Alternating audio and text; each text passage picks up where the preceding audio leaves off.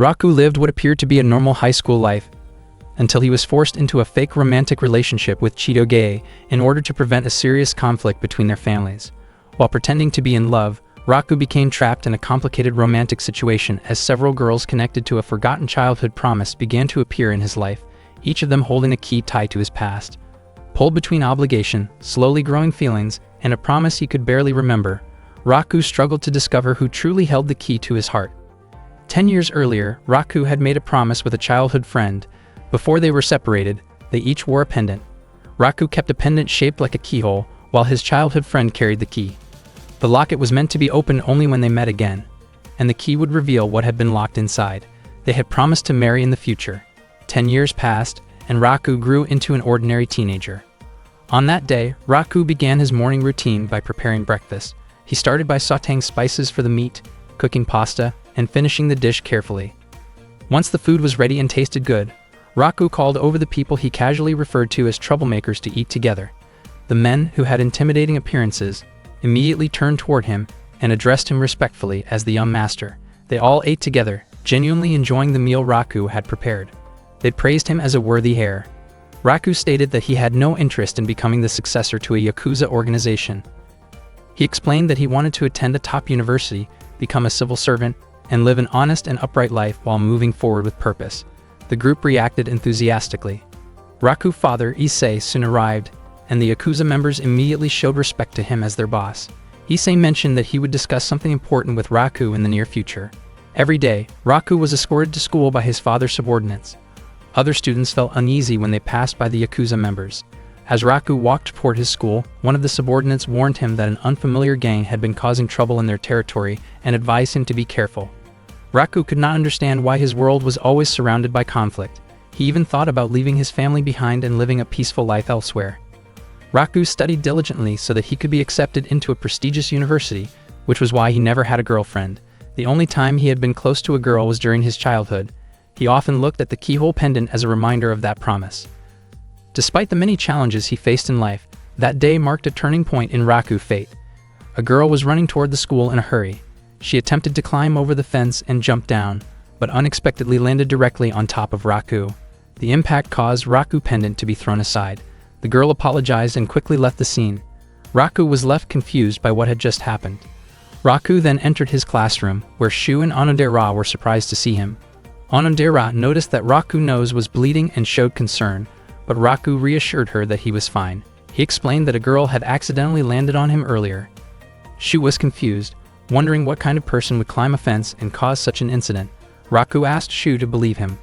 Onodera gently handed Raku a bandage to stop the bleeding. Raku was surprised by how close he felt to Onodera at that moment.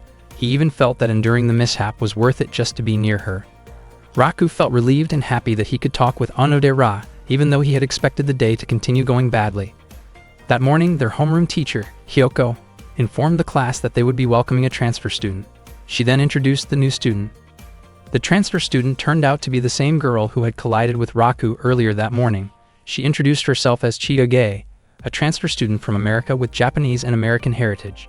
She spoke Japanese fluently and quickly captured the attention of the class with her bright personality. Her appearance and confidence impressed many of the students, and the classroom atmosphere became lively. Hyoko instructed Chitoge to take a seat in the back row. When Chitoge and Raku locked eyes, both of them were visibly surprised. Raku internally labeled Chitoge as a fierce and troublesome girl, while Chitoge appeared equally displeased. Raku still felt unsettled by the earlier incident, while Chitoge believed she had already apologized sufficiently. The students were shocked by the obvious tension between them. Chitoge was confused as to why Raku continued to dwell on the incident, while Raku felt that the situation had been more serious than she realized. Chitoge grew irritated and viewed Raku as overly sensitive, while Raku responded with equal frustration. Their exchange escalated into visible hostility, startling the surrounding students. Although Raku and Chitoge were seated next to each other, it was clear that the two did not get along at all. Raku was confused because it was his first time ever meeting a girl as annoying as Chitoge.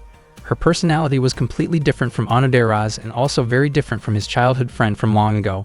Up to that point, Raku still had not reunited with his childhood friend, and deep down he wished that Onodera could have been his first love. Raku then realized that his keyhole pendant was no longer with him. He remembered that the pendant most likely fell earlier that morning when Chitoge accidentally landed on him. During the school break, Raku asked Chitoge to help look for the missing pendant. Chitoge was puzzled about why she had to help him search for it. Raku explained that the pendant was probably lost when Chitoge accidentally kicked his face earlier. Onodera approached Raku and asked what was going on. Raku told her that he was just trying to find something very important to him. Onodera offered to help, but Raku said that since the pendant was lost because of Chitoge, then Chitoge should be the one helping him look for it. Chitoge reluctantly agreed and asked what kind of pendant she was supposed to find. Raku explained that it was his pendant with a keyhole. Upon hearing that, Onodera looked surprised, as if she recognized the object. Chitoge agreed to search for the pendant on one condition. As a trade-off, Raku was not allowed to talk to her at school ever again, because she disliked boys who complained too much about trivial matters. Suddenly, a teacher showed up and asked Raku to help introduce Chitoge to the school environment. The teacher also assigned them the task of taking care of the school's pet. Raku did not understand why all of this kept happening to him. Chitoge reminded him not to talk to her, but Raku thought it would be difficult to complete their task without communicating, especially since they were not even inside the school grounds at that moment. That day, they ended up spending all their time taking care of the school pet, leaving them with no opportunity to search for the pendant. The next day, during class, Chitoge struggled to keep up with the lesson. Noticing this, Raku gave her his Japanese language notes during the school break because he knew she probably did not have enough time to finish copying everything. Chitoge once again reminded him not to talk to her at school and not to interfere in her business. Raku grew increasingly irritated by Chitoge's attitude. The following day, Raku's class had a physical education lesson, and the students were doing warm-up stretches. At that time, Shu asked since when Raku had become close to Chitoge, because Raku was often seen together with her after school. Raku denied being close to her. Shu commented that Chitoge was very beautiful, and that many boys were curious about her. Raku completely disagreed with the idea of Chitoge being considered beautiful. During the class, Chitoge managed to perform an impressive move on the bar, and her classmates cheered and praised her. In Raku's mind, her beauty felt exaggerated and awkward.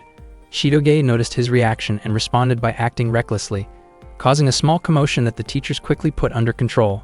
When Raku arrived home, he still could not believe Chitoge's wild behavior and wondered what kind of environment she had grown up in.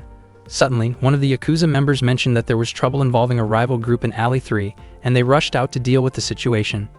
It could be said that Raku lived in a rather rough neighborhood. The next day after school, Onodera gave Raku some bandages to treat his injuries.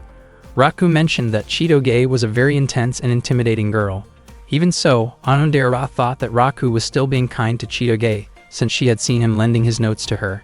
Raku felt genuinely happy hearing that. Onodera then asked where Raku had bought the missing pendant. Raku explained that the pendant was a gift from someone 10 years ago. Onodera was shocked to hear that. Raku admitted that he had made a promise, which was why he had to keep the pendant with him at all times. Over the next few days, Raku and Chitoge continued searching for the pendant every time they walked home from school. Chitoge complained because despite searching for several days, they had made no progress at all. Raku then asked why Chitoge had suddenly transferred to the school. Chitoge explained that the move was related to her parents' work, but she refused to go into detail when Raku tried to ask more. She clearly did not want to talk about her personal life with him. As Chitoge walked past Raku, he caught her scent, which strangely made him feel as though he had smelled it somewhere before. After growing tired from searching, Raku went to the riverbank and thought about where he might have encountered that familiar scent in the past. Suddenly, he noticed a disturbance caused by a mafia group nearby. He could not believe that the situation around that area seemed to be getting more and more chaotic. The next day, Chitoge arrived late to help Raku search for his missing locket. She admitted that she was irritated because her friends had been spreading rumors that she was dating Raku.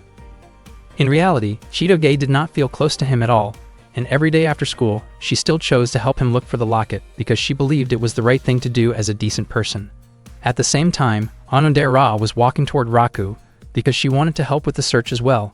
However, she ended up overhearing a heated argument between Raku and Chitoge. The two of them were caught in a tense exchange, blaming each other for the situation. Chitoge could not understand why Raku was panicking so much over a lost locket. In her view, Raku was the type of guy who overreacted to small things, almost like someone who could not sleep without a childhood comfort item.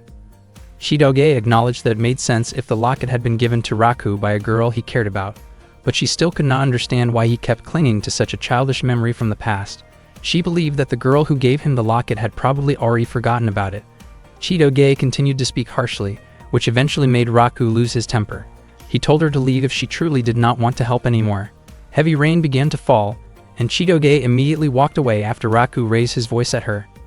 Raku never expected that he would end up seriously scolding a girl, and the realization left him shaken. The following day, Raku continued searching for the missing locket on his own. From a distance, Chitoge quietly watched him. At that moment, Raku recalled Chitoge's words about how his childhood friend might have already forgotten him. Those words frustrated him deeply. Suddenly, Onodera approached and informed him that Chitoge had been looking for him. Raku waited, confused about why Chitoge wanted to meet him. Not long after, Chitoge threw the locket toward him. Raku was stunned that she had managed to find it. Onodera later explained that even after their argument, Chitoge had continued searching for the locket in secret. Chitoge did not want Raku to know that she had been doing so all along.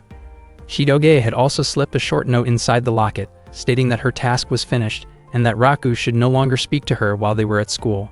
Raku realized that although Chitoge was often irritating, she also had a genuinely kind side.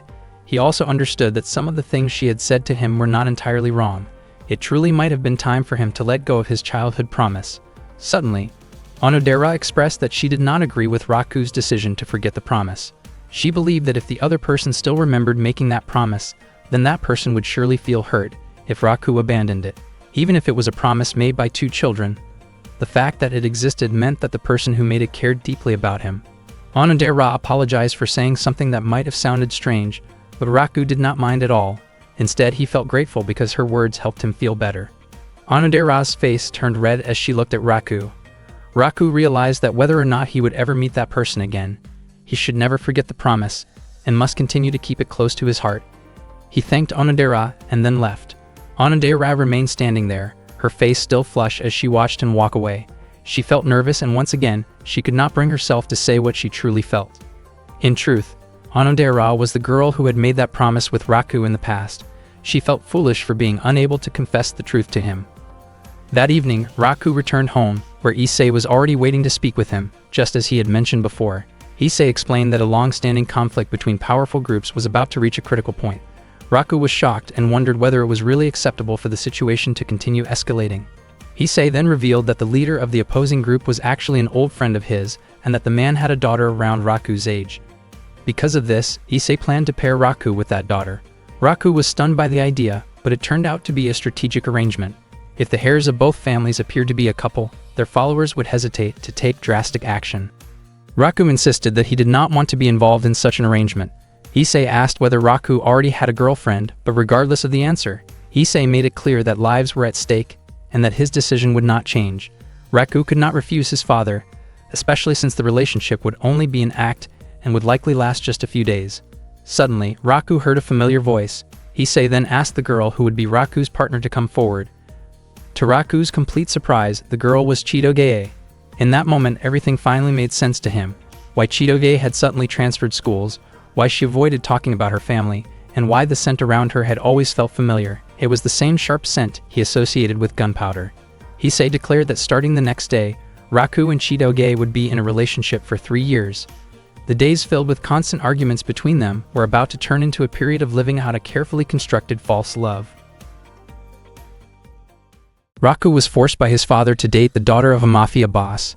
He never expected that the girl in question would be Chitoge. Only then did he find out that Chitoge was the daughter of a mafia leader, and at the same time, Chitoge also never imagined that Raku was the heir of a Yakuza family. Chitoge's father, named Adult, was the boss of the Beehive Mafia gang. Issei was the one who introduced Adult and Chitoge to Raku.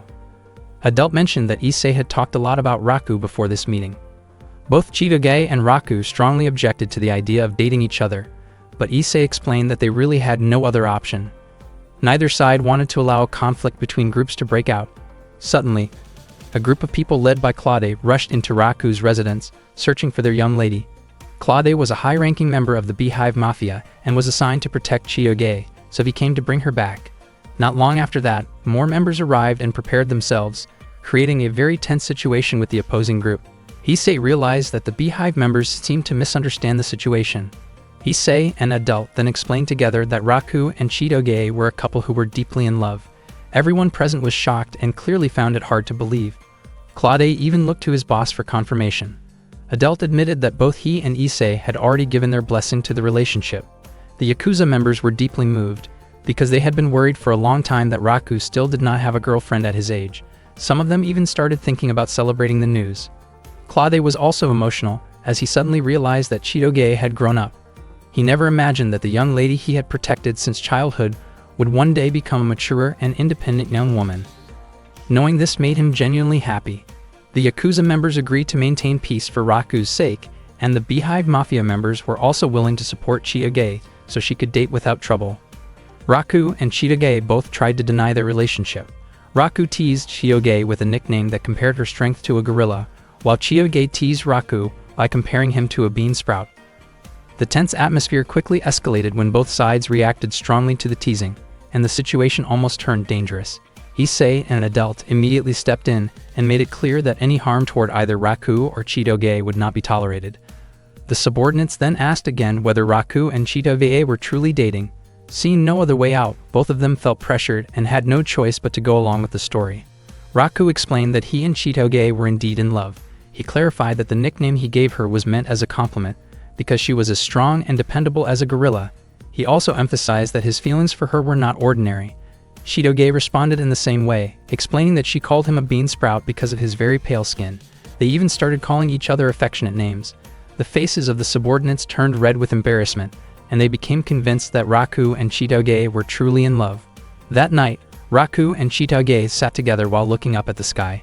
They felt unable to complain about the situation, since they had no real choice other than to go along with it. Chitoge admitted that she did not even know what people were supposed to do while dating. Raku also confessed that he had no idea because he had never dated anyone before. Chitoge then admitted that she also had no dating experience, since she was not very good at romantic things. Raku thanked Chitoge for finding his locket. Chitoge explained that she felt bad hearing Raku constantly worrying about it. She became curious about why the locket was so precious to him and wondered if it was connected to someone important from his past. Raku then shared that the locket had been given to him by someone 10 years earlier. When his father once took him on a trip, he became close to a girl he met there. Before they parted ways, the girl gave him the locket as a symbol of their promise to meet again someday. Raku could no longer remember her name or face, but he still remembered the promise itself. He assumed that Chitoge might dislike something like that, because it involved holding on to the past. Chitoge explained that what she truly disliked were men who remained stuck in past mistakes and never tried to change themselves. As for a romantic promise like that, she actually found it sweet. Raku started thinking about ways to handle the situation, since dating Chitoge would definitely be exhausting for him. Chitoge, on the other hand, was also reluctant to date Raku. In the end, the two of them continued to tease each other, even though neither of them was happy about being in this relationship. The next morning, when Raku woke up from his sleep, one of his father's subordinates informed him that a guest had come to see him. Raku immediately went to meet the visitor and was surprised to find Chitoge there with her father. With a teasing grin on her face, Chitoge invited Raku to go on a date that very day. Hearing this, Raku was taken aback. He wondered why he had to go on a date with Chitoge. It turned out that because they were considered to be a couple, they were expected to do activities that couples normally do, such as going on dates together. Raku and Chitoge walked around the downtown area together. Unbeknownst to them, members of the Beehive Mafia and the Yakuza were watching them from a distance. Chitoge did not understand why she had to be put in a situation like this. According to Raku, there was no other choice but to go along with it, and he asked what they should do next. Chitoge admitted that she did not know either, because in her opinion, it was usually the man who was supposed to take the lead. Raku had never dated anyone before, but he had often imagined his ideal date with Onodera. In his imagination, they would chat together at a cafe, watch a movie, eat a meal together, and take a relaxing walk through a beautiful park. Raku suggested that they visit a cafe, but to his surprise, Chitoge kept criticizing the drinks and food that were served. After that, they went to a movie theater. Chitoge chose an action-packed movie, while Raku preferred an emotional film that was currently very popular. In the end, they decided on a romantic movie, since that was the kind of film people usually watched on dates. However, Chitoge ended up falling asleep before the movie was over. Raku never expected that a girl like Chitoge would look much cuter while sleeping than when she was being loud and restless.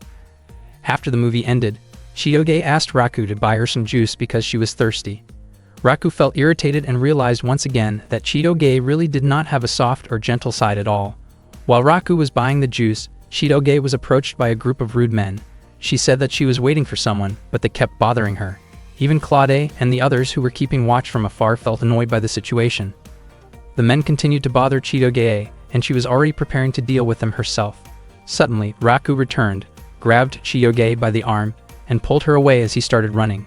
Chitoge was shocked and could only follow wherever Raku led her. When they finally stopped at a park bench, Chitoge wondered why Raku had stopped her, acting like a man who had just saved a girl from trouble, even though she could have handled the situation on her own. Raku explained that he only wanted to keep Chitoge away from a confrontation. He did not intend to defend the men, but he believed that if Chitoge lost her temper and caused a scene, people might end up judging her unfairly. Raku reminded her not to lower herself to that level. Hearing this, Chitoge's face turned red. She admitted that she also did not want to waste her time dealing with people like that. Raku realized that this was the first time in his life that he had held a girl by the arm. Chitoge commented that going on a date with Raku was annoying, boring, and full of unwanted advice, which completely ruined her mood.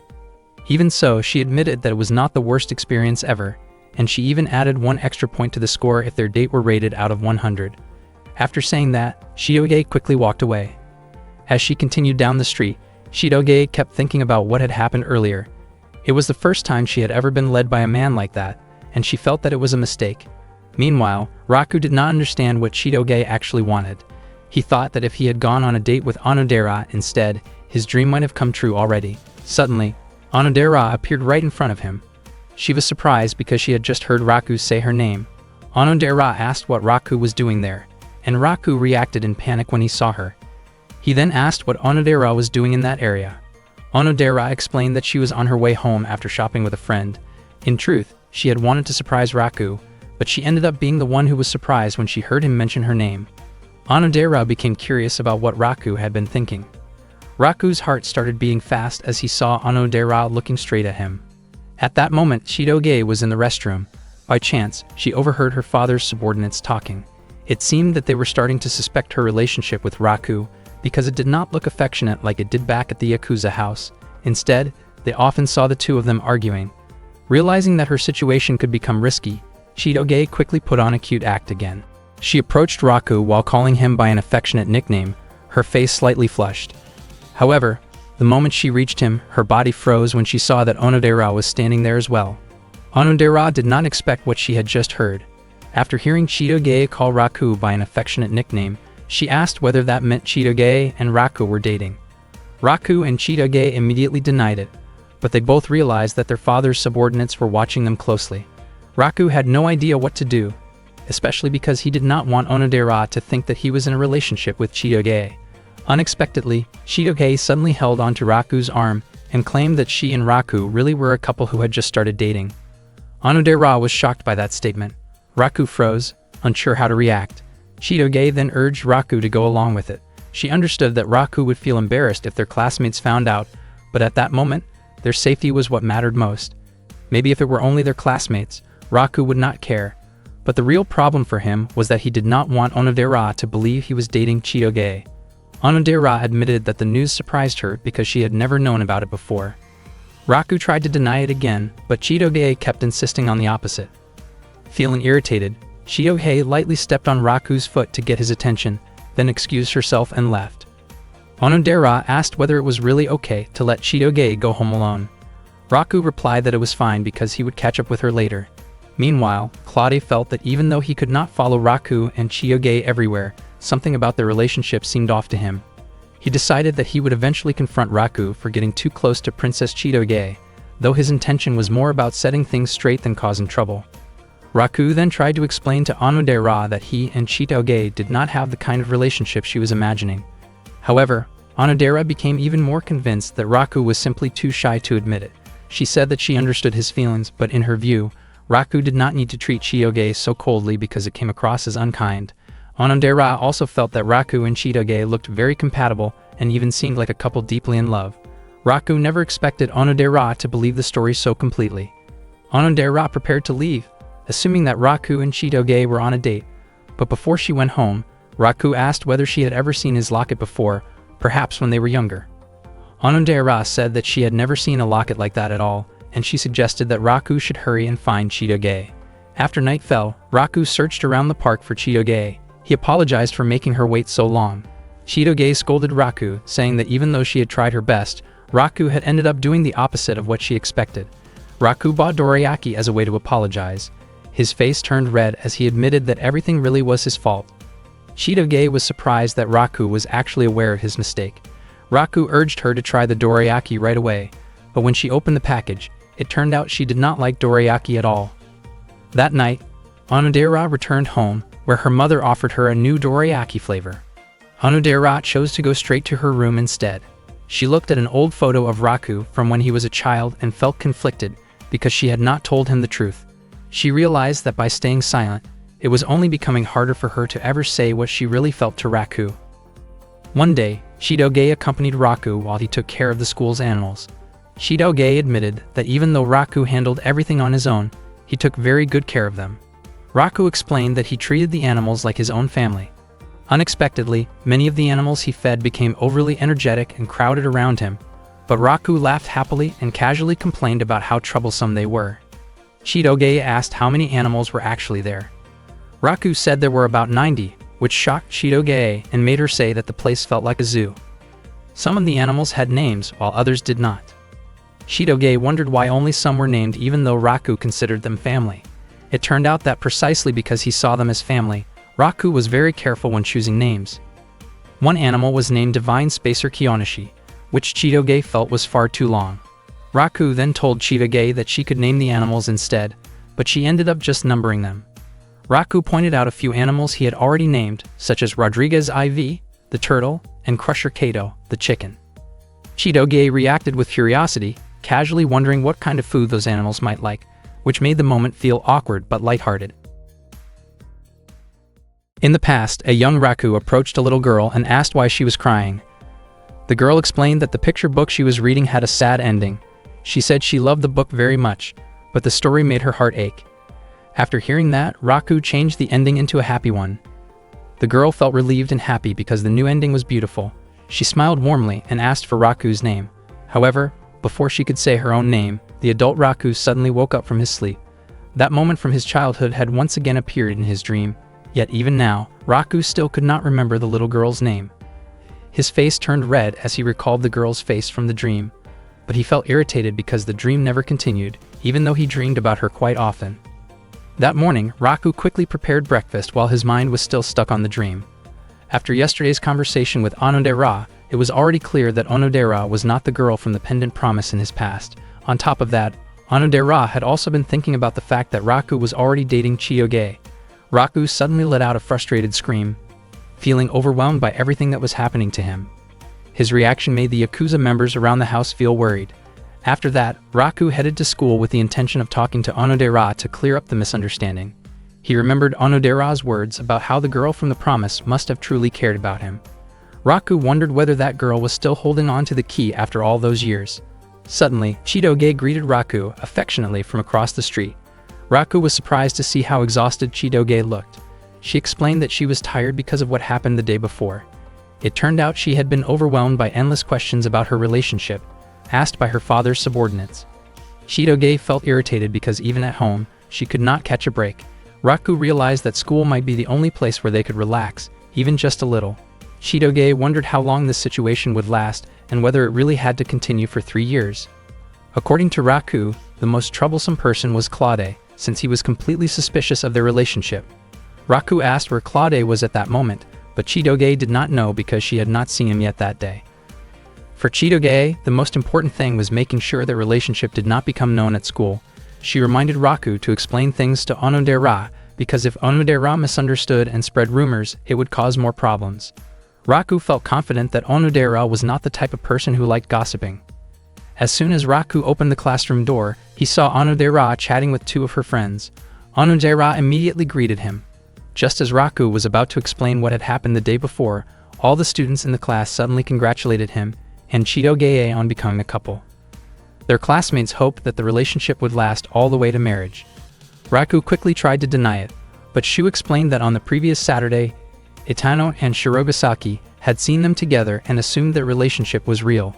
Shu admitted that he felt jealous, since he never expected Raku to be the first one to get a girlfriend. Some of the male students wondered why Chitoge would choose someone as ordinary as Raku to be her boyfriend. Their homeroom teacher Kyoka was also surprised by the relationship between Raku and Chitoge. Raku tried to deny everything and clear up the misunderstanding, but at that moment Claude was secretly watching them from outside the classroom. Raku and Chitoge were shocked when they noticed Claude there. Claude was eagerly waiting to see how Raku would explain their true relationship, since he was ready to remove Raku if it turned out that Raku was not truly dating Chitoge. Their classmates waited for a clear answer about what kind of relationship Raku and Chitoge actually had. Left with no choice, Chitoge stated that she and Raku were a couple deeply in love. The class erupted in cheers after hearing that confirmation. Raku signaled to Onodera that he would explain everything to her later. Onodera praised them, saying that just as she had expected, Raku and Chitoge seemed like a well-matched couple. After school, Raku and Chitoge could not understand why their bad luck kept following them. Chitoge felt that her high school life was already ruined, and she could not understand why Raku seemed so calm about it. Because Claude kept watching them during breaks and lunchtime, Raku never got the chance to talk to Onodera. Chitoge told Raku to go home first, because she still had something to take care of. When Raku asked what she was planning to do, Chitoge responded by lightly tapping his head in annoyance. Raku worried that Onodera would continue to misunderstand him all the way until graduation. He did not want that to happen, and he was determined to talk to her somehow, but no matter what he did, he could not find the right opportunity. Unexpectedly, Raku ran into Onodera, who had just finished a committee meeting. Raku realized that this was a rare chance to talk to her, so he felt that he had to act right away. He wanted to start a conversation, but he worried that Onodera might ask why she was the only one being told about this. Raku began to panic about what he should say if Chitoge ever questioned him like that. If he said that he wanted Onodera to understand his situation, it would be the same as openly confessing his feelings to her. A confession was something that needed to be prepared carefully, and at that moment, Raku felt that his heart was not ready for it. In the end, Raku said that he thought he and Chitoge did not really suit each other. Onodera reminded him that he should not say things like that while he was still in a relationship. She felt that Chitoge might have her own reasons for being able to like Raku. Raku was not convinced because he believed he had no special strengths. However, Onodera told him that he actually had many good qualities. Raku genuinely felt happy hearing that from her.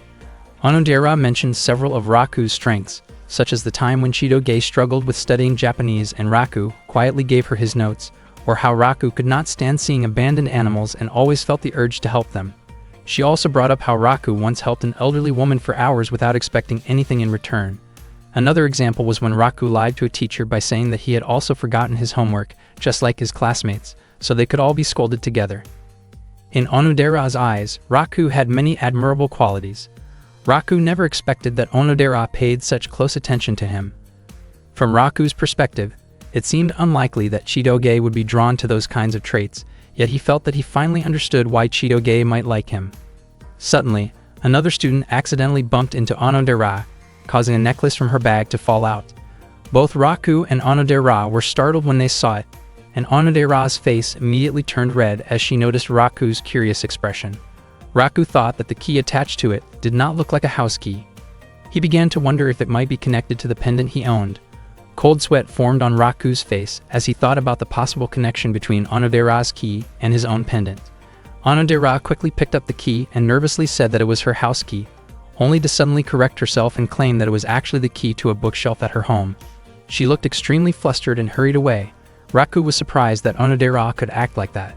His heart was still racing even though Onodera had said that the key was not what he thought it was. Despite that, Raku found himself hoping that Onodera might be the girl involved in that promise. He could not stop thinking about whether the key was really just for a bookshelf. Meanwhile, Onodera continued watching Raku from a distance, her face still red as she thought about him. Raku then realized that he had once again missed the chance to tell Onodera about the true nature of his relationship with Chitoge, but he believed there would still be another opportunity the next day. The next morning, Raku and Chitoge greeted each other warmly when they met in class. They were forced to act that way to avoid making Claude suspicious.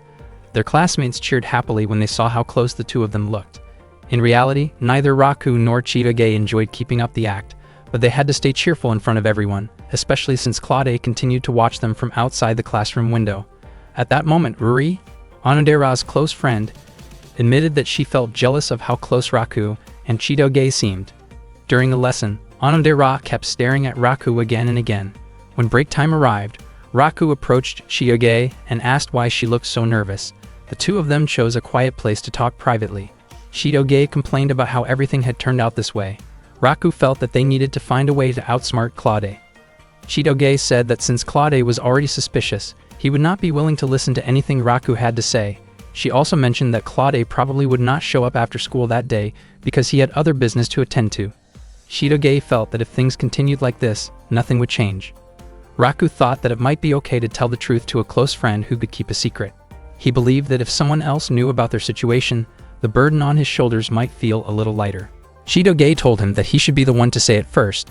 After that, she did not want Raku to keep talking with her. She even asked him to go home first because she had something to take care of. Raku was confused about why Chitoge suddenly started acting that way. That afternoon, Raku was heading home together with Shu. Shu had not expected Raku to open up about Chitoge to him.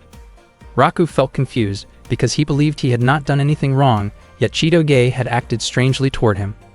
According to Shu, girls were naturally sensitive. Shu even wondered whether Chitoge's lips might feel soft, but Raku explained that nothing like that had ever happened between him and Chitoge. Shu said that he was willing to listen to Raku's worries because he was Raku's close friend. The two of them went to a spot near the river to talk. Raku explained Chitoge's behavior that day, while Shu admitted that he did not really understand the idea of keeping secrets from friends. Raku still could not understand why Chitoge had suddenly started acting that way, or perhaps she was simply in a bad mood. Shu guessed that Chitoge might be having trouble fitting in socially.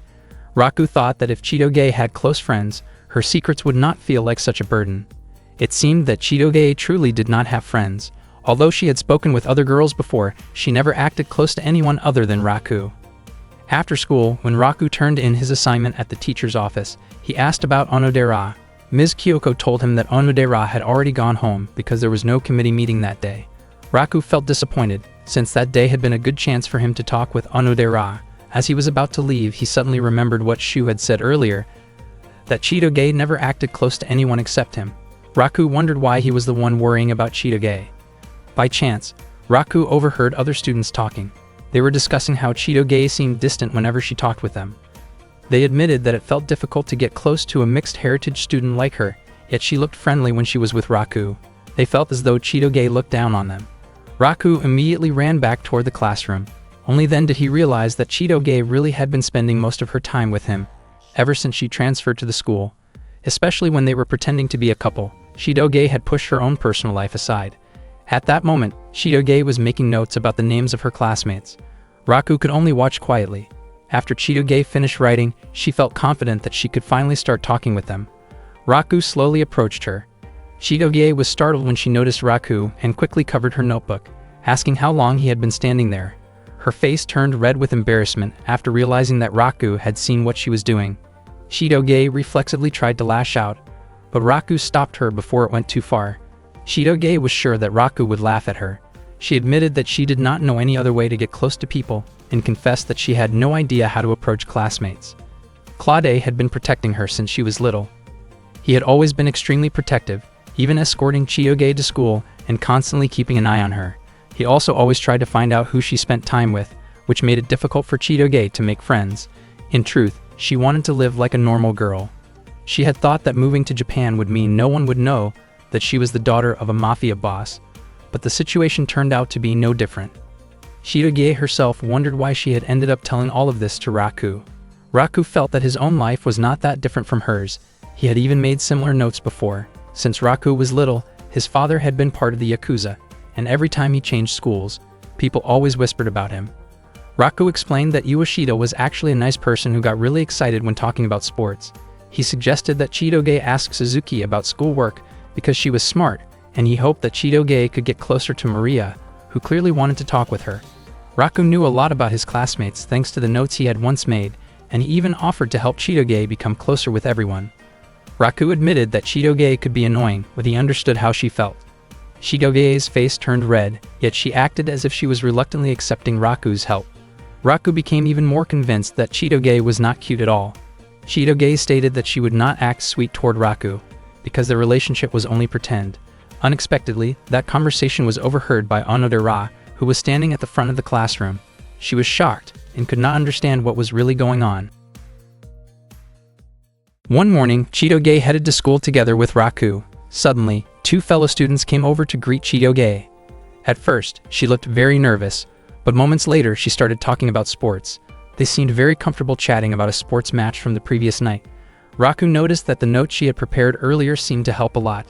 From that day on, little by little, Chitoge managed to grow closer to her classmates.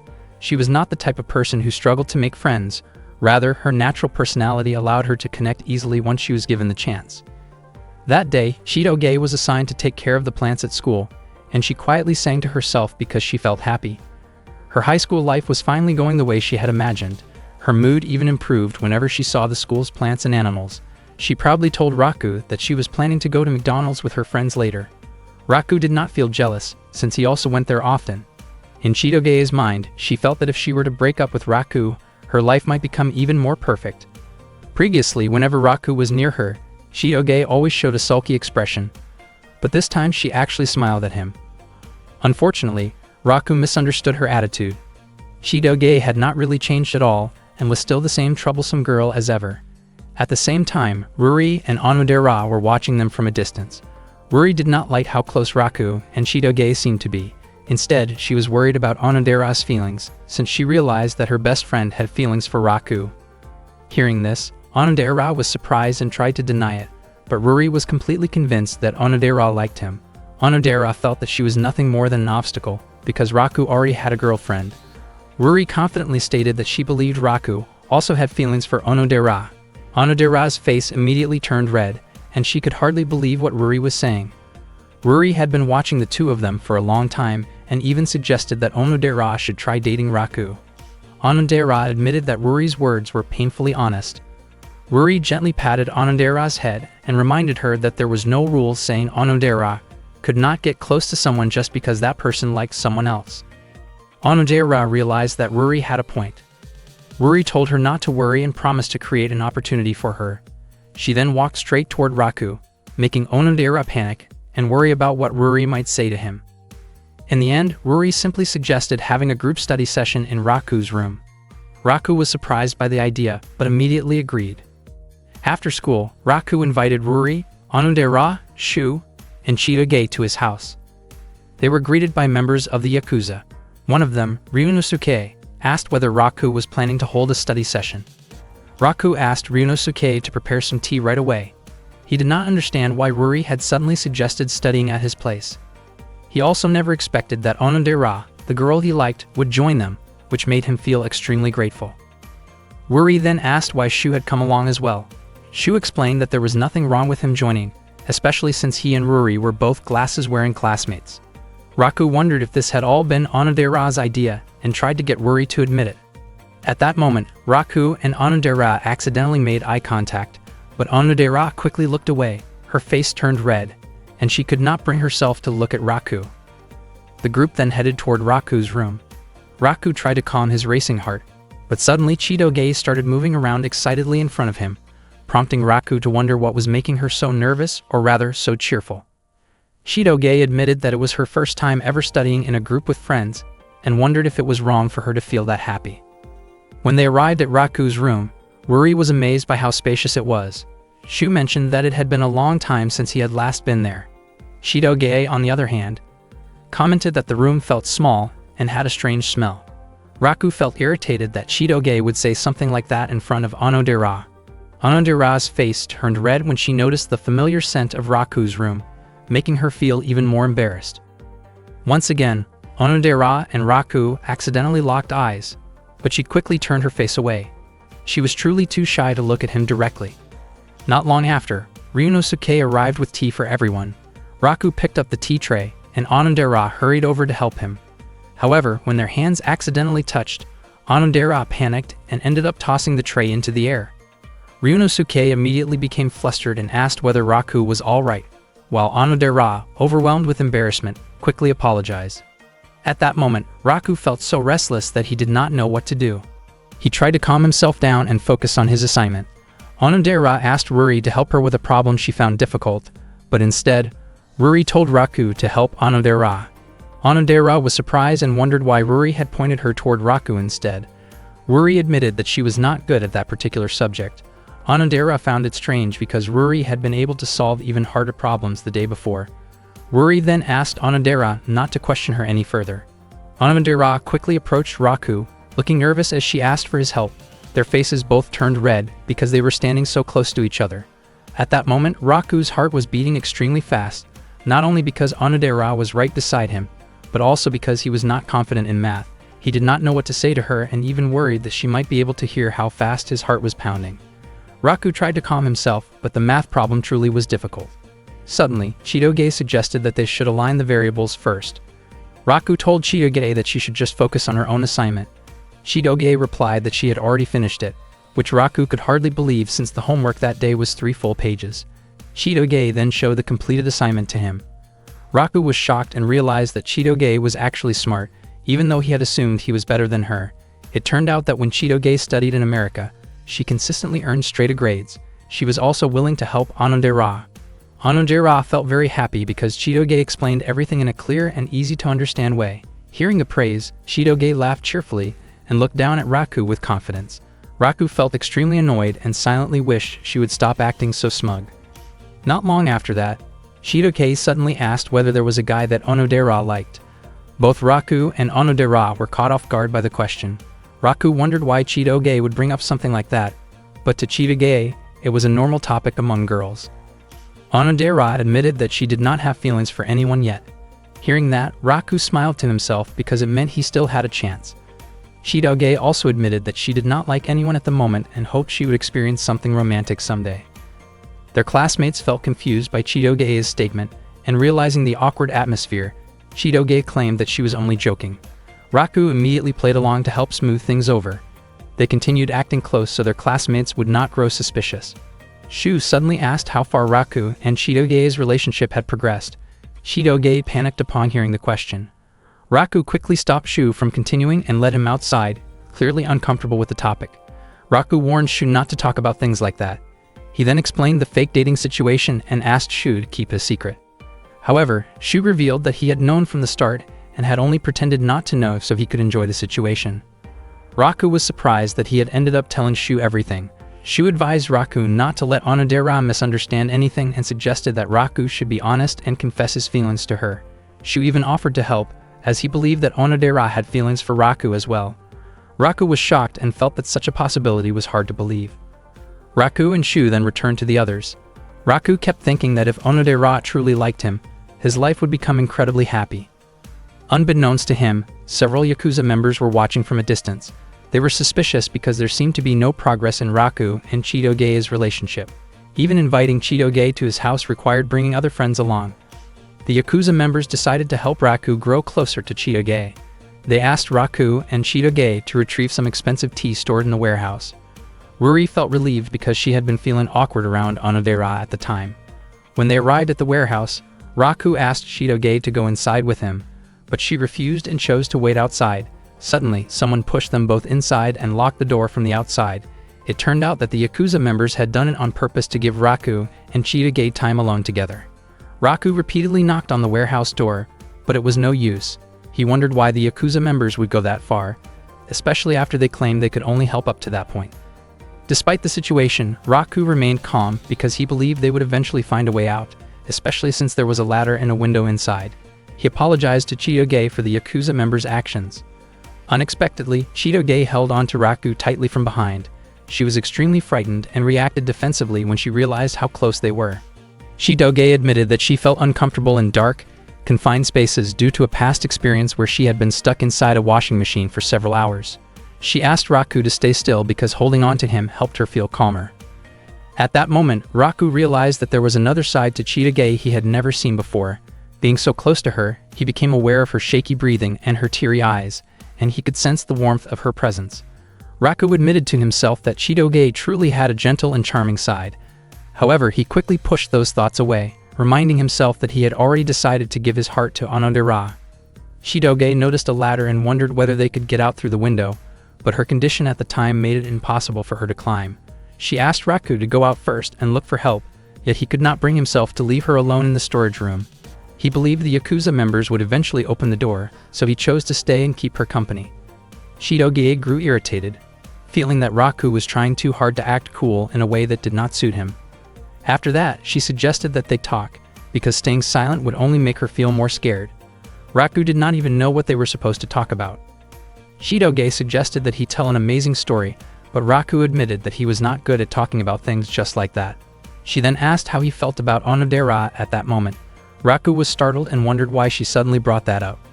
According to Chitoge, Onodera seemed like an impressive person who was sweet and friendly, so she felt she could probably get along well with her. Raku admitted that Onodera really was kind, warm, and thoughtful. He also thought that she was beautiful, neat, charming, and feminine, and he felt confident that Onodera was the kind of girl many people would admire. Chitoge asked whether Raku might be hiding feelings for Onodera. He panicked, realizing that she had noticed. Chitoge admitted that she agreed with his opinion about Onodera. She then suddenly wondered why everyone kept bringing up questions about kissing and whether it was really that important. Raku did not understand why people enjoyed talking about that topic so much. Chitoge commented that she would rather face something extreme than ever kiss Raku, though the remark came off as exaggerated and emotional rather than serious. Raku became convinced that she had never kissed anyone before. Chitoge, on the other hand, suspected that Raku was the inexperienced one, while she claimed to have kissed many people, explaining it as a form of greeting in other countries. Raku pointed out that they were talking about kissing on the lips, not a friendly greeting on the cheek. They kept arguing back and forth about the subject. As the debate went on and became more heated, Raku unexpectedly stopped feeling scared.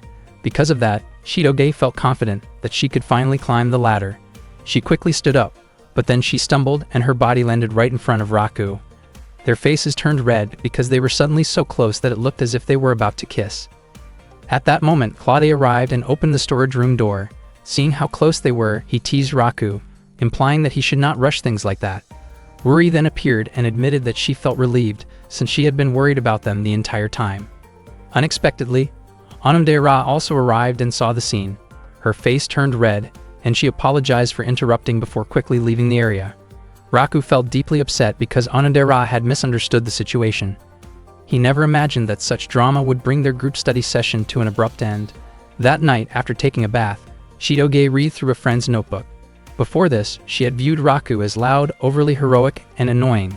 She added a note about him, writing that he might possibly have a good side, though it seemed like it was probably just her imagination. In the end, she thought of Raku as nothing more than a bean sprout. Earlier during the group study session, Onodera had gone to look for the restroom, leaving Ruri alone with Shu. Shu asked whether Ruri had ever kissed anyone, which caught her completely off guard.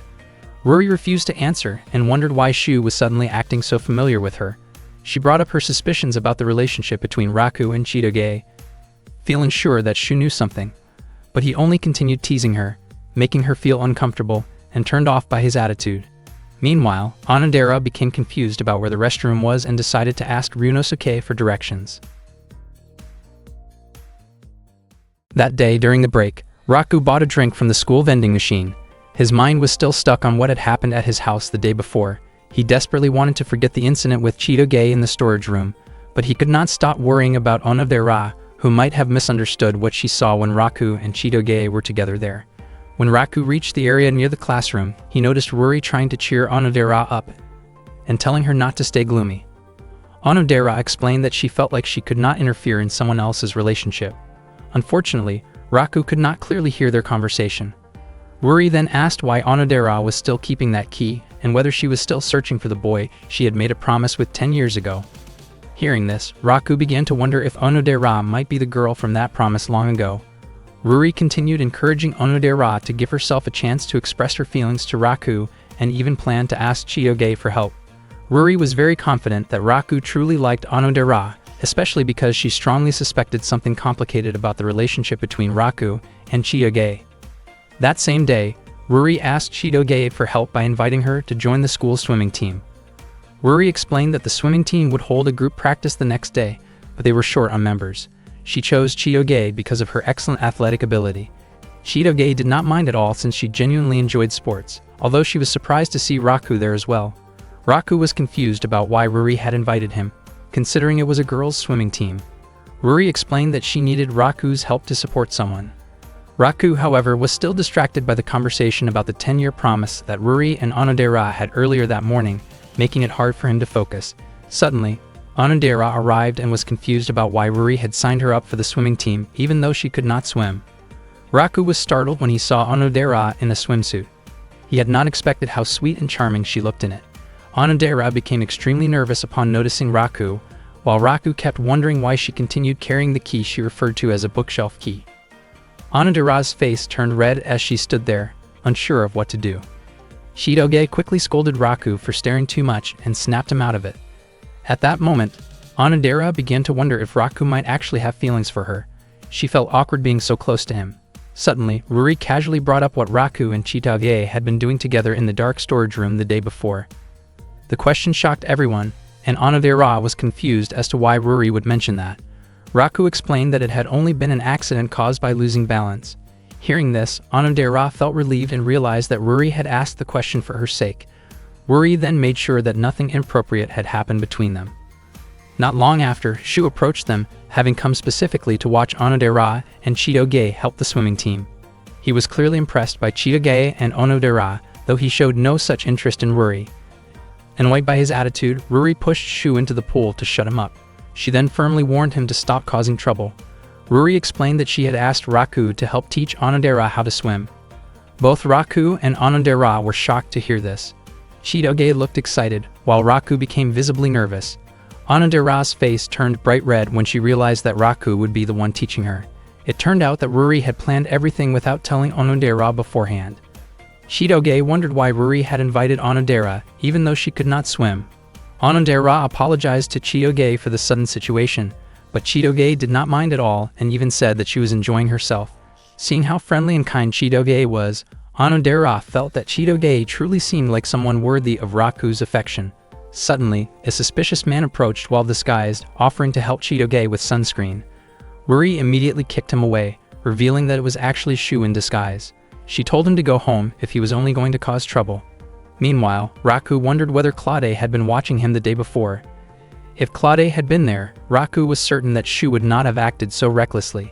In fact, Claude was watching Chitoge from a distance and was surprised to realize how much she had grown up. Chitoge demonstrated to Onodera how to jump and swim in the pool. She moved skillfully through the water, kicking swiftly, and when she reached the edge of the pool, she checked whether Onodera understood the idea. Onodera was completely amazed by Chitoge's impressive movements. Raku thought that Chitoge was so skilled that her technique might actually be difficult for a beginner to follow. Feeling a bit discouraged, Chitoge fell silent at the side of the pool. Raku then stepped in and began teaching Onodera the basics, starting with simple leg movements. Raku felt genuinely happy to be able to teach Onodera privately, especially since she was standing so close to him. He did not expect to be guiding her so closely, even holding her hand to help her balance. Onodera's hand felt warm and soft, and with a flushed face, she asked him not to let go. Unfortunately, Raku became too nervous and accidentally loosened his grip, causing Onodera to fall into the pool. Raku immediately apologized, but Onodera realized that it happened because she was still inexperienced. Raku suggested taking a short break, but Onodera refused, saying that since Raku was putting so much effort into teaching her, she wanted to stay motivated. Onodera's bright smile made Raku's face turn red, and he became flustered, running off while shouting in embarrassment. Onodera looked incredibly sweet, leaving a strong impression on Raku's heart. Onodera herself looked shy as well and soon went to buy a drink as a small gesture of thanks to Raku. In the end, Raku felt more motivated than ever to continue teaching Onodera how to swim. Padasae 2. Raku noticed Onodera's key lying there. He slowly moved closer to it, thinking that if the key really was the one from 10 years ago, and if Onodera was the person who had made that promise with him back then he could end up marrying Onodera. For now, the most important thing was to confirm whether the key could open his locket. Raku then tried to insert the key into the keyhole of his locket. Unexpectedly, the key would not fit at all, and he suspected that it was a different key. Suddenly, Onodera arrived carrying tea together with Chitoge and Ruri. Raku was startled by their sudden appearance. Onodera looked confused and wondered why Raku was holding what appeared to be a key from the girls' changing room. The situation quickly escalated, and they restrained Raku, completely misunderstanding what was happening and assuming the worst about his intentions. Raku desperately tried to explain the misunderstanding, but they did not listen. He himself was confused about why the changing room key had such a strange design. Ruri explained that the principal had designed it and that the principal's taste seemed old-fashioned. Onodera believed that everything was just a misunderstanding and that Raku was not the type of person who would do something inappropriate. Hearing Onodera defend him like that deeply moved Raku. Because of Onodera's trust, Ruri released Raku and asked him to continue teaching Onodera how to swim again the next day. Raku thanked Onodera sincerely for believing in him. Ruri then apologized to Chitoge for having to borrow Chitoge's boyfriend to help Onodera practice swimming. Chitoge became flustered when Ruri mentioned the word boyfriend, and her reaction made Ruri even more suspicious. The next day, Raku returned to the swimming pool to teach Onodera again. Not long after that, Chitoge came over to them. Raku felt curious about why Chitoge was not wearing the same swim outfit as before. Chitoge explained that everything had been rushed the previous day and that she had not prepared a proper school swim uniform. She teased Raku by implying that he seemed very curious, which led Raku to comment that things would be easier if her behavior were calmer. Hearing that, Chitoge immediately got upset and lashed out at him, then asked about Onodera's progress. Raku explained that as long as Onodera used a flotation device, she would be able to manage. Chitoge was shocked, thinking that meant Onodera still could not swim properly at all. Raku felt that this was normal, since no one could master swimming with just one day of practice.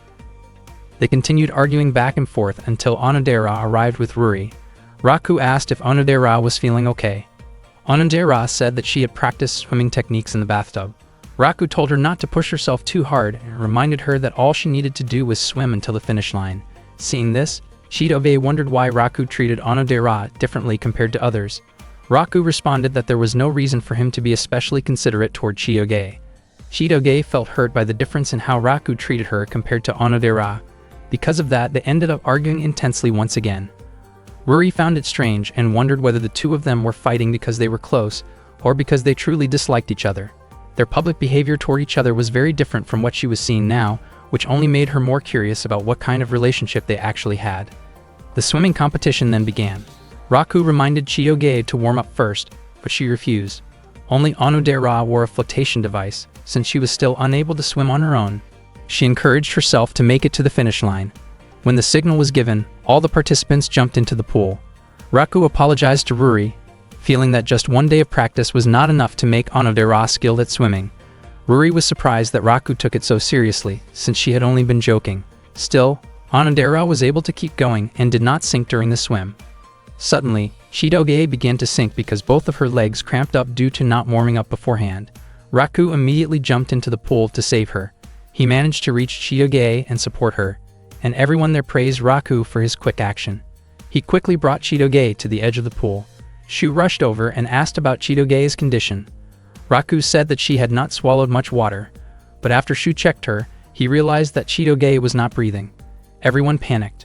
Shu told Raku that emergency breathing assistance was needed, which shocked Raku. He thought that this was not something he was prepared to do and wondered why it had to be him.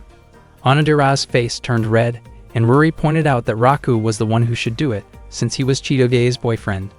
Raku never expected that he would end up having to give emergency rescue breathing to Chitoge in front of so many people, especially with Onodera being there as well. However, because it was an urgent situation, someone had to step in and help. In his mind, Raku could not stop thinking about how giving rescue breathing felt no different from putting his lips close to hers. He felt extremely conflicted and hesitant, but in the end, he decided that helping her was the right thing to do. Just as his face moved closer to Chitoge's, she suddenly regained consciousness and reacted in shock, causing Raku to be sent stumbling back in surprise. Later on, inside the girls' changing room, Onodera was changing clothes together with Ruri. Onodera mentioned that Raku was an amazing guy because he bravely saved Chitoge when she was drowning. Ruri then wondered whether Onodera secretly wished that she herself had been the one in danger instead. Feeling flustered, Onodera quickly denied that idea.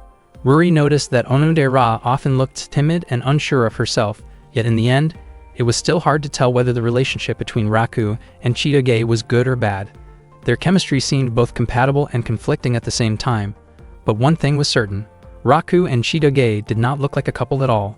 Seeing how Onodera always carried her key everywhere she went, Ruri pointed out that Onodera had been carefully protecting that key for 10 whole years. Onodera explained that it was something very precious to her. Ruri felt that the promise connected to the locket from 10 years ago was a waste of time, especially since Onodera could not even remember the face of the boy from back then. Ruri believed that the feelings right in front of her mattered more. Still, she also thought that the love from 10 years ago was connected to the feelings in the present, and she was convinced that Raku had simply mistaken the changing room key for the locket key the day before. Meanwhile, Raku was waiting outside while the girls were changing clothes when Shu suddenly approached him and brought up the incident at the swimming pool earlier. Shu then teased Raku by asking who he would choose between Onodera and Chitoge, making immature and inappropriate comparisons that crossed the line. Hearing that careless conversation, Chitoge reacted immediately and, in her frustration, pushed both of them back into the pool to put a stop to it. Back when Chitoge was still in middle school, she once made chocolate for Valentine's Day. The subordinate members of her father's mafia group were asked to try it. The chocolate she made was actually quite bitter and tough to chew, but because they were intimidated by Claude, they forced themselves to praise it and said that Chitoge's chocolate was the best they had ever tasted. Later, on the way home from school, Shu asked Raku whether he had received any Valentine's chocolate. Raku said that he had received far too many, as it turned out that all the Yakuza members had given chocolate to him. Meanwhile, Onodera never found the courage to give her Valentine's chocolate to Raku, even though she had made it herself. Ruri noticed the chocolate and asked who it was meant for. Onodera said that it was not for anyone in particular, so Ruri asked if she could have it instead. Unexpectedly, after eating it, Ruri ended up feeling unwell because Onodera's homemade chocolate did not turn out right. During the New Year's celebration party, Chitoge was invited to Raku's residence. The Yakuza members asked Raku to show his talent and skills in front of everyone. Raku then sang a song beautifully, surprising everyone who listened. At that moment, Chitoge realized that Raku was actually very talented when it came to singing. One day during the lunch break, Chitoge had lunch together with Ruri and Onodera inside their classroom. She opened the lunchbox she had brought from home, and the moment the lid was lifted, Ruri and Onodera were stunned by what they saw. Inside were fish roe, foie gras, caviar, lobster, fried pork cutlets, shark fin spring rolls, and even a filet mignon steak. Onodera became curious about what kind of job Chitoge's parents actually had. Chitoge looked nervous and said that she came from a normal family. Ruri found it hard to believe and realized that Chitoge was actually from a wealthy background. Chitoge herself noticed that the lunch she brought did not look ordinary at all.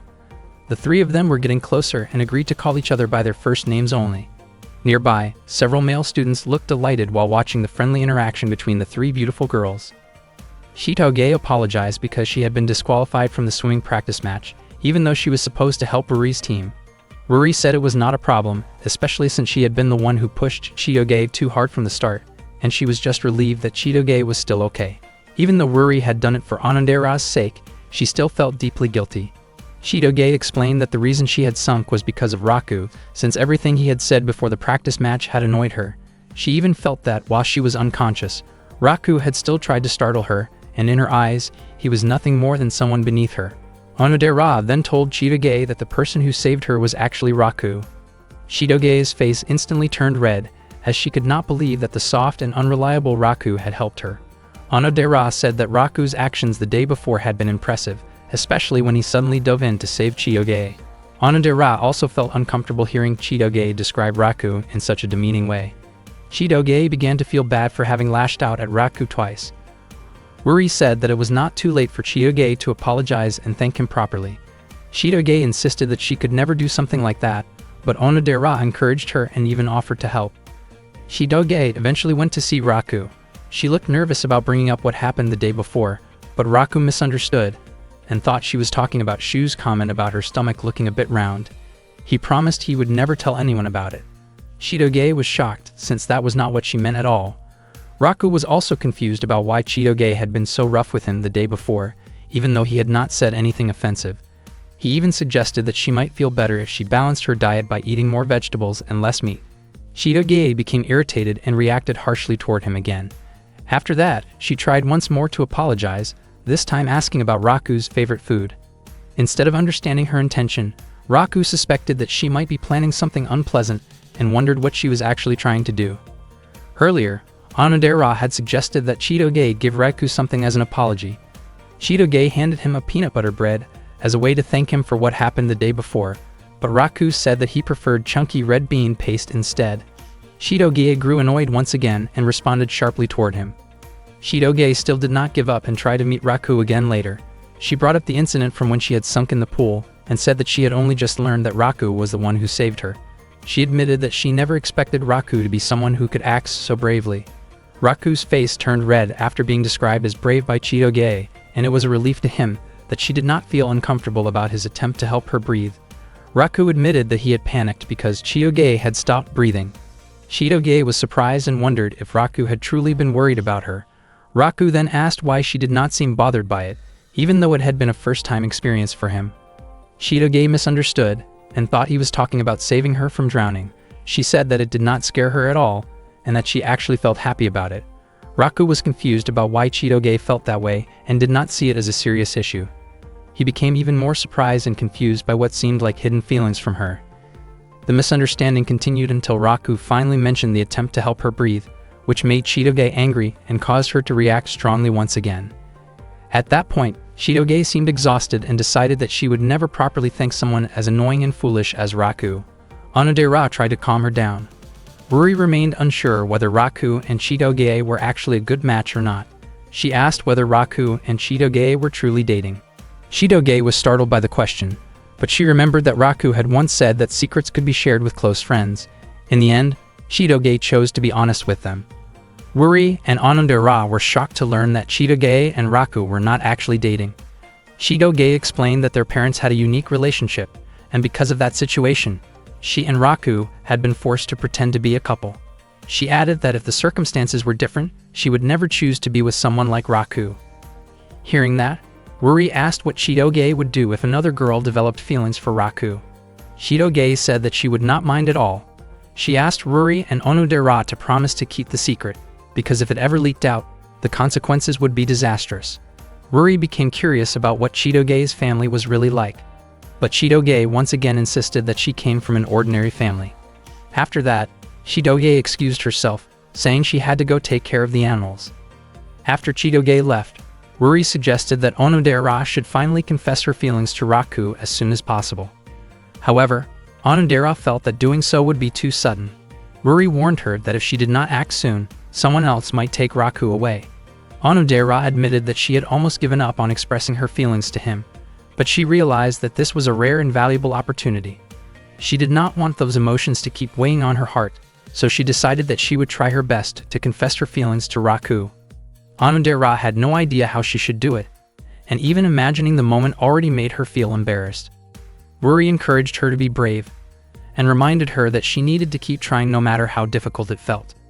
Meanwhile, Raku still did not understand the way girls behaved, especially Chitoge, whose actions often came across as rough and unpredictable.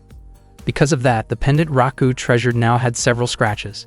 He really wanted to replace the chain, since if he left it as it was, it might completely break before he ever reunited with the girl connected to the promise behind that pendant. Raku wondered what that girl was doing now. He would not even be surprised if he turned out to be the only one who still remembered the promise, since 10 years had already passed. Suddenly, Raku accidentally bumped into someone carrying items, causing his pendant to fall and the chain to snap. Later, Raku arrived at the animal shed to help take care of the pets together with Chitoge. Because he arrived late, Chitoge scolded him for it. Raku then casually asked whether Chitoge had been about to thank him earlier. Chitoge was caught off guard and nervously denied it, insisting there was no reason for her to do so. She then asked why Raku had saved her and wondered if he did not actually dislike her. Raku felt that of course he would help her, since he did not have time to think about things like personal grudges in that moment. He explained that his body had moved on its own without him realizing it. Raku believed there was some kind of hidden connection between the two of them. Even though their relationship was only an act, they were still technically a couple. Chitoge stayed silent, which made Raku think she had not heard him. Her face slowly turned red as she quietly expressed her gratitude for him saving her, and she also apologized for how harshly she had treated him before. After that, Chitoge said she was heading home. Raku stopped her because he had not heard her clearly, but her reaction once again came across as clumsy and defensive. Although Raku had not heard her words clearly, he was sure that Chitoge had thanked him. He wondered why she could not be a little gentler with him. As Chitoge walked away, she accidentally noticed Raku's pendant lying on the road. At the same time, Ruri asked Onodera what it was that she liked about Raku. Even though Ruri had been friends with both of them for a long time, she still did not fully understand that part. She admitted that Raku was not a bad person. Onodera found it difficult to put into words why she liked Raku so much. Suddenly, Raku entered the classroom and greeted them. Seeing that, Ruri quickly left so that Raku and Onodera could be alone together. Onodera's face turned bright red from nervousness. Raku was confused about why Ruri had run off so fast. Onodera truly wanted to confess her feelings to Raku, but not in such an abrupt situation. It turned out that Ruri was watching from a distance to make sure Onodera would not run away. Onodera's heart was pounding intensely, and she felt so nervous that she could not bring herself to say anything that day. Raku noticed how red her face was and wondered if she might have a fever. When he instinctively checked her temperature, it only made her feel even more flustered. Raku panicked and offered to take her to the hospital immediately. Onodera tried to calm him down, but Raku was still worried and believed she needed medical attention as soon as possible. Onodera smiled and admitted that this very side of Raku was the reason she had fallen for him. After checking the money in his wallet, Raku decided to buy some medicine, but Onodera gently stopped him by holding his hand. After that, Onodera began to explain that she still could not say it yet.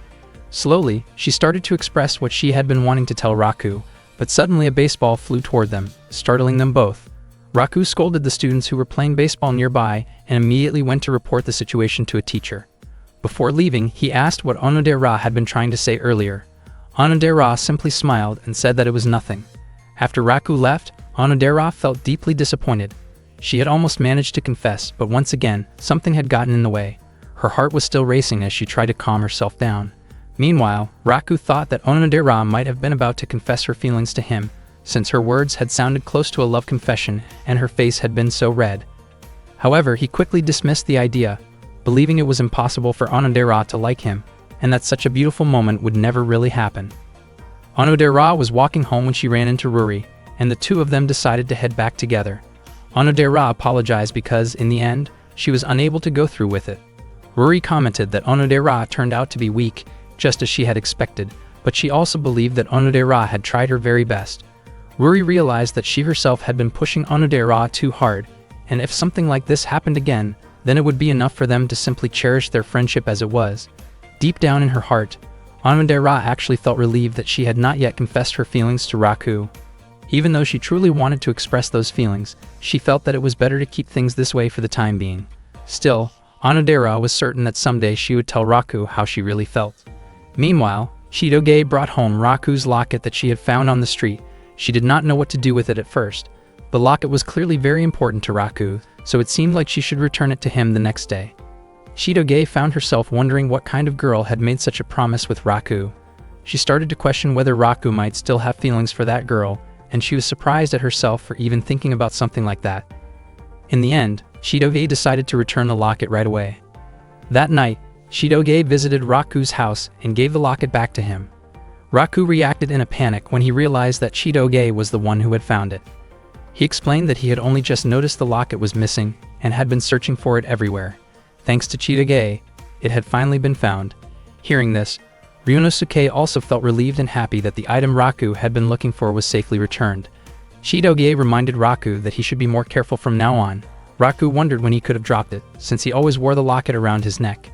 After that, Chitoge excused herself and went home, and Raku thanked her sincerely. Raku never expected that Chitoge could be so kind. He was also surprised to see that the locket's chain, which had been broken before, was now fixed. It turned out that Chitoge had deliberately asked one of her subordinates to repair it. Chitoge did not mind that Raku had not noticed the repair at first.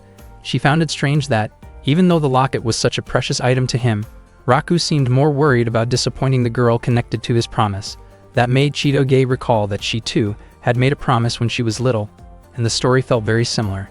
She remembered the words tied to that promise, which were always in love. One day, Claude called in one of his subordinates and assigned a target along with a mission. He handed over a photo of Raku and explained that Chitoge was currently in a relationship with him.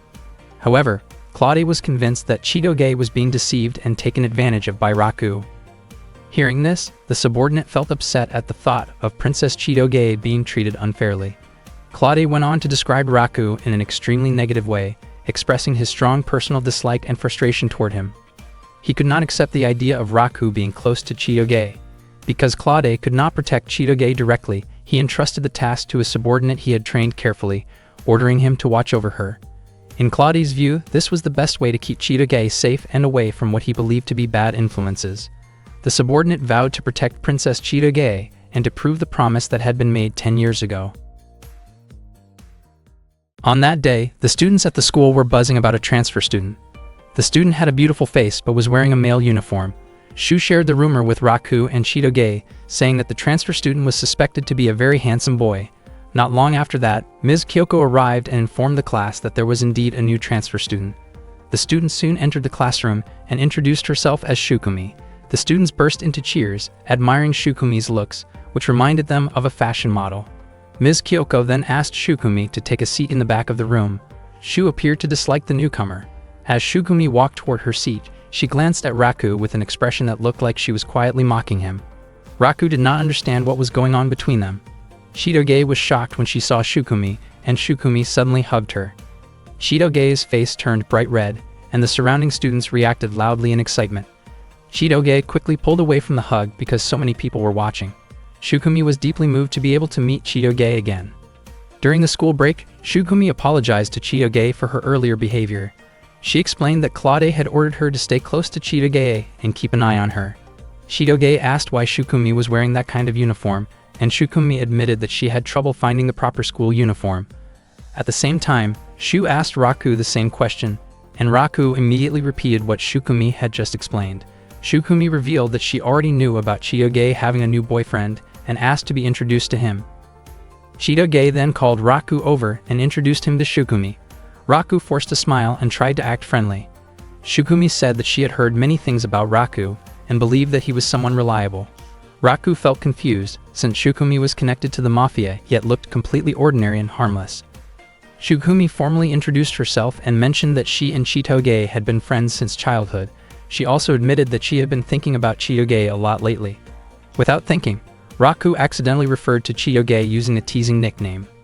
Chitoge quickly tried to cover his mouth and brushed it off as a joke. Raku felt puzzled, since Chitoge had previously claimed that she did not have any close friends. When lunchtime arrived, Shukumi tried to take care of Chitoge by offering her food, but Chitoge refused.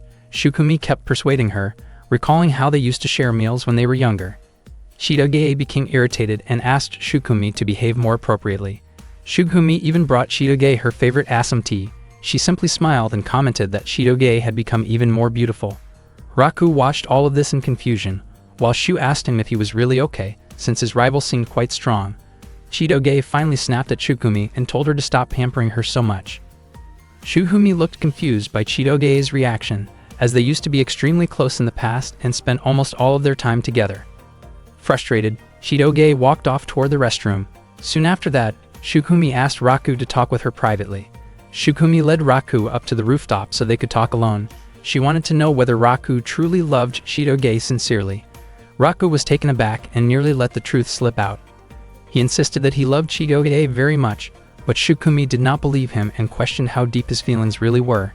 Shukumi declared that she loved Chitoge deeply and was willing to give up everything for her. In a tense moment, Shukumi revealed just how serious she was by showing how far she would go to protect Chitoge, which left Raku completely confused and shaken. Shukumi felt disappointed, believing that Raku lacked the awareness and quick judgment needed to protect someone like Chitoge. She became convinced that someone like Raku would never be able to keep Chitoge safe. Shukumi suspected that Raku might be deceiving Chitoge and dragging her into a false relationship. She even questioned whether Raku had hidden motives related to territory or power. At that moment, Raku realized that Shukumi was far more dangerous than she appeared. Shukumi could not understand what made Chitoge fall for someone like Raku. And even if Chitoge was not being missiled, Shukumi did not want her to be drawn to someone she considered weak. She was simply too devoted to Chitoge to accept that. Shukumi believed that someone insignificant like Raku could never compare to her, and she was determined to take Chitoge away from him. She wanted to prove someday who truly deserved to be by Chitoge's side. At first, Raku did not care much, since he claimed that he did not like Chitoge at all. However, he knew he could not allow Shukumi to take Chitoge away, because it could trigger a major conflict. Raku stated firmly that he was the one who belonged beside Chitoge, and that he would not let Shukumi take her away from him. Unbeknownst to him, Chitoge overheard everything. Her face turned red as she listened to Raku's unexpectedly bold words. Raku himself could not believe that he had said something so embarrassing. Shukumi began to give off an intimidating presence, and sensing that things were getting out of hand, Chitoge rushed over to stop the confrontation. She asked Shukumi and Raku to get along peacefully. Shukumi refused to back down and asked whether Chitoge still remembered the promise they had made 10 years ago. Shukumi tried to become stronger so she could protect Chitoge. She went through countless intense training sessions and difficult challenges to sharpen her skills and push her limits. She trained so hard that she sometimes ended up injured, yet in reality it was someone as physically weak as Raku who stayed by Chitoge's side.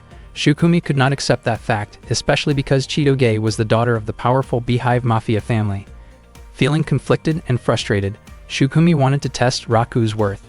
She decided to challenge Raku to a duel. If Raku managed to defeat her, Shukumi would acknowledge him as Chitoge's boyfriend. However, if he failed, Shukumi planned to make his life extremely difficult. Raku was terrified and asked her to talk things through first, but Shukumi immediately told him to meet her after school in the school courtyard. She made it clear that running away would not be tolerated.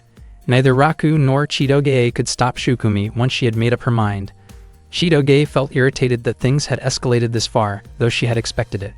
Shukumi had no parents and had been taken in by Claude, who raised her with strict discipline and specialized training. Because of that background, Shukumi grew up with skills meant for dangerous assignments. Chitoge also recalled an incident from the past when Shukumi single-handedly dealt with people who had caused her trouble. Raku looked extremely uneasy. He wondered if explaining the situation about their relationship might stop Shukumi, but Shukumi was simply not the kind of person who could be talked out of something once she decided. Chitoge ended up blaming Raku for provoking Shukumi in the first place. Raku then realized that Shukumi had devoted nearly 10 years of her life to becoming strong solely to protect Chitoge. At first, Raku assumed Chitoge wanted Shukumi to win. However, Chitoge instead urged him not to lose because if he did, something truly bad could happen to both of them, especially after everything they had gone through to maintain their fake relationship. Raku realized once again that Chitoge did not really have a gentle or sweet side, which she immediately proved through her actions. With no other option left, Raku accepted that he had to face Shukumi. After classes ended, Raku went to the courtyard to meet her. Shukumi praised him for not running away. Raku was confused by the large crowd of students cheering Shukumi on. Unexpectedly, Shu had even organized bets among the students. Shukumi used a coin as a signal to start the match. When the coin hit the ground, Raku prepared himself, only to be overwhelmed by Shukumi's use of various training tools meant to immobilize him rather than seriously harm him. Raku was shocked and desperately dodged each attempt. Chitoge silently hoped that Raku would somehow win. Raku kept running through the school hallways, trying to avoid Shukumi's relentless pursuit. Shukumi grew irritated and demanded that Raku face her head-on. She believed that Raku was incapable of protecting Chitoge, and that only she was fit for that role. Raku thought that Shukumi completely misunderstood Chitoge. In his view, Chitoge was not the kind of person who would quietly sit back and be protected without having her own strength and will. Raku continued running and used benches and obstacles around him to slow Shukumi down. He believed Shukumi should act more maturely and pay closer attention to what Chitoge truly wanted. Shukumi was deeply offended by Raku's words and increased her speed to catch him. Raku panicked as he saw how furious she had become. With no time left to think, he jumped out of a window. Shukumi followed immediately, but Raku had planned his move carefully and landed in the swimming pool below. He believed that the water would give him the advantage. When students heard the splash, they rushed over in concern. Raku managed to pull Shukumi to the edge of the pool. He felt relieved that his plan had worked, as Shukumi had lost consciousness from exhaustion. Unsure what to do next and worried about what might happen as she woke up, Raku started shivering from the cold and decided to change his clothes. He brought Shukumi to the locker room so she would not be left unattended. As Raku tried to help her dry off and remove her soaked outer clothing in a non-intrusive way, Shukumi suddenly woke up, startling him. At that moment, Raku finally realized that Shukumi was actually a girl, something he had never noticed before because she always wore a male school uniform. Shukumi became visibly embarrassed, and Raku was left in disbelief. Suddenly, the voices of other students calling out for Raku echoed nearby. Panicking, Raku hurriedly stepped back and urged Shukumi to put her clothes back on herself.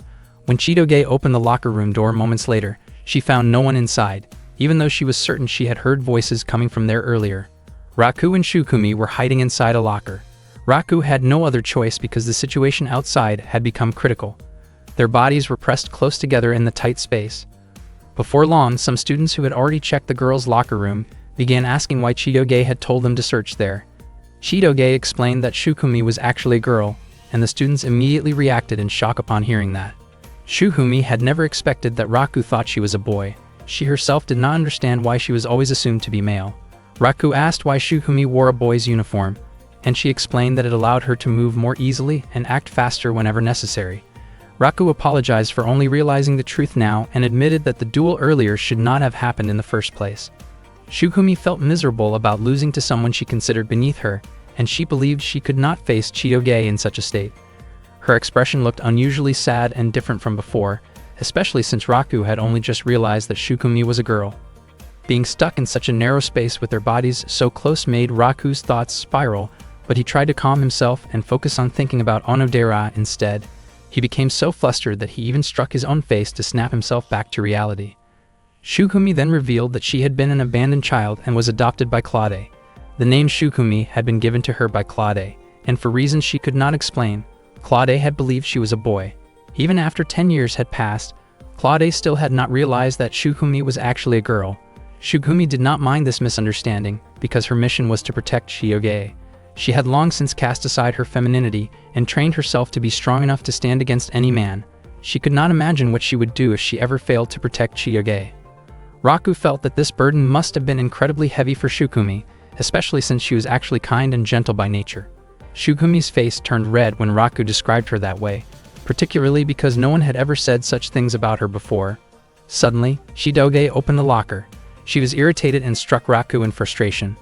It was then that Chitoge realized Raku had also believed Shukumi was a boy. Chitoge asked about the duel earlier, and Shukumi immediately insisted that she had not truly lost. From the beginning, the duel had been meant to test whether Raku was capable of protecting Chitoge, so Shukumi considered the match invalid. She made it clear that she would not hesitate to threaten Raku if she felt he was unworthy, and she warned him to care for Chitoge sincerely. Shu arrived soon after and told Raku to write a letter of apology for using the swimming pool without permission. After Raku left, Shukumi admitted to Chitoge that she had been completely defeated. She also mentioned that Raku had told her Chitoge was not someone who simply sat quietly while being protected by others. Shukumi acknowledged that although many people worried about Chitoge, she herself was energetic, strong-willed, and truly unique. Even at that moment, Shukumi still wondered why everyone continued to mistake her for a boy. Chitoge then gave Shukumi a girl's uniform, and all the students were stunned when they saw her. Shukumi looked embarrassed by her appearance. Chitoge was confident that the outfit suited her and made her look cute, and she encouraged Shukumi to keep dressing that way since she was a girl. Shukumi responded that appearances did not matter to her, because she had come to protect Chitoge and to fulfill a promise she had made long ago. Chitoge had completely forgotten about that promise. She tried hard to remember, but nothing came to mind. Shukumi explained that the promise had been made when they first met as children, during a moment when they were spending time together at a bathing area with proper supervision. At that time, Shukumi had promised to become someone who would always protect Chitoge. Chitoge wondered why Shukumi still held on to that promise after all these years, but Shukumi considered it something incredibly precious. Chitoge praised Shukumi for being so dependable and cool for remembering a promise made 10 years earlier. Shukumi's face turned red again at the praise. Chitoge then tied a ribbon in Shukumi's hair so that no one would mistake her for a boy anymore. Shukumi thanked her, although she felt the ribbon was a little too feminine for her taste. When Raku later saw Shukumi, he complimented her and said she looked cute. Shukumi's face flushed red once more as she insisted that she was not cute.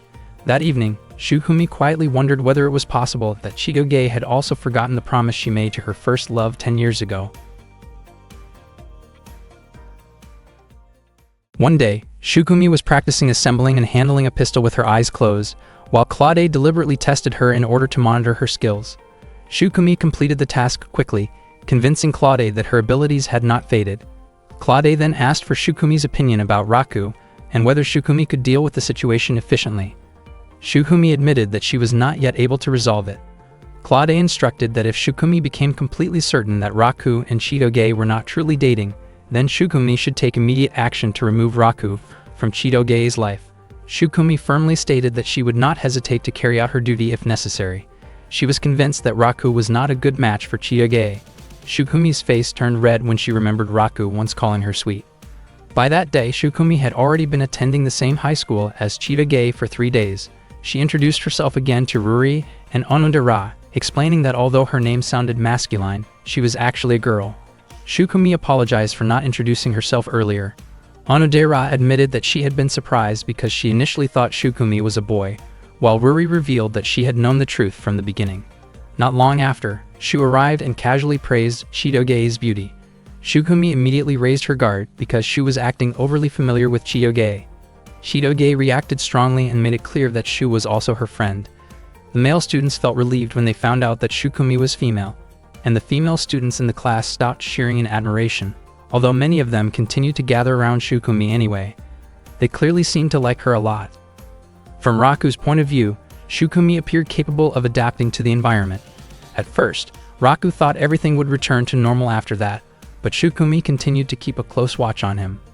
Over time, this made it increasingly difficult for him to get close to Chitoge.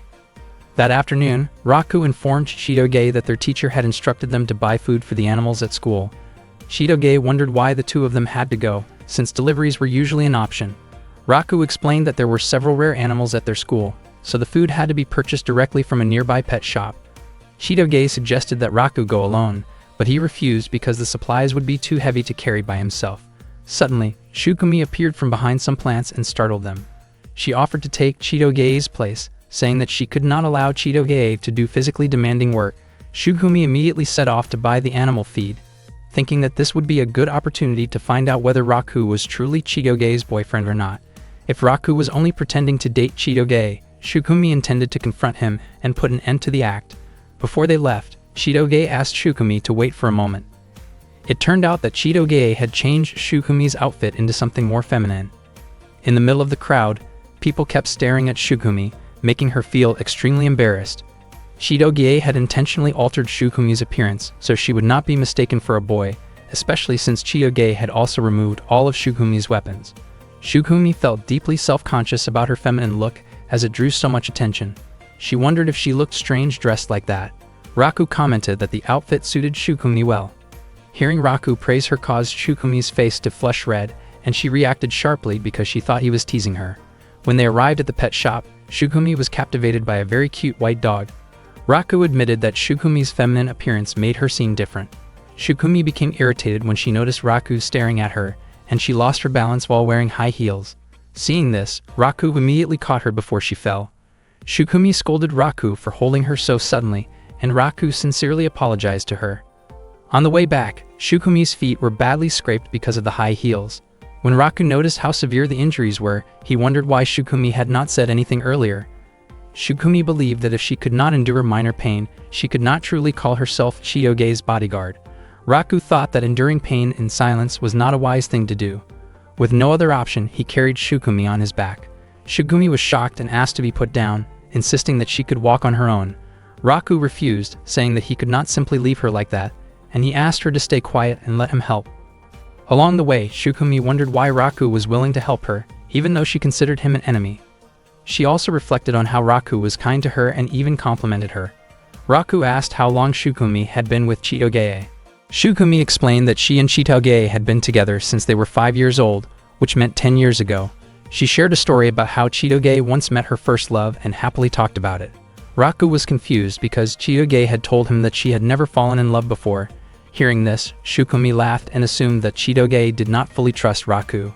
Raku then asked about Shukumi's own first love. Shukumi admitted that she had never experienced such feelings. She believed that she would never fall in love because her mission was to serve Princess Chitoge, and that alone brought her happiness. She felt that she had already set aside her femininity, and for her, seeing Princess Chitoge happy was more than enough. Raku thought that if Shukumi showed loyalty to someone the way she was loyal to Chitoge, then one day someone would surely fall in love with her. He concluded that Shukumi's first love simply had not appeared yet, and he found himself curious about what Shukumi's expression would look like when that moment finally came. When Raku glanced back, he noticed Shukumi's face turning red. Shukumi dismissed his thoughts and told him that he was acting as if he knew everything. Later that night, Shukumi returned to training with Claude. When Claude suddenly asked about Raku, Shukumi's concentration instantly fell apart, and she apologized to him. Claude then asked whether there was anything unusual about Raku. Shukumi admitted that she had not found anything strange about him so far. Claude reminded her to stay focused and continue her mission. Around that time, Shukumi began to feel that something inside her did not feel quite right. The next day at school, Shukumi kept following Chitoge as usual. Chitoge scolded her and told her to stop following her everywhere, but Shukumi explained that her duty was to always stay close to Chitoge and protect her. Shukumi genuinely felt happy whenever she was with Chitoge. Not long after that, Raku arrived, and Chitoge immediately greeted him warmly. Unexpectedly, Shukumi became extremely nervous the moment she saw Raku. She asked him not to look in her direction, not to touch her, and not to talk to her. Raku was surprised and could not believe that Shukumi seemed to dislike him that much. Shukumi then urged Chitoge to leave right away. As Raku tried to help by brushing some dust off Shukumi's shoulder, Shukumi was startled and panicked, moving away in a flustered manner. Raku and Chitoge were both confused and had no idea what was going on with her. At that moment, Shukumi finally realized that something truly strange was happening to her. Shukumi later explained everything to Chitoge. She said that she was experiencing physical changes that only appeared in certain situations, something she had never felt before. Chitoge asked what kind of changes Shukumi meant.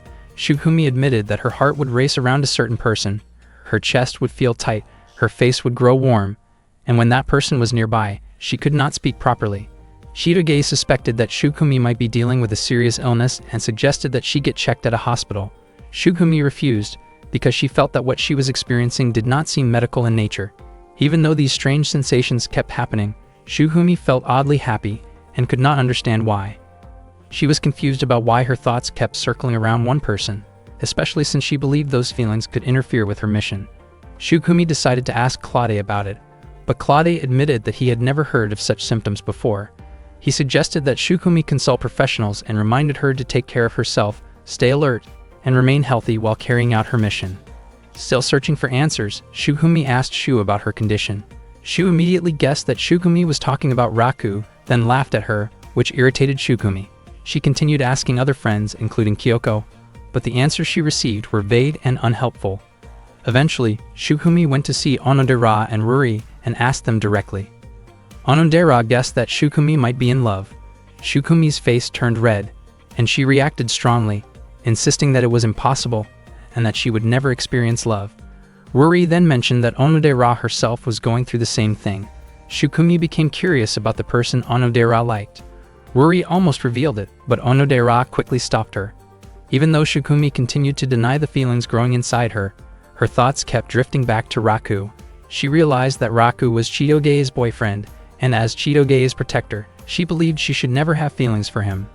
Shukumi tried desperately to push those feelings away, growing increasingly frustrated with herself. Her inner turmoil drew the attention of nearby students. Raku noticed her distress and asked what was wrong. Startled by his sudden presence, Shukumi reacted reflexively and pushed him away before quickly leaving the area.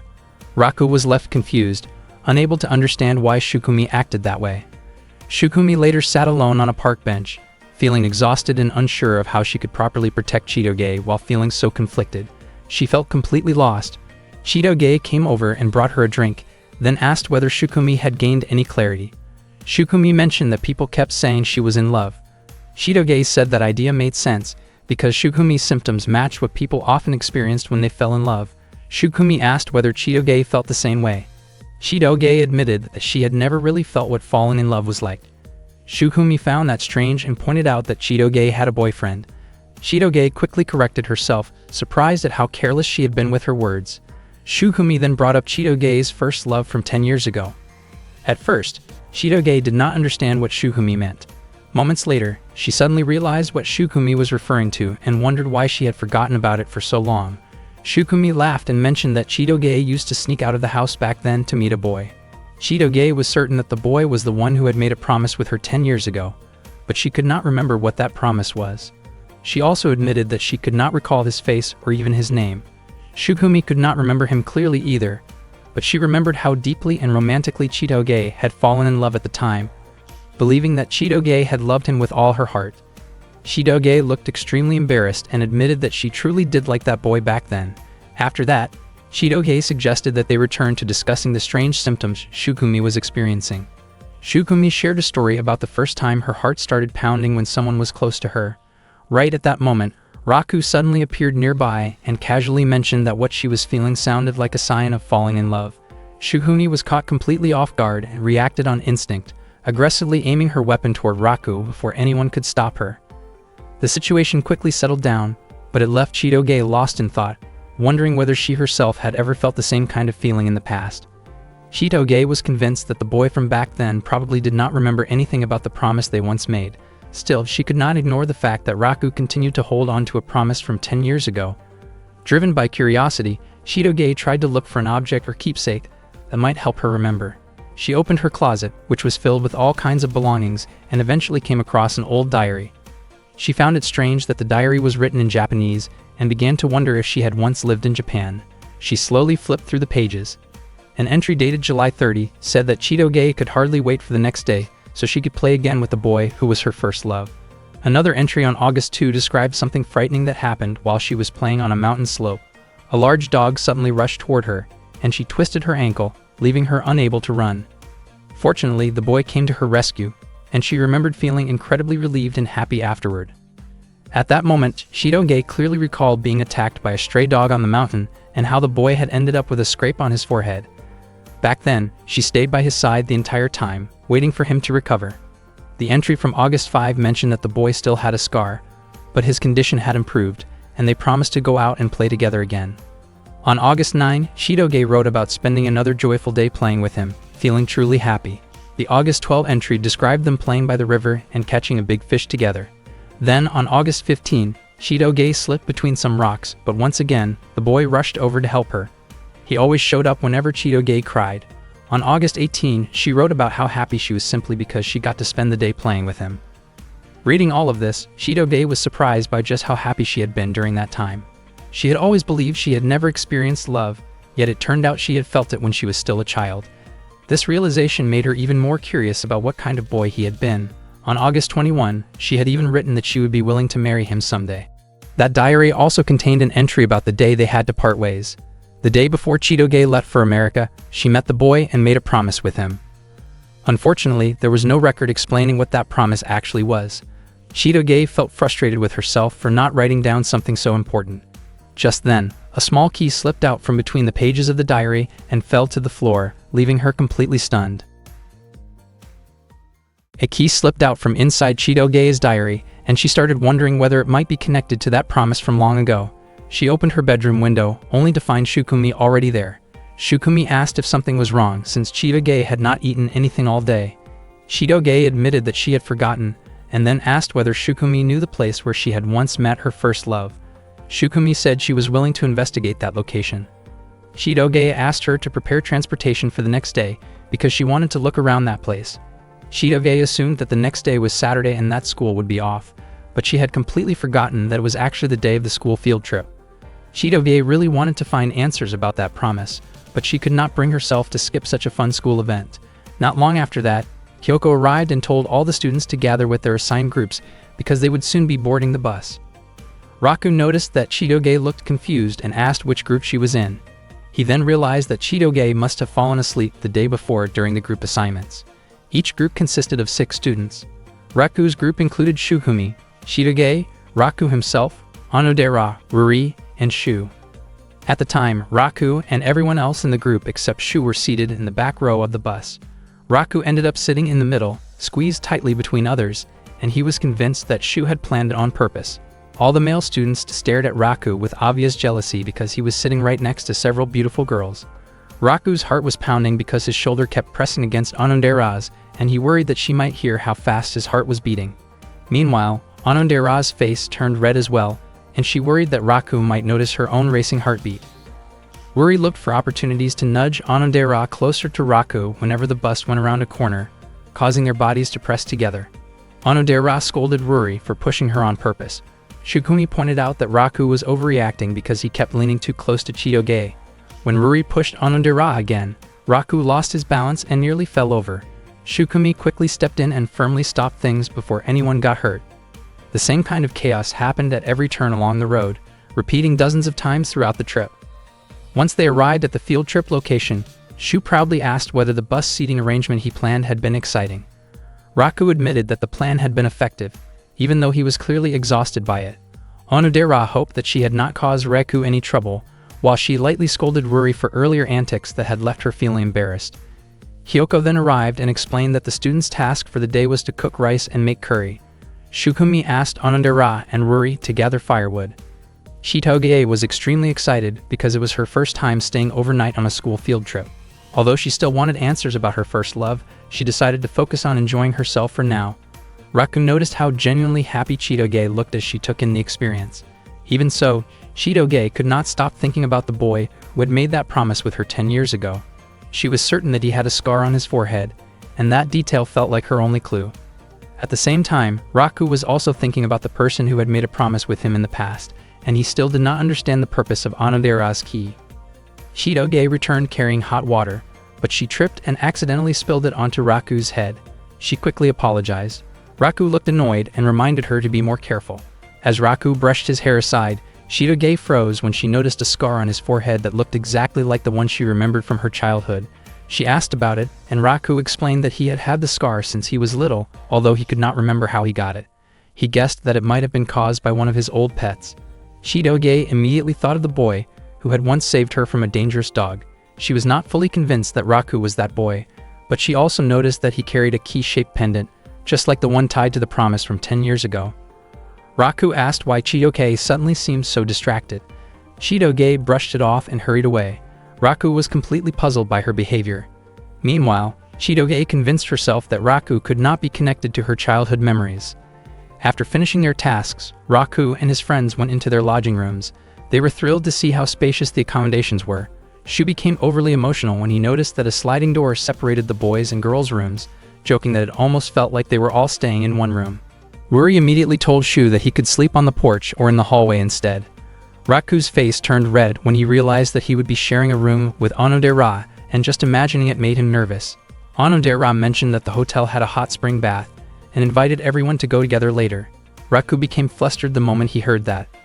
Shidoge could not wait to try the hot spring, while Shugumi looked uneasy since she was not used to bathing with a large group. Raku reflected that Shidoge had been acting strangely earlier, but he concluded that he was probably just worrying too much. Shu suggested playing card games together and proposed adding penalties to make things more exciting. At first, his ideas crossed the line, so Ruri immediately shut him down. In the end, Shu suggested that the penalty should be sharing innocent stories about first crushes, and Ruri agreed. Raku and the others were shocked and suddenly very tense. Talking about first love made everyone nervous, and they all became determined not to lose the game. As soon as the game began, Raku commented that Shidoge looked pale, but she insisted that she was fine. Raku thought that this probably was not the right moment to worry about other people. Onodera's face lit up with excitement when she drew her card, and Raku was convinced that she must have picked up the Joker. When it was Raku's turn to take a card from Onodera's hand, her expression kept changing every time his fingers brushed against the cards. Raku admitted to himself that Onodera's expression looked incredibly sweet. Because of that, he was able to guess which card in Onodera's hand was the Joker. After that, it was Chiyoge's turn to draw a card from Raku's hand. She showed an adorable expression while choosing, and Raku felt sure that she did not want to lose. He suggested that she should probably keep a straight face instead. The game continued until only Raku and Chiyoge were left for the final round. Everyone else who had already finished felt relieved that they had avoided the punishment. Raku could tell where the Joker was just by looking at Chiyoge's expressions. He felt annoyed, because even though he knew he would win, he somehow ended up looking cowardly. When Chiyoge took a card for her turn, Hyoko suddenly showed up and scolded them for not leaving the room. At that moment, Chiyoge ended up drawing the Joker and lost, but thankfully the punishment was ultimately not carried out. The students then enjoyed their meal together. After they finished eating, Shu invited Raku to go take a bath, but Raku was convinced that Shu was really trying to drag him along to sneak a look at the girls. Shu denied it, explaining that the bathing times for boys and girls were different. Not long after that, Kyoko informed them that there was a phone call for Raku. Without any suspicion, Raku immediately walked to the front desk to answer it. At the same time, Claude followed behind Raku, and Chiyoge noticed him. She became curious about what Claude was doing there and hoped that he would not cause any trouble. Onodera then called out to Chiyoge, inviting her to go take a bath together. When Raku arrived at the front desk, it turned out that there was no call for him. He then headed toward the men's bath, but Claude secretly switched the curtain signs so that it became the women's bath instead. Claude did this on purpose to mess with Raku. Raku found it strange that the bath area was so quiet and thought that maybe he was the last one to use it. While soaking, he casually thought about how interesting it might be to hear about Onodera's first love someday. Suddenly, someone jumped into the pool, startling him. Raku reacted in surprise, only to realize that it was actually Chiyoge. They stared at each other, both equally shocked. Chiyoge scolded Raku for being in the women's bath, while Raku was convinced that he had entered the correct place. Chiyoge quickly realized that this must have been Claude's doing. Raku could not understand how Claude had even managed to come along to the inn. Shidoge forgave Raku for the incident, knowing that it was all Claude's fault, and urged him to leave right away before anyone else arrived. She tried to keep him from staring and hurried him along. Unfortunately, before Raku could get away, Onodera and the others showed up. Shukumi looked extremely nervous, and Ruri quickly reacted in a panic. Just as Raku was about to move, Onodera ended up facing his direction. Meanwhile, Claude confidently believed that his plan had succeeded and that Raku would be labeled as a serious troublemaker. Fortunately, Shidoge stepped in and helped hide Raku from the others. Onodera briefly asked if anyone else was in the bath, but Shidoge denied it. Raku was genuinely surprised that Shidoge would go so far to help him. She did it because Raku was her boyfriend and Shukumi was also there. If he had been discovered, Raku could have gained a terrible reputation, and they would have been mocked by their classmates for years. Shidoge urged Raku to quickly think of an escape route. He could not leave through the main entrance because Onodera and the others were there, and the fence was far too high to climb. Raku then hurried toward a staff-only exit. Meanwhile, Onodera, Shukumi, and Ruri were rinsing off in the wash area. Shukumi became flustered because she was not used to the situation, and her reactions drew attention. At the same time, Shu and the other boys were lingering nearby, reacting to the commotion and wondering why Raku was taking so long to join them. Raku continued struggling to reach the staff door. When Shukumi and the others came out, Shidoge deliberately distracted them. Raku felt deeply grateful for Shidoge's help. Unfortunately, just as he was about to slip through the door, Hyoko and other students arrived instead. In the end, Raku decided that the safest option was to stay hidden until everyone had finished bathing. While that was happening, Kyoko and the other students chatted casually and complimented Shukumi, making her even more embarrassed by the attention. Shu and the others reacted loudly to Shukumi's nervous outbursts, joking among themselves and thinking that Raku was missing out by not being there with them. After hearing something strange, Shukumi immediately threw a bottle of soap toward Raku. Fortunately, Raku quickly hid himself at the bottom of the pool. He was extremely worried because if he were discovered, he could end up being expelled from high school. Shidoge tried to help by shielding Raku with her body, but suddenly two of her friends approached and invited her to chat. They were curious about how far Raku and Shidoge's relationship had gone. At that moment, Raku found himself pressed closely against Shidoge due to the tight space. Shidoge suggested that it would be better to talk about Shukumi's first love instead, and the two girls quickly moved closer to Shukumi. Seeing this, Raku realized that he might have a chance to escape. Suddenly, he noticed a hole at the bottom of the pool. He quietly informed Shidoge about the hole and prepared himself to enter what he suspected was a passage connected to another pool. At the same time, Shukumi asked everyone to discuss Onodera's first love instead. Hearing that topic made Raku curious, and he wanted to listen. Shidoge became confused about why Raku did not immediately move toward the hole. Raku did want to know who Onodera's first love was, but his main priority was still getting out of that place safely. Unexpectedly, Onodera shifted her position, and her body ended up blocking the hole. That moment had been Raku's last chance, but it was now completely obstructed. Seeing this, Shidoge quickly grabbed Onodera's hand to move her aside. However, she suddenly lost her balance and fell toward Raku. Onodera felt something soft in the water, but Shidoge believed it was only Onodera's imagination. Shidoge then pushed Raku forward so he could quickly enter the hole. Suddenly, Shidoge herself was pulled slightly underwater, and she accidentally caught a glimpse of Raku in an awkward situation. Both Shidoge and Raku were shocked, and Raku immediately swam into the hole to escape. Later, sounds could be heard from the girls' bathing area. Shu was caught trying to listen in, but everyone was suddenly startled when Raku unexpectedly emerged from the water. Shu asked what Raku was doing there, and Raku explained that he had just finished practicing holding his breath underwater. Shu invited Raku to join him, but Raku refused because he felt completely exhausted. After bathing, Raku immediately went to find Shidoge to apologize. Shidoge could not understand why Raku had acted so foolishly earlier. Raku asked her not to bring it up again, explaining that he was the one who had suffered the most from the situation. Shidoge then asked what Raku had seen. She was upset at the thought that Raku might have seen her without clothes, but Raku denied it, explaining that the steam had been too thick for him to see anything clearly. Shidoge then asked one last question that Raku did not understand. With her face turning red, Shidoge quickly walked away. That night, Kyoko instructed all the students to go to sleep early because they would be heading to the mountains the next morning. Before going to bed, Ruri warned Shu and Raku not to open the connecting door between their rooms. Shu promised that he would not do it. Once the lights were turned off, Shu tried to persuade Raku to open the connecting door, but Raku refused again because he was too tired. Shu decided to open the door by himself, only to find Ruri standing right on the other side. She immediately reacted and stopped him forcefully. As a result, that night both Shu and Raku were made to hang outside their room as punishment. The next morning after the incident at the women's bath, the students gathered together for breakfast. Raku accidentally ran into Chitoge while picking up his meal. As soon as he saw Chitoge's face, his mind involuntarily drifted back to inappropriate memories from the night before, which made him feel uncomfortable with himself. However, Chitoge acted as if everything was completely normal. Shu wondered whether Raku and Chitoge were having an argument. Raku felt confused about why Chitoge seemed so relaxed, as if nothing had happened the previous night, and he started to think that maybe he was the only one overthinking the situation. Meanwhile, Chitoge questioned why her heart was beating so fast, and she quickly finished her breakfast on her own. Shu then told Raku that the annual courage test would be held that night.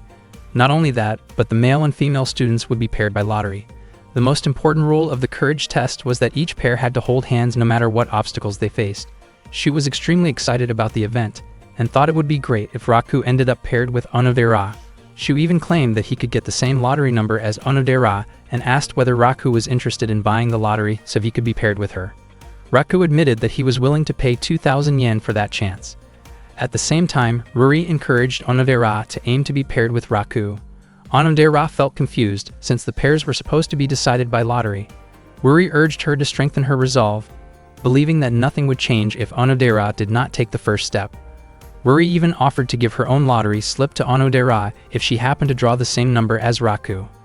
Ruri boldly suggested that if Onodera were paired with Raku, she should be more assertive and honest about her feelings in the darkness. Onodera was shocked by Ruri's words and did not even know what she should do if she really ended up paired with Raku.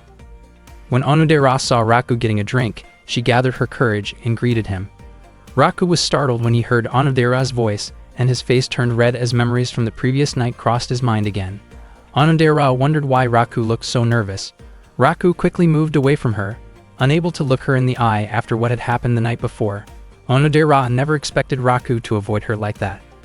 That night, Hyoko announced that the annual courage test would begin. The students were filled with excitement as they looked forward to the event. The teachers planned to relax that evening so they would not interfere with the students' activities. The lottery drawing began soon after. Raku noticed that Chitoge was afraid of the dark and warned her not to cling to him no matter what happened. Chitoge believed she could overcome her fear.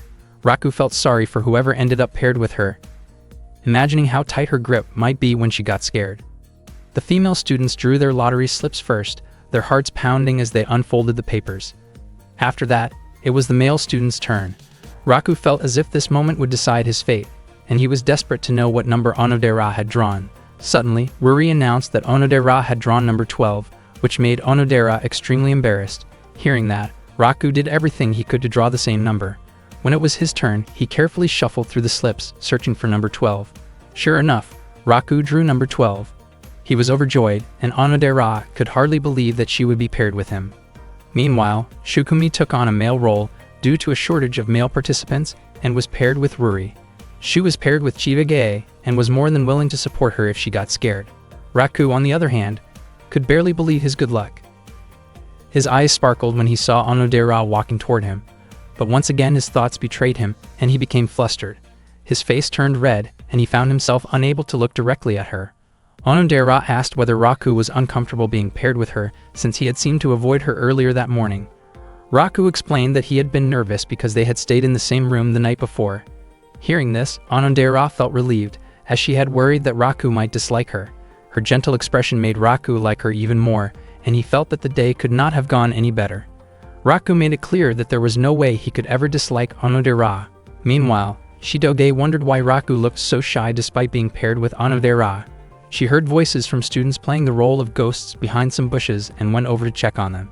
It turned out that one of the ghost actors had a stomachache, and they had not found a suitable replacement yet. Chitoge initially tried to step away, thinking she would not be able to help, especially since she was afraid of the dark. However, no one else was willing to take the role, since all the students had already been assigned their pairs. The organizers were worried that without enough ghost actors, the event would be delayed and less exciting. Hearing their concerns, Chitoge decided to help and quickly put on a costume. She wondered whether she could really handle it, but the others thanked her and prepared for the courage test. Equipped with a flashlight, Chitoge headed to her assigned location. At the same time, Shu found himself confused as he searched for Chitoge. Chitoge walked toward the spot where she was supposed to scare other students, believing that nothing bad would happen as long as there was some light nearby. She never expected that she would end up handling the task alone, since the other ghost actors had scattered to different areas. Chitoge genuinely felt terrified, especially because the place was dark, silent, and filled with unsettling sounds. She was extremely frightened, yet she tried hard to calm herself down. To make things worse, her flashlight refused to turn on. No matter how many times she pressed the button, it simply would not light up. Chitoge kept trying to fight her fear, but when a small lizard suddenly crawled across her foot, she was startled beyond control. She panicked completely, overwhelmed by her bad luck, and wondered whether anyone would come to help her. At that moment, Raku's face unexpectedly crossed her mind. Chitoge felt completely helpless in her fear, unable to do anything but endure it. Unbeknownst to her, the teachers had deliberately asked Chitoge to cover their duties while they relaxed elsewhere, leaving her alone with the responsibility. Meanwhile, Shukumi and Ruri began walking through the forest, while Shu was still confused after being left behind by Chitoge. At the same time, Raku asked Onodera not to misunderstand his situation. Before long, it was time for pair number 12 to start their walk. Raku invited Onodera to go with him, and the two of them shyly held hands as they moved forward. Both of their hearts were pounding rapidly. Raku could feel how soft and warm Onodera's hand was, and he knew she was extremely nervous. At the same time, Chitoge was trembling in fear elsewhere. Raku's face turned red from embarrassment, and he felt incredibly tense, convinced that a moment like this would never come again. He tried to steady himself and gather his courage. His hand was sweating heavily, and he worried that Onodera might feel uncomfortable because of it. Raku could barely contain his nervousness when he suddenly noticed that Onodera's face was deeply flushed. He began to wonder whether her heart was also racing because she was holding his hand. Suddenly, Shu appeared and called out to him, disrupting the moment. Raku felt annoyed that the atmosphere had been ruined. Shu had come to ask about Chitoge's whereabouts, unable to understand why she had suddenly disappeared. One of their friends mentioned seeing Chitoge enter the forest while wearing a ghost costume. She had taken over for another ghost actor who was not feeling well. Raku found it strange, knowing that Chitoge was extremely afraid of the dark, yet she had still volunteered to help. Soon after, Ada-chan, who was also acting as a ghost, could be heard searching for Chitoge. She explained that she had asked Chitoge to fill in, but had forgotten to replace the batteries in Chitoge's flashlight. She assumed Chitoge would return once she realized the flashlight was not working. The forest was pitch black without a flashlight, but everyone believed that Chitoge would manage. Ada-chan apologized to Raku and reassured him that the forest was not very large and that there were no dangerous animals. The others teased Raku, encouraging him to go check on Chitoge in her ghost costume. Raku and Onodera immediately headed into the forest together. Raku kept thinking about Chitoge's condition, though he tried to believe she would be fine since she had chosen to take on the role herself. However, remembering how frightened she was of the dark, Raku decided he needed to help her. He gently let go of Onodera's hand and apologized, leaving her to continue on her own. Raku then ran as fast as he could into the deep, dark forest. Meanwhile, Chitoge was trying to calm herself by counting sheep in her head. Even so, her fear of the darkness would not fade. She desperately wanted to go home. Her body continued to shake, and she felt weak all over. Chitoge slowly realized that she had experienced a similar moment long ago, back when she was still a child. Meanwhile, Shukumi was extremely frightened when she came face to face with a fake ghost. She clung tightly to Ruri, while Ruri tried to calm her down, but Shukumi truly could not hide her fear. All of a sudden, Raku ran past them without either of them noticing. In the dark and silent forest, Chitoge was reminded of a time long ago when she had fallen into the gaps between large rocks. Back then, young Chitoge had been so scared that she could only cry. There was nothing she could do except cry and hope that she would somehow get out. After that, a boy appeared. That boy always showed up whenever she was in trouble. Suddenly, Chitoge flinched when she heard the sound of bushes moving. She quickly turned toward the source of the noise, and her mind drifted back to an entry in her old diary. On August 15, 10 years earlier, she had been careless and fallen between rocks.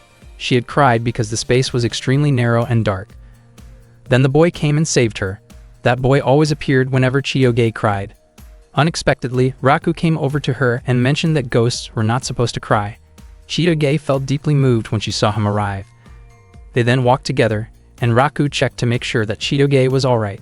He suggested that she should not push herself too hard, especially since she was easily frightened, yet still forced herself to play the role of a ghost. Chitoge explained that she felt bad seeing the other ghost actors struggling, but Raku pointed out that her actions had made everyone worry. He reminded her that she should think carefully before doing something like that. Chitoge asked whether Raku had been worried about her as well. Raku admitted that he had not been overly worried. As they continued walking through the forest, Raku asked if Chitoge was tired and even offered to take a short break. Out of nowhere, Chitoge asked Raku to call her by her given name, since he had always been calling her by her family name. Raku was surprised and wondered if Chitoge had a fever, thinking that she was saying strange things. Chitoge explained that the night before, her friends had commented on how she and Raku were still calling each other by their family names even though they were dating. According to her, in order to avoid suspicion about their relationship, Raku should start calling her by her given name. Raku felt confused, since Chitoge rarely talked about something like that. In the end, Raku went along with what Chitoge wanted and tried calling her by her given name. Chitoge responded warmly and also called Raku by his given name. Their faces turned red when they looked at each other, and they both quickly looked away out of embarrassment. Eventually, they got lost while trying to find their way back, but they managed to return just as the courage test came to an end. Raku ended up missing his chance to spend time alone with Onodera. As soon as Shukumi saw Chitoge return, she shouted her name in relief. Shukumi immediately hugged Chitoge and apologized, saying that she should not have let that happen to her. Not long after, Onodera came over to Raku. She had been told by Shukumi that Raku had gone to look for Chitoge. Raku sincerely apologized to Onodera, even though he had promised to come back quickly. Onodera understood, since what mattered most was that Chitoge was safe. Raku could hardly believe that he had missed such a golden opportunity to be alone with Onodera during the courage test, but he felt relieved that Onodera was willing to forgive him. Shukumi then asked Chitoge what they planned to do during the 2-day break. Shukumi suggested that they should prepare to visit the place where Chitoge had met her first love, especially since school would be closed for 2 days starting the next day. Meanwhile, Shu deliberately teased Raku for missing his perfect chance to spend time alone with Onodera. Chitoge did not seem very interested in going to the place where she had met her first love. She asked Shukumi not to rush her into going there, explaining that she did not really feel like visiting it at that moment. Instead, Chitoge looked happier as she gazed at the beauty of the night sky. One day at school, Raku felt incredibly excited when he saw Onodera standing in front of him. He immediately walked toward her, and just as Raku was about to touch Onodera's shoulder, Chitoge suddenly called out to him. Chitoge asked where she was supposed to put the journal. Raku looked annoyed because he felt that Chitoge had interrupted his chance to talk with Onodera. Raku explained that the journal needed to be placed in the science room, just like the teacher had said earlier. He also reminded Chitoge not to accidentally enter the wrong room again. Onodera was surprised to hear Raku calling Chitoge by her real name. Raku explained that he and Chitoge had agreed to call each other by their first names. He admitted that he was still not used to it, even though they had been dating for quite a while. Raku wondered why it was so difficult for him to act naturally as Chitoge's boyfriend in front of Onodera. Ruri immediately nudged Onodera in the stomach and commented that Chitoge was already one step ahead of her. Ruri suggested that Onodera should also start calling Raku by his first name, but Onodera felt hesitant about doing so.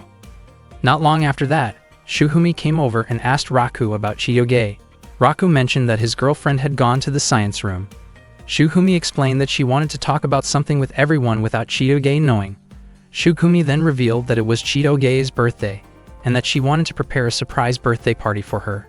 She invited Raku and the others to the surprise party, believing that Chitoge would be extremely happy if her friend showed up. Everyone was willing to attend, and Raku suggested that they buy a present.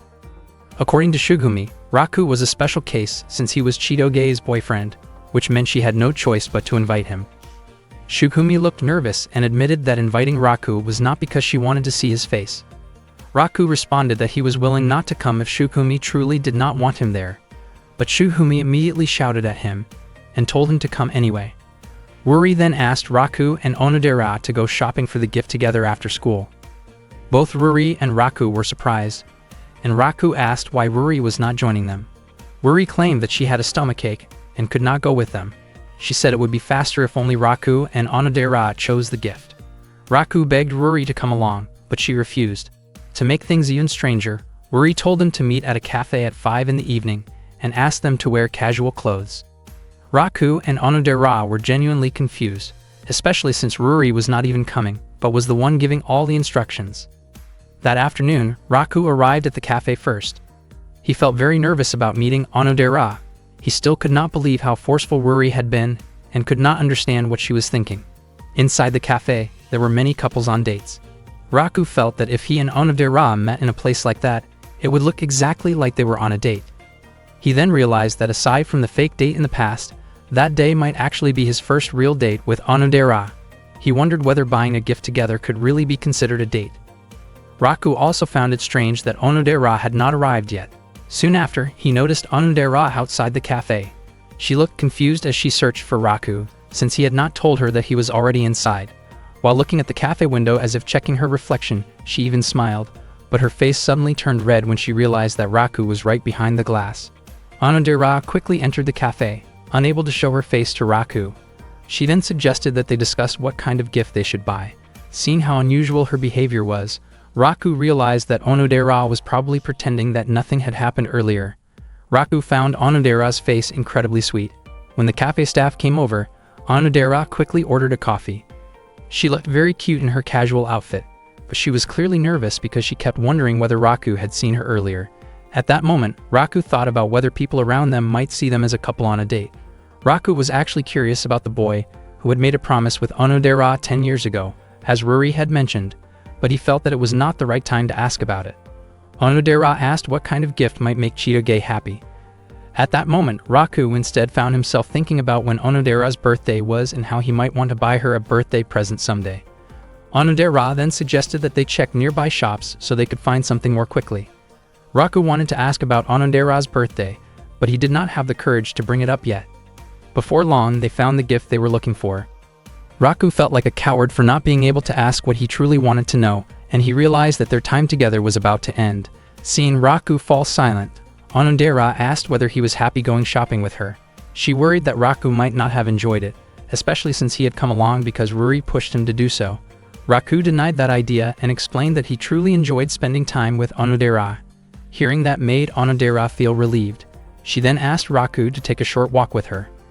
They walked along the road together, passing through a narrow street, and before long they arrived at a spot where the entire city view could be seen clearly. Raku instantly fell in love with the place. He never imagined that there could be a roadside location with such a beautiful view. He was sure that no one else knew about it. As it turned out, the place was Onodera's secret spot, which she had discovered by accident. Raku wondered whether it was really okay for Onodera to show her secret place to him. He asked whether Ruri also knew about it. Unexpectedly, Onodera said that she had not told anyone else and asked that the place remain a secret shared only between the two of them. Raku was surprised to hear that. Onodera admitted that she felt incredibly happy that day, and she considered sharing that secret place her way of thanking Raku. Raku felt genuinely happy to be seen as someone special by Onodera, and he promised that he would not tell anyone about the place. Onodera smiled sweetly while calling Raku by his real name. Raku fell silent as he looked at her smile, which reminded him of someone from his past. Onodera felt embarrassed for calling him by his real name, and at that moment, Raku began to wonder whether Onodera might be the girl who had made a promise with him 10 years earlier. Raku stayed quiet, which made Onodera think that maybe he did not like being called by his real name. Raku then gathered his courage to ask Onodera something, since the atmosphere felt just right. He hesitated, unsure whether it was appropriate to ask about her birthday and invite her to celebrate it together. Unfortunately, the words that came out of his mouth were not what he intended. Instead, he asked whether the girl who had made a promise with him 10 years ago was Onodera. Raku was shocked at himself for suddenly being so straightforward and emotional. He felt confused about how to explain himself, but to his surprise, Onodera admitted it. Raku's face turned red in disbelief when he realized that Onodera was the girl he had been searching for all this time. Onodera then showed him a key and explained that she had also been looking for the person who made that promise with her 10 years ago. The memory was vague in her mind, but she recalled that 10 years earlier, when she was 5 years old, she had befriended a boy. When they parted ways, the boy gave her a key. She could not remember his name or face, but she clearly remembered that the boy wore a pendant identical to the one Raku had. Raku never imagined that Onodera was the girl connected to the pendant promise. Onodera apologized for denying it in the past, explaining that she had been too shocked when Raku first asked her about it. Onodera explained that she had played with the boy during the summer back then. She had been very shy, and the boy was the one who invited her to play outside. For some reason she trusted him deeply, and she admitted that he could be considered her first love.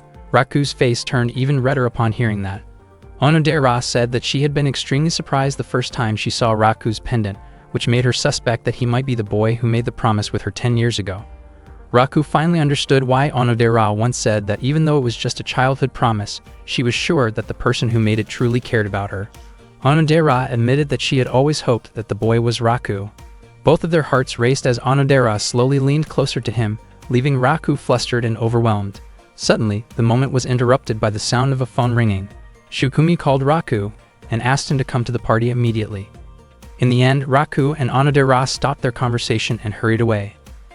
They got on the bus together, and throughout the ride, neither of them spoke. Raku kept thinking about whether the girl he had been searching for all this time was truly Onodera. There was an easy way to confirm it, which was by opening the pendant. Soon they arrived at Shidoge's house. Shu, Ruri, and Shukumi were already waiting in front of the gate. Shidoge's house was enormous, leaving everyone in awe. Ruri even became curious about what kind of job Shidoge's father had. Ruri worried that their gifts might not be good enough for Shidoge, but Shukumi reassured her that Shidoge was not the type of person who judged others based on the gifts they gave. Shukumi was puzzled as to why Shu had come along even though she had not invited him. Not long after, Shidoge arrived and was shocked to see her friends standing in front of her house. Shukumi explained that she had secretly invited everyone to Shidoge's birthday party. Shidoge was stunned and quickly pulled Raku inside. She panicked because she had never told her friends that her family was part of a mafia organization. Raku found it strange that Shidoge was still so bothered by something like that. Shidoge admitted that her family background had always troubled her, and that was the reason she had not had friends before. Raku then told everyone that Shidoge's family was essentially a mafia group, similar to the Yakuza in Japan. Onodera was surprised by the revelation, as she had always seen Shidoge as an amazing and extremely wealthy girl.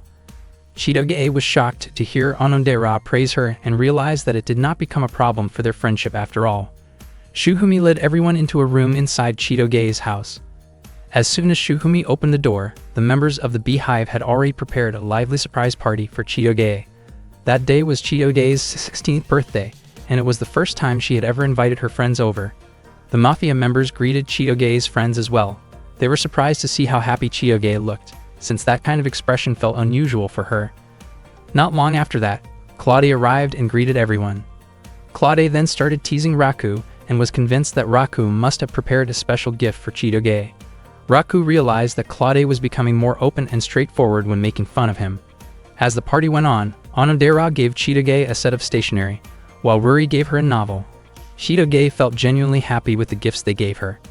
After that, the Beehive Mafia members presented their gift, which was a 1-year supply of bananas and 1,000 Enka CDs. They chose that gift because they knew how much Shidoge loved those things. Meanwhile, Claude wanted to show off his own gift for Shidoge, but he deliberately acted humble by saying that his present could not compare to what Raku had prepared. It turned out that Claude had bought a luxury car with the newest and coolest model. However, Shidoge did not need it, since she did not have a driver's license yet. Next, the Beehive members pressured Raku to finally show his gift to Shidoge. Raku did not expect that giving a birthday present could feel this difficult. In the end, he revealed a gorilla plush doll that looked exactly like him. The Beehive members immediately protested, unable to accept why Raku would give such a gift. Raku admitted that the moment he saw the doll, he really liked it and thought it was a good plush. Unexpectedly, Shidoge ended up liking the gift very much. The Beehive members could not understand why Shidoge reacted that way.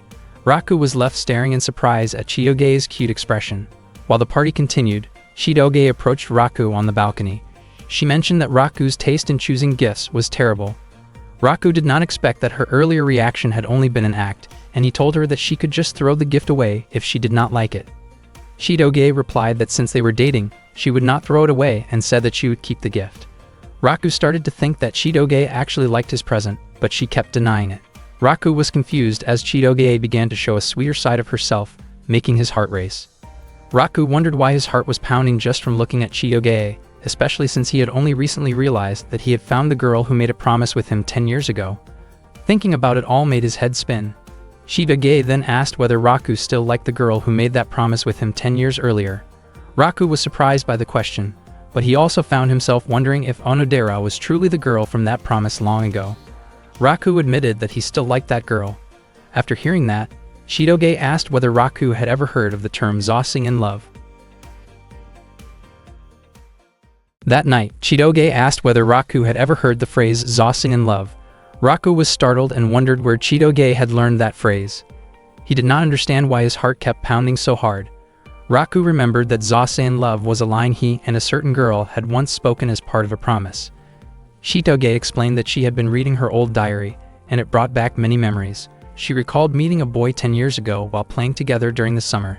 They became close friends, and when the time came for them to part ways, she and the boy made a kind of promise. Raku was shocked because the story matched the promise he remembered exactly. What made it even more unsettling was that he had just talked about this very thing with Onodera the day before. Chitoge admitted that she did not remember the boy's face or his name, but she clearly remembered the words of the promise. She also found a key tucked inside her old diary. Raku's heart started racing again. He had seen that key before. He had always believed that the girl from his memory was Onodera, but now it turned out that Chitoge also had a key and knew the same phrase. Raku explained that if he and that girl were ever to meet again, they were supposed to open a locket together. If the girl still remembered the promise, she would definitely have the key.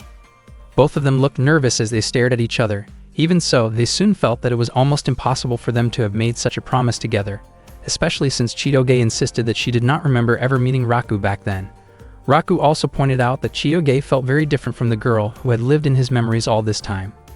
Chitoge was convinced it was just a coincidence, because Raku was nothing like the boy described in her diary. In her mind, that boy was kind, amazing and cool, nothing like Raku. Raku, in turn, said that the girl from his promise was gentle, sweet, and feminine. Chitoge grew annoyed at the idea that she might have been the one who made a promise with Raku. At the same time, Raku was not convinced at all that the girl was Chitoge. Raku then asked Chitoge to prove it by trying her key on his locket. If the locket did not open, it would clearly mean they had no connection in the past. Neither of them truly believed it would work. Chitoge was especially sure that Raku was not that boy, because to her, that boy was like a prince who could do anything and always came to her rescue. Raku wondered what Chitoge would do if he really were that boy.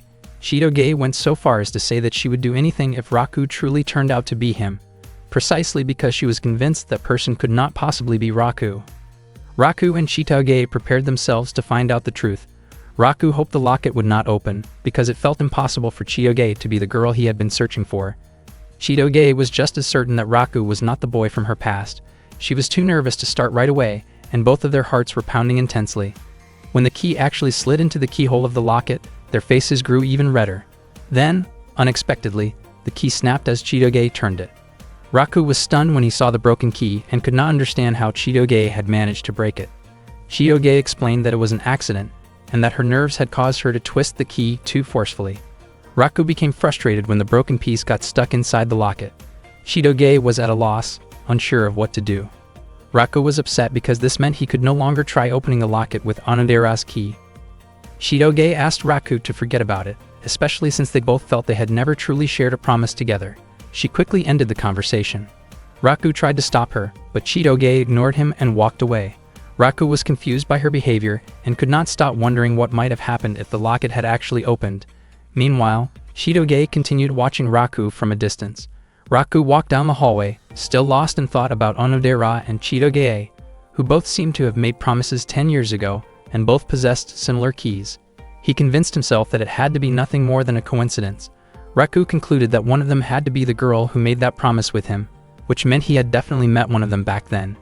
If he could solve that mystery, he would finally know who that girl was. Suddenly, a man called out to him and thanked him for coming to Chitoge's birthday party. Raku felt like he had seen the man before, and then he realized it was Adelt. Adelt asked whether Raku was close to Chitoge and apologized for forcing him into the difficult role of pretending to be her boyfriend. Adelt mentioned that Chitoge had seemed much more cheerful since coming to Japan, and he believed it was all thanks to Raku. Raku remembered Chitoge once saying that she did not have a single friend back in America. Adelt was confident that Raku and Chitoge got along very well and even thought they were a perfect match. Raku denied it and said that he and Chitoge argued all the time. Adelt laughed and revealed that Raku and Chitoge had actually been close friends when they were children. Raku was shocked to hear this, and Adelt had already guessed that Raku would not remember something like that. Adelt explained that 10 years earlier, he had held a series of meetings with Raku's father at a secret location in Japan for almost an entire month. At that time, Adelt had brought along Chitoge, who was still 5 years old. Back then, Chitoge had been very close to Raku. Raku never expected that he and Chitoge had actually met 10 years ago. He began to suspect that Chitoge might have been the girl connected to the promise, and that Onodera might have been mistaken in thinking that Raku was the boy she had been looking for. Adele also mentioned that Onodera had played together with them as well. Raku was shocked, and his heart raced as he listened to the story. He realized that he had not spent time with just one of them, but with both of them. At that time, Chitoge had approached Onodera, and Onodera had wondered why she did not see Raku around. Chitoge had pretended not to know where Raku was. Raku finally understood that 10 years ago, he had met both Onodera and a younger Chitoge at the same place, and that the two of them were connected to the same promise. He could not understand why things had turned out this way. The two keys carried different symbols, and Raku was certain that only one girl had made a promise with him. After Adele left, Raku began to think seriously about who that girl truly was. He wondered if it could have been Onodera. If that were true, then he believed it really was fate, because Raku truly wished for someone like Onodera to be his future wife. If it turned out that the girl was Chitoge, then Raku felt he would not be able to accept it so easily. Even if the girl from the past was Chitoge, everything had happened when they were still children, and the person Raku cared about now was Onodera, and that would not change. Raku's pendant was being repaired by Shu's uncle. The next day, Shu called his uncle to ask whether the pendant could be fixed. It turned out that Raku's pendant was quite complicated and rather rare, so it would take some time to repair. Raku felt relieved knowing that his pendant was being taken care of. Shu asked what had happened to the pendant and wanted Raku to explain it, but Raku said that he would talk about it another time. That morning, Raku met Chitoge at the shoe lockers, and they walked to class together. Raku told her that both his pendant and their keys were being repaired by Shu's uncle, who worked as a locksmith. Raku found it strange that Chitoge seemed to be acting so normal. When they arrived at the classroom, they noticed Claude watching them from outside. Raku immediately suggested that they act like a couple. When Raku touched Chitoge's shoulder, she was clearly startled. Raku was confused when Chitoge's face suddenly turned red. Chitoge asked Raku not to act so carelessly. Raku reminded her that Claude was watching them. Not long after that, their classmates came over to greet them. Raku quickly put his arm around Chitoge and acted as if he were deeply in love. Seeing Chitoge's flushed face, Raku was surprised and curious about what was going on with her. Chitoge tried to calm herself down. At that moment, Onodera was also there, quietly observing their behavior. While Raku was watering the flowers, Onodera approached him and mentioned that Chitoge's behavior seemed a little strange. She wondered whether Raku and Chitoge had argued. Raku suspected that Chitoge might be feeling awkward around him because she could be the girl who had made the promise with him 10 years ago. But he kept pushing that thought away. Onodera then asked where the pendant Raku usually wore was. Raku explained that it was being repaired by Shu's uncle. Raku felt curious about whether Onodera remembered that they had played together in the past. His heart started to race just thinking about it. Raku was worried about Chitoge, but he believed she would be fine, and he promised himself that he would continue to look out for her. Onodera smiled when she heard that. She recalled how attentive Raku had been toward Chitoge, especially when Chitoge had gone missing before. She found it puzzling because even though Raku and Chitoge were only pretending to date, she wanted to know what Raku's true feelings really were. Kyoko came into the classroom and announced that the photos from their school trip had been posted on the bulletin board. She encouraged everyone to buy photos of the people they liked and promised that she would not tell anyone who bought whose photos. Onodera smiled to herself, and Ruri noticed her reaction. The students quickly gathered around the bulletin board to look at the school trip photos. Chitoge was amazed by the pictures and wanted to buy them. Raku reminded her not to buy too many photos, since each one cost 100 yen, which was expensive for him, and he suggested that she choose only the photos she truly liked. Unexpectedly, Chitoge became even more excited and picked out many photos anyway, with Shukumi helping her choose. Raku felt relieved as it seemed that Chitoge had finally returned to her usual self. Onodera invited Raku to buy photos from their school trip. Raku wanted to buy one of the photos that showed Onodera during the trip. Onodera, on the other hand, wanted to buy a photo of herself together with Ruri. Ruri then pointed at one photo that featured Raku, with Onodera and Ruri visible in the background. Onodera's face slowly turned red when she noticed Raku's face in that photo. Ruri deliberately chose that picture because she was confident that Onodera would want to have it. Not long after that, they came across another photo of Raku standing together with Onodera. Onodera really wanted to buy that photo, and Raku also wanted the same one. However, he felt embarrassed and worried that others might notice how much he wanted it. Raku and Onodera both acted shy and hesitant, which made Ruri feel extremely annoyed by their indecision. Shu then showed up and offered several photos of the girls that Raku had rarely seen before. The male students gathered around to choose photos they liked. Ruri and Shukumi were convinced that the boys were selecting inappropriate pictures. Shu denied it, explaining that he only collected embarrassing moments. He even had funny photos of Ruri and Onodera. Ruri and Onodera were shocked when they saw those unflattering pictures of themselves. Ruri, clearly irritated, reacted harshly toward Shu for making her upset. Raku was very curious and wanted to see those photos as well. Shu mentioned that he had a special photo meant just for Raku, which turned out to be a picture of Onodera sleeping next to Ruri. Raku was immediately fascinated by it, and was even willing to pay 500 yen for the photo. He treated it like a personal treasure. After that, Raku made a plan to look for a photo that showed himself together with Onodera. Later, Raku noticed a photo of Chitoge, but his attention shifted to a girl standing behind her. It turned out to be Onodera in the background, captured at an awkward moment while she was adjusting her clothes. Raku became anxious, worried that someone might notice the situation in the photo. He quickly picked it up and planned to hand it to Kyoko so the file could be deleted. While walking down the hallway, Raku ran into Onodera, and the photo accidentally slipped from his hands. Onodera picked it up for him. Raku panicked, afraid that Onodera might think he had intentionally searched for a photo of her in an embarrassing situation. Fortunately, Onodera had not yet realized that she was the one in the picture. Raku quickly took it back and hurried away. Onodera felt confused about why Raku had taken a photo with Chitoge's face on it. She started wondering whether Raku might actually like Chitoge. That thought lingered in her mind as she kept questioning his actions. After returning home, Raku immediately went into the kitchen while quietly looking at the photo of Onodera. He then began preparing dinner. He still did not know the identity of the girl who had made a promise with him 10 years ago, and he kept thinking about how to find her. He wished he had a photo that could serve as a clue. Suddenly, Issei mentioned that he might have the photo Raku had been searching for. Raku became curious about where Issei had kept it, since he had already searched the entire house without any luck. It turned out that the photo was stored in the back storage room. Issei asked whether Raku was looking for the photo they had taken during their trip 10 years earlier, explaining that there was still one copy left in storage. Raku was shocked to realize that this photo could bring him closer to the truth. On top of that, Issei also mentioned a photo of a girl holding a key and the existence of an important promise connected to it. Hearing this left Raku completely stunned. One morning at school, Raku looked irritated because he could not find the photo he was looking for in the storage room behind the school. That photo was supposed to be a clue to the identity of the girl connected to his childhood promise. Suddenly, Shu appeared in front of him and asked whether Raku had any plans after school.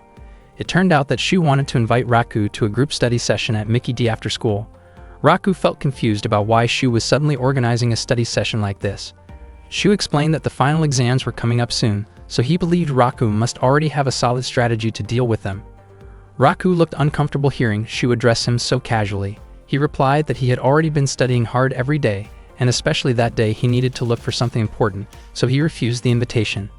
However, once Shu mentioned that Onodera would be joining, Raku immediately decided to take part in the study session. After school, Raku went together with his friends to study. Chitoge looked extremely excited as she went out with everyone. Raku felt annoyed because he believed Shu had tricked him. Chitoge, who was in high spirits, kept shouting about how happy she was to go to Mickey D with her friends. In fact, Raku had once dreamed of going to Mickey D together with Onodera. At the same time, he felt that he was already close to finding the answer to who the girl from his promise really was. His memories were still vague, whether the girl had blonde hair or black hair, and what her defining features were. The more he thought about it, the more unsettled he became. After they finished ordering and picking up their food, they began arranging their seats. Ruri suggested that Onodera sit next to Raku so she could ask him for help studying like before. Onodera looked nervous and refused, instead asking Raku to sit near Chitoge, since the two of them were officially dating. Raku felt confused because Onodera seemed colder than usual. Ruri glanced at Onodera and wondered if something had happened between them, but Onodera shook her head and smiled. Even so, Ruri was convinced that something must have happened. They soon started their second group study session. Shu asked whether Shukumi was the type of student who enjoyed studying. Shukumi described herself as just an average student, but Chitoge told everyone that Shukumi could get into almost any university she wanted. Onodera and Shu both praised her for that. Shukumi then questioned why Raku could not solve such an easy problem, especially since he was dating someone like a princess. Raku asked Shukumi not to worry about him, but Shukumi suddenly moved closer and explained how to solve the problem step by step. Raku was surprised by Shukumi's sudden behavior toward him. Shukumi's face turned red, and she looked unexpectedly sweet, leaving Raku momentarily stunned. Shukumi wondered why Raku was staring at her instead of listening to her explanation. Raku's heart raced as he sat close to Shukumi. He also praised the way she explained the problem, saying it was very easy to understand, and sincerely thanked her. Shukumi looked flustered and asked Raku to try solving the problem himself. After that, she returned to her seat. Chitoge asked which problem Shukumi had helped him with. Meanwhile, Shu wore a teasing grin that clearly annoyed Shukumi, and she reacted by firmly scolding him, making it clear she wanted him to stop. Chitoge and Raku were surprised to see that Shu and Shukumi seemed so familiar with each other. After that, Shu reminded everyone about their English homework and said he was counting heavily on Chitoge. He asked Chitoge to translate a dialogue from the textbook. The dialogue was about Anna asking George about a woman, only for George to say he did not recognize her. A jealous Anna then questioned which woman George chose, the other woman or herself. Raku could not understand what kind of dramatic story Kyoko had written. At that moment, Onodera could not hold back her laughter, and her expression looked adorable, which Raku found himself liking even more. Raku had a strong feeling that Onodera shared similar traits with the girl from his childhood promise. Onodera herself suspected that the boy she was searching for might be Raku. On the other hand, Chitoge did not match any of the traits of the promised girl, yet she possessed a key and knew about Zaza love. Thinking about all of this only made Raku feel more confused, so he tried to calm himself down, believing that everything would become clear once he found the photo clue. Suddenly, Shu asked what Raku liked more. Without thinking, Raku mentioned Onodera's name, even though Shu had actually been asking whether Raku preferred vanilla or chocolate shakes. Raku felt extremely embarrassed and quickly asked what flavor Onodera liked. Onodera admitted that she preferred strawberry. After that, Raku laughed and finally realized that he had almost confessed his feelings to Onodera by accident. He thought that no one had noticed what he said earlier. Unexpectedly, Onodera had noticed, but she was unsure about what Raku truly meant. Raku felt that Onodera seemed much closer to the image of the girl from the promise, while Chitoge did not match that image at all in his mind.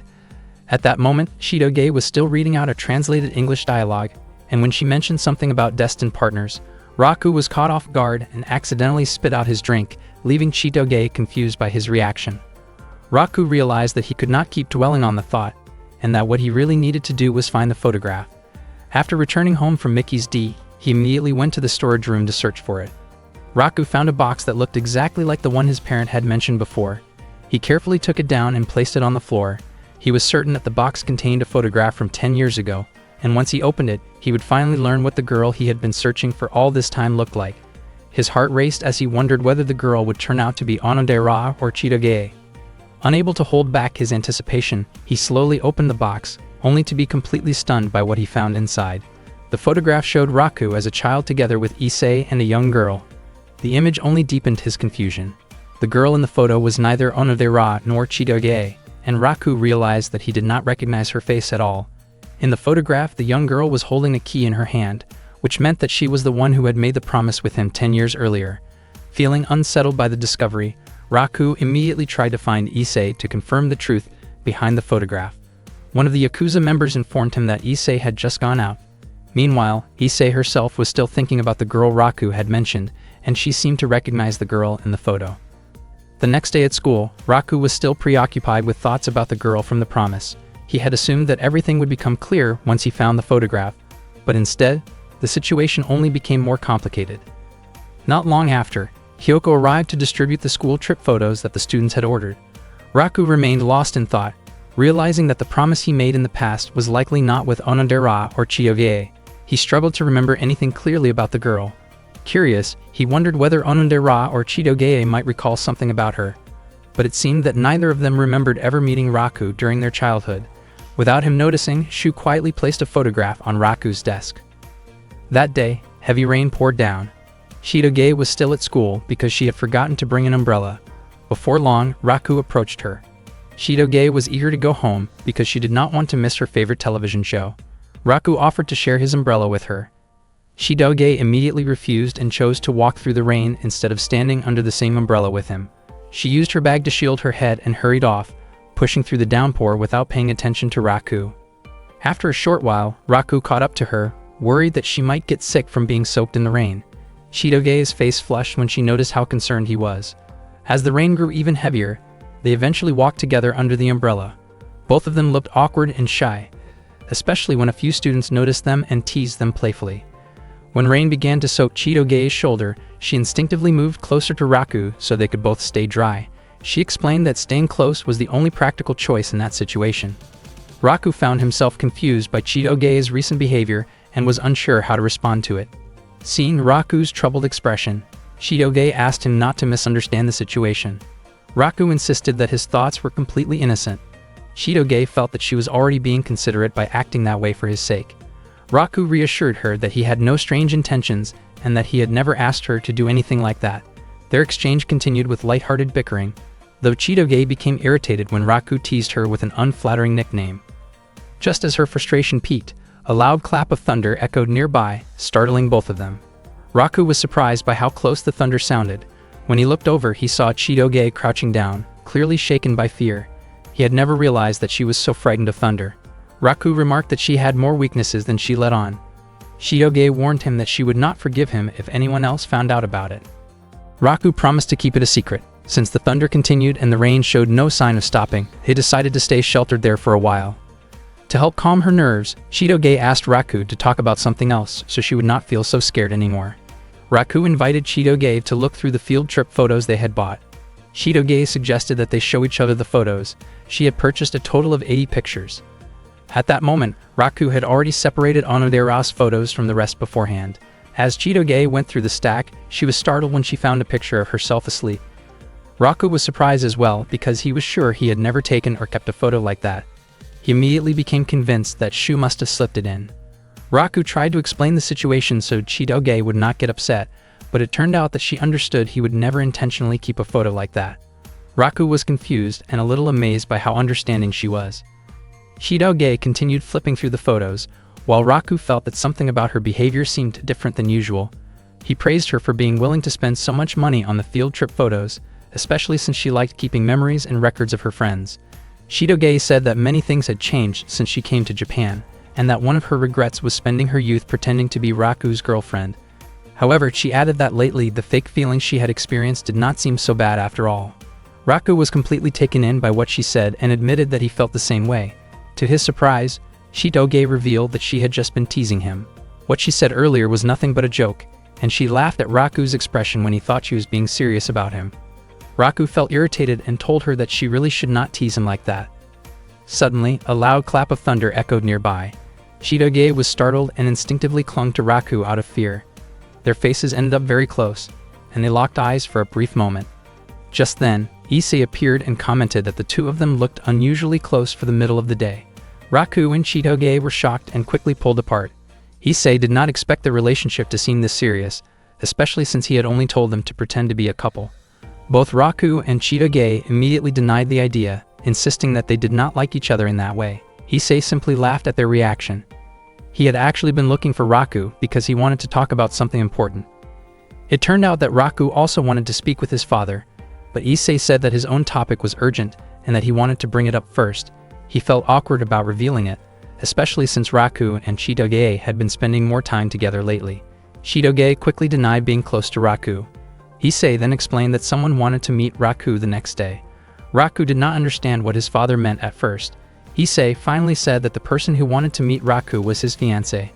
Both Raku and Chitoge were stunned by the revelation and could only stand there in silence after hearing such unexpected news. Meanwhile, the girl who was said to be Raku's fiancé was eagerly waiting for the day she could finally meet him and fulfill the childhood promise they had made 10 years ago.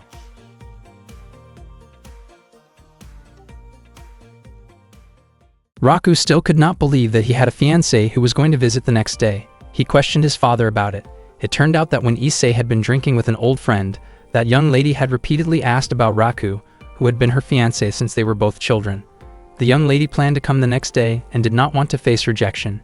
Issei asked Raku to keep her company and make her feel comfortable during the visit. Raku was shocked and asked his father to cancel the arrangement. Issei explained that it was not that simple, because canceling it could cause serious trouble if the young lady felt offended. Raku said that he had never even met the girl, so he did not see how he could possibly handle the situation. Issei then mentioned that Raku actually recognized her, because she was the girl in the photo Raku had been looking for the day before. Raku and Chitoge were both stunned to hear that. Issei still could not change his decision and made it clear that he was relying heavily on Raku. The next day at school, Raku was still thinking about the girl and felt unsure whether he could handle what was coming. Chitoge hoped that things would not get any worse. That day, Kyoko informed the students that a new transfer student would be joining their school. Raku did not expect that his class would receive so many transfer students at once. Kyoko soon called the new student to the front, and the moment the newcomer entered the classroom, everyone was captivated by her appearance. The girl introduced herself as Marika. The male students reacted with loud excitement, impressed by how beautiful she was. Onodera admitted to herself that Marika truly was very pretty, while Shukumi wondered whether she had looked like that on her own first day at school. The male students continued to act overly excited. Raku felt as though he might have met Marika before.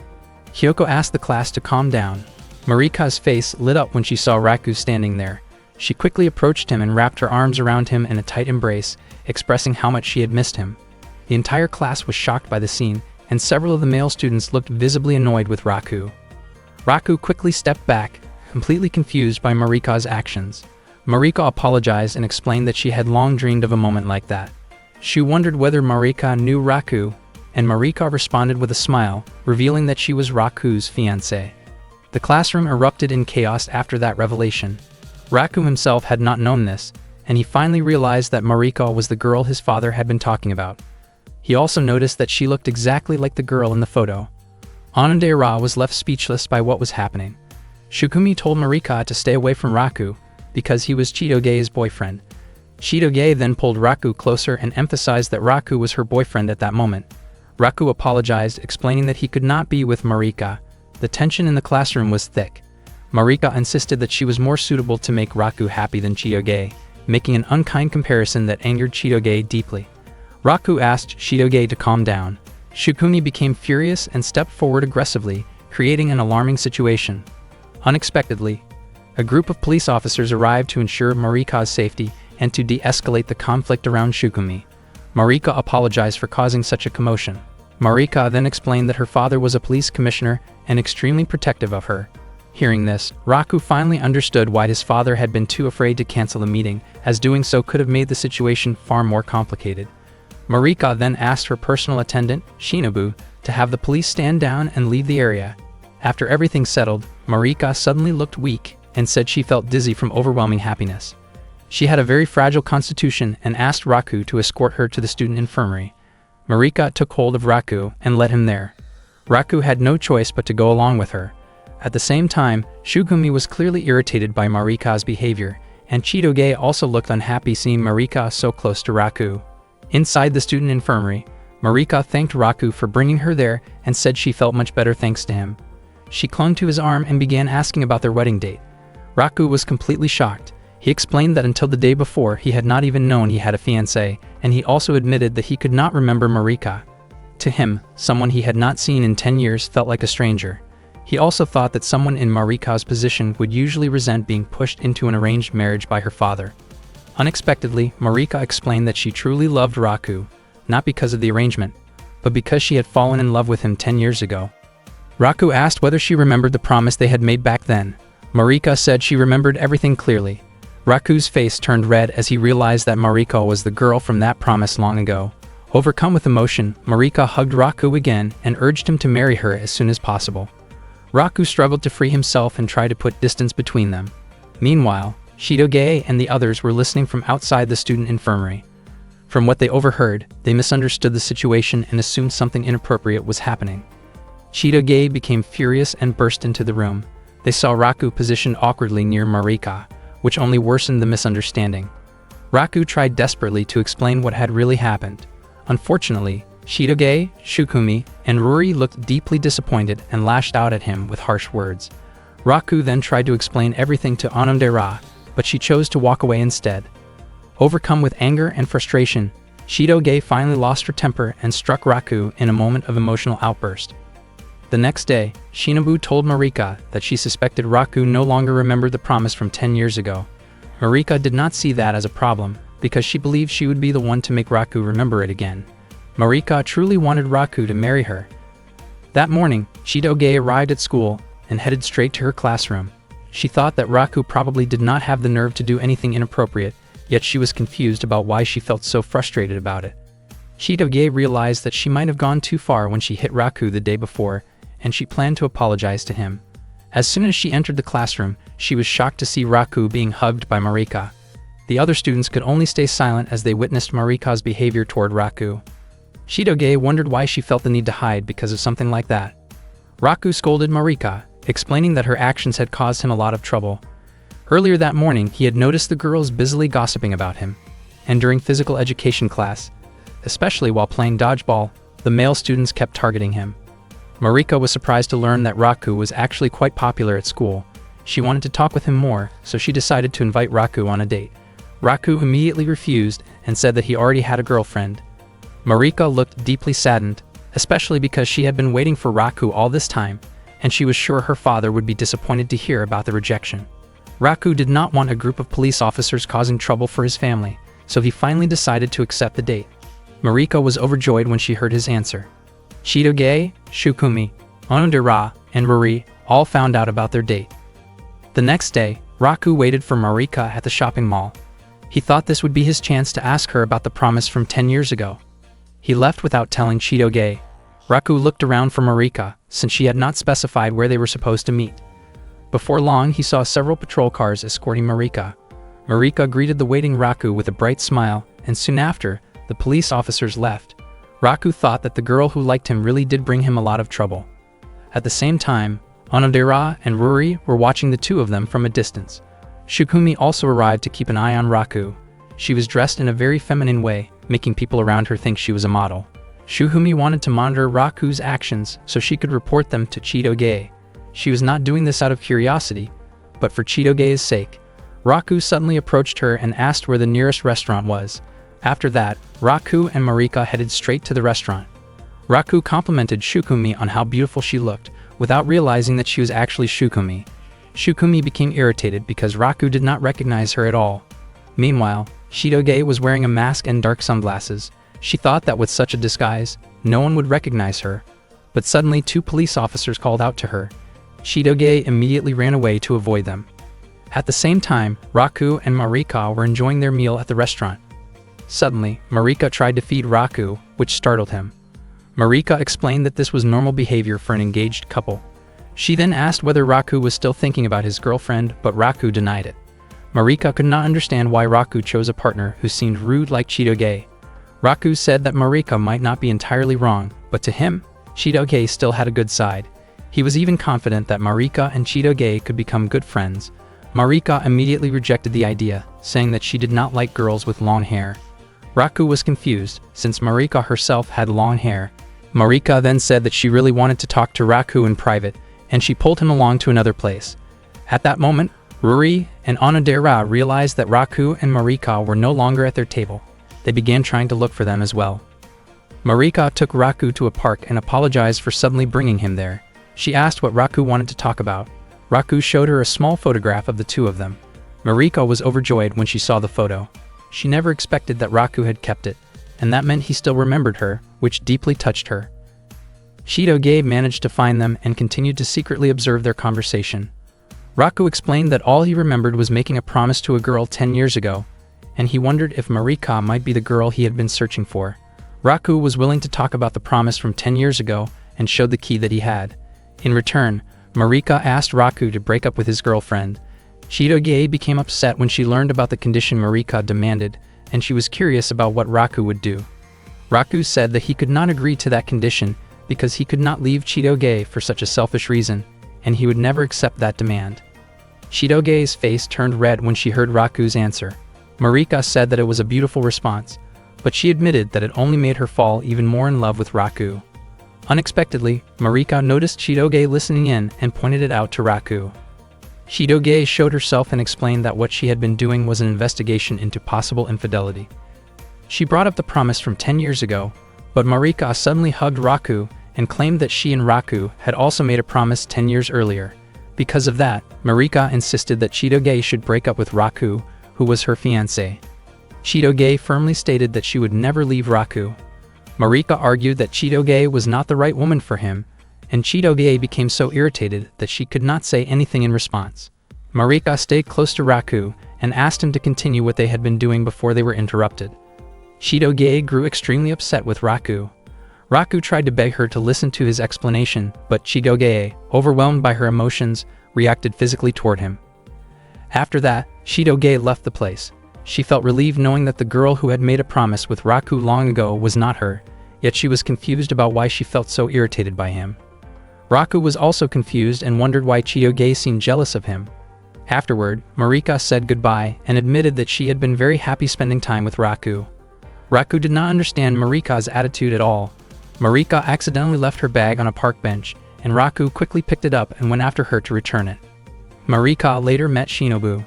Shinobu said that Marika had been pushing herself too hard and believed that she must have been suffering because of the heat. She wondered why Marika had not worn a hat outside. It turned out that Marika had intentionally chosen not to wear one because she wanted Raku to keep looking at her face. Shinobu then left to get some medicine. Not long after that, Raku arrived and asked about Marika's condition. Marika was surprised to see him there. Raku immediately returned the bag she had left behind. Marika said that she only felt a little dizzy and that there was nothing to worry about. She then asked what Raku liked about Chitoge, considering her blunt way of speaking and her difficult personality. Raku explained that Chitoge often acted however she pleased, was quick to confront troublemakers, had strength comparable to a mountain gorilla, got angry easily, and constantly teased him in her diary. Even so, Chitoge was someone he could truly trust. Marika believed that Raku would trust her as well if he could remember her, but Raku did not remember Marika at all. He could not even recall ever meeting someone with such a distinctive way of speaking. Raku also could not remember what he might have done in the past that made Marika care for him so deeply. Marika then changed the way she spoke and asked whether Raku still did not remember her. She felt frustrated that Raku could not remember her, even though she had liked him ever since 10 years ago. She had tried growing out her hair and changing the way she talks so that Raku would like her.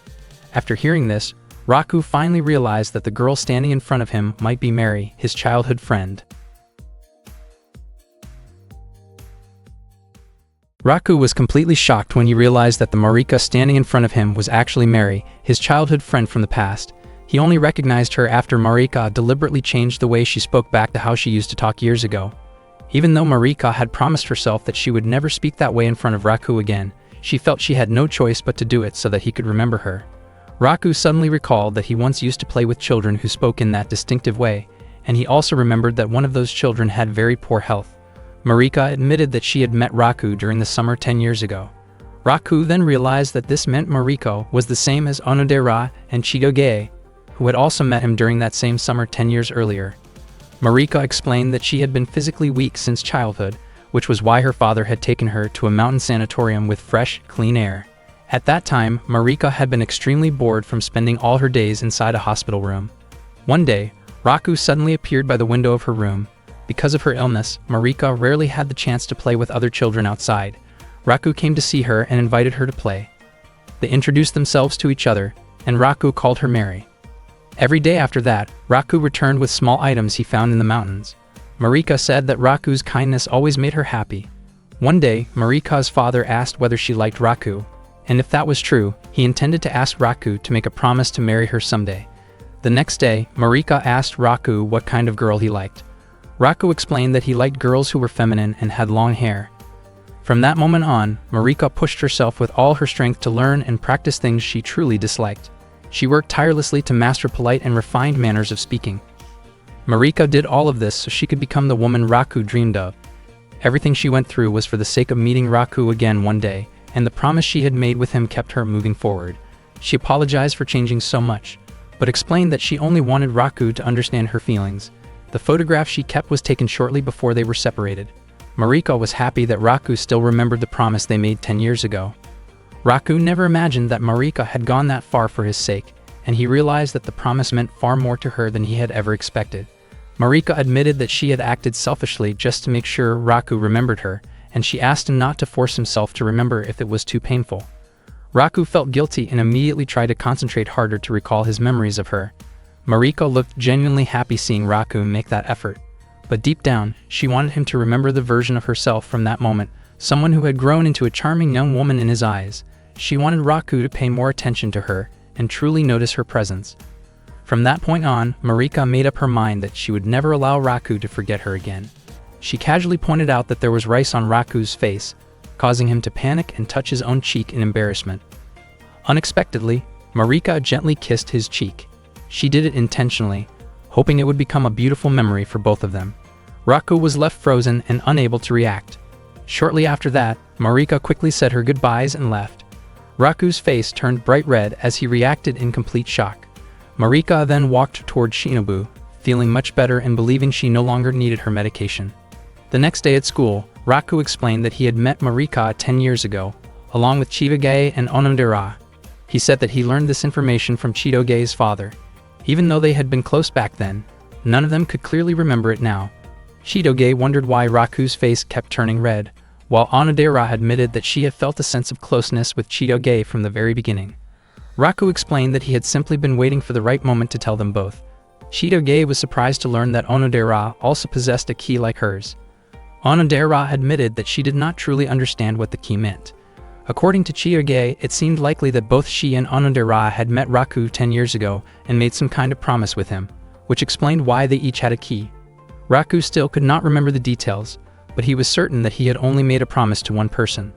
Both Chitoge and Onodera felt confused and curious about what kind of promise it could have been, since neither of them remembered anything at all. Marika later admitted that she clearly remembered the promise she had made with Raku before they were separated, which was a promise to marry in the future. Everyone was shocked to hear this. Chitoge asked Raku if Marika was truly the person he had been searching for all this time, but Raku still could not say for certain. Onodera began to wonder whether she might have made a similar promise with him long ago. Chitoge never expected a childhood promise to carry such serious weight. Raku questioned why there were 3 keys in total, feeling confident that Marika must know something about it. Marika admitted that she did not know the reason either, and she was just as confused about why anyone else would have the same kind of key. She also recalled that Raku once told her he had played with other children besides her. Marika openly admitted how deep her feelings for Raku were, which was why she had made such a serious promise in the first place. In her view, only one of the 3 keys was real, while the others must be replicas. Onodera suggested that the only thing they could do for now was wait until Raku's pendant was fully repaired. No matter what happened, the most important thing for Marika was her belief that Raku would eventually marry her, especially since they had shared an intimate moment. Chitoge immediately doubted that claim and believed it was nothing more than an exaggeration. Raku fell silent, his face turning red once again. Seeing his reaction, both Chitoge and Onodera were stunned. Raku tried to explain that the situation was not what they were imagining, and that it had happened unexpectedly. Chitoge became extremely irritated and criticized Raku harshly for being careless with someone he had only recently reconnected with. Marika stated that it was already obvious that she was the one who suited Raku the most. Chitoge responded by calling Marika a shameless girl who was trying to steal someone else's boyfriend, but Marika confidently claimed that she was far sweeter compared to someone as rough as Chitoge. The two of them continued to argue, each insisting that she was the most suitable person to stand by Raku's side. They even brought the question to Onodera, who looked startled and unsure how to respond. Marika then asked how Raku appeared from Onodera's own perspective, adding that it seemed like Onodera had once made a promise to marry him as well. Onodera was reminded of the photo of Chitoge that Raku had bought before. She admitted that she had once shared such a promise, but for her, Raku was now someone she considered a close friend. Hearing that answer, Marika invited Onodera to become her friend, but Chitoge immediately objected, saying that Onodera was already her close friend. Raku felt slightly disappointed because he was seen as nothing more than a good friend. Onodera had indeed met Raku in the past, and he might have been her first love, but she understood that at the time, Raku likely had feelings for Chitoge. Chitoge found it strange, especially since Raku did not remember anything about Marika at all. Suddenly, Marika began speaking in the same refined manner she had used before, which surprised both Onodera and Chitoge. The next day, Marika approached Raku at his desk and urged him to meet her father so they could decide on an engagement date. Chitoge was clearly irritated by this. Raku pointed out that he had not even decided who his fiancé would be, but Marika confidently said that their engagement would not be cancelled. She also tried to act overly affectionate toward him, but Raku explained that he was still too young to even think about marriage. Chitoge wondered how Marika could say such things so casually in front of someone who was supposed to be Raku's girlfriend. Marika instead thanked Chitoge for taking such good care of her future husband. From Chidoge's point of view, since Raku did not even know about the engagement, it could not be considered valid. Marika explained that in the past, engagements were often decided by an agreement between parents, and if Chidoge wanted to object, the only way was to speak directly to Marika's father. Later that afternoon, while taking care of the plants, Chidoge asked Raku what he planned to do. Raku admitted that he did not know, especially since Marika was pressuring him so strongly and he found it hard to refuse her. Chidoge criticized him for being too soft and indecisive. She firmly stated that if Raku went to Marika's house, he would likely come back with an officially decided wedding date. Raku, on the other hand, was confused by Chidoge's behavior, which had seemed strange lately. Chidoge admitted that she was worried about what might happen if members of the Beihai group found out about the engagement, and Raku could not even imagine how Claude might react. The following day, Raku walked with Marika to meet her father. He remembered Chidoge's advice, hoping that Marika's father might be willing to cancel the engagement. They arrived at a tall building, and Marika explained that the upper floors were her family's residence. Before entering, Raku asked what her father was like. Marika described him as a very kind man who always worried about her, and she was confident that Raku would like him. They took the elevator to the top floor, and the moment Raku saw Marika's father, he was shocked. Her father had an intimidating presence, even more frightening than someone from an organized crime background. Marika quickly introduced Raku to him, while Raku nervously greeted Marika's father, stumbling over his words. Her father was surprised to see that Raku, the son of Issei, had grown up and looked so much like his father. He invited Raku to sit down and started a conversation, asking about Issei while pointing out a scar on his own face. Raku commented on the scar and asked whether it had been obtained during an assignment. Marika's father revealed that the scar had actually been caused by Issei. He even admitted that seeing Raku, who resembled Issei so closely, stirred up old emotions. He acknowledged the strength of both sides, despite being on opposing paths, and they shared drinks together. Even so, Marika's father admitted that his long-standing wish had been to see Issei brought to justice. Raku concluded that Marika's father was far more intimidating than anyone he had ever met, making it impossible for him to gather the courage to cancel the engagement. Marika's father believed that Raku must have noticed how deeply Marika cared for him. Marika then mentioned that Raku had forgotten about her entirely. Hearing this made her father visibly upset, frightening Raku even more. He realized that this was the reason Raku had never known about the engagement in the first place. Marika's father was irritated that Issei had allowed such an important promise to be forgotten. He then questioned whether Raku might be interested in another girl. Raku tried to avoid answering, but Marika openly revealed that Raku already had a girlfriend. This news made her father furious, but Marika insisted that it was not Raku's fault. She also stated that she was not bothered by it and had already resolved to win Raku over fairly, believing that only by doing so would she be worthy of marrying him. Marika's father asked whether Raku was truly that close to Marika. Overwhelmed by fear, Raku could not tell the full truth. He chose to say that he and Marika would maintain a respectful and careful relationship. However, Marika brought up their past closeness in a way that made her father even angrier, leaving Raku completely terrified.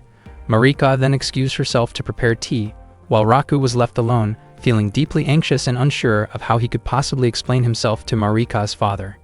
Marika's father explained that Marika used to be a good girl, but back then she constantly bragged about Raku and often lied about small, trivial things. He also mentioned that Marika still kept some old scrap items that Raku had brought to the hospital long ago. Raku never expected that Marika would still be holding on to those things. Raku then admitted to Marika's father that there was someone he liked, and that person was not Marika.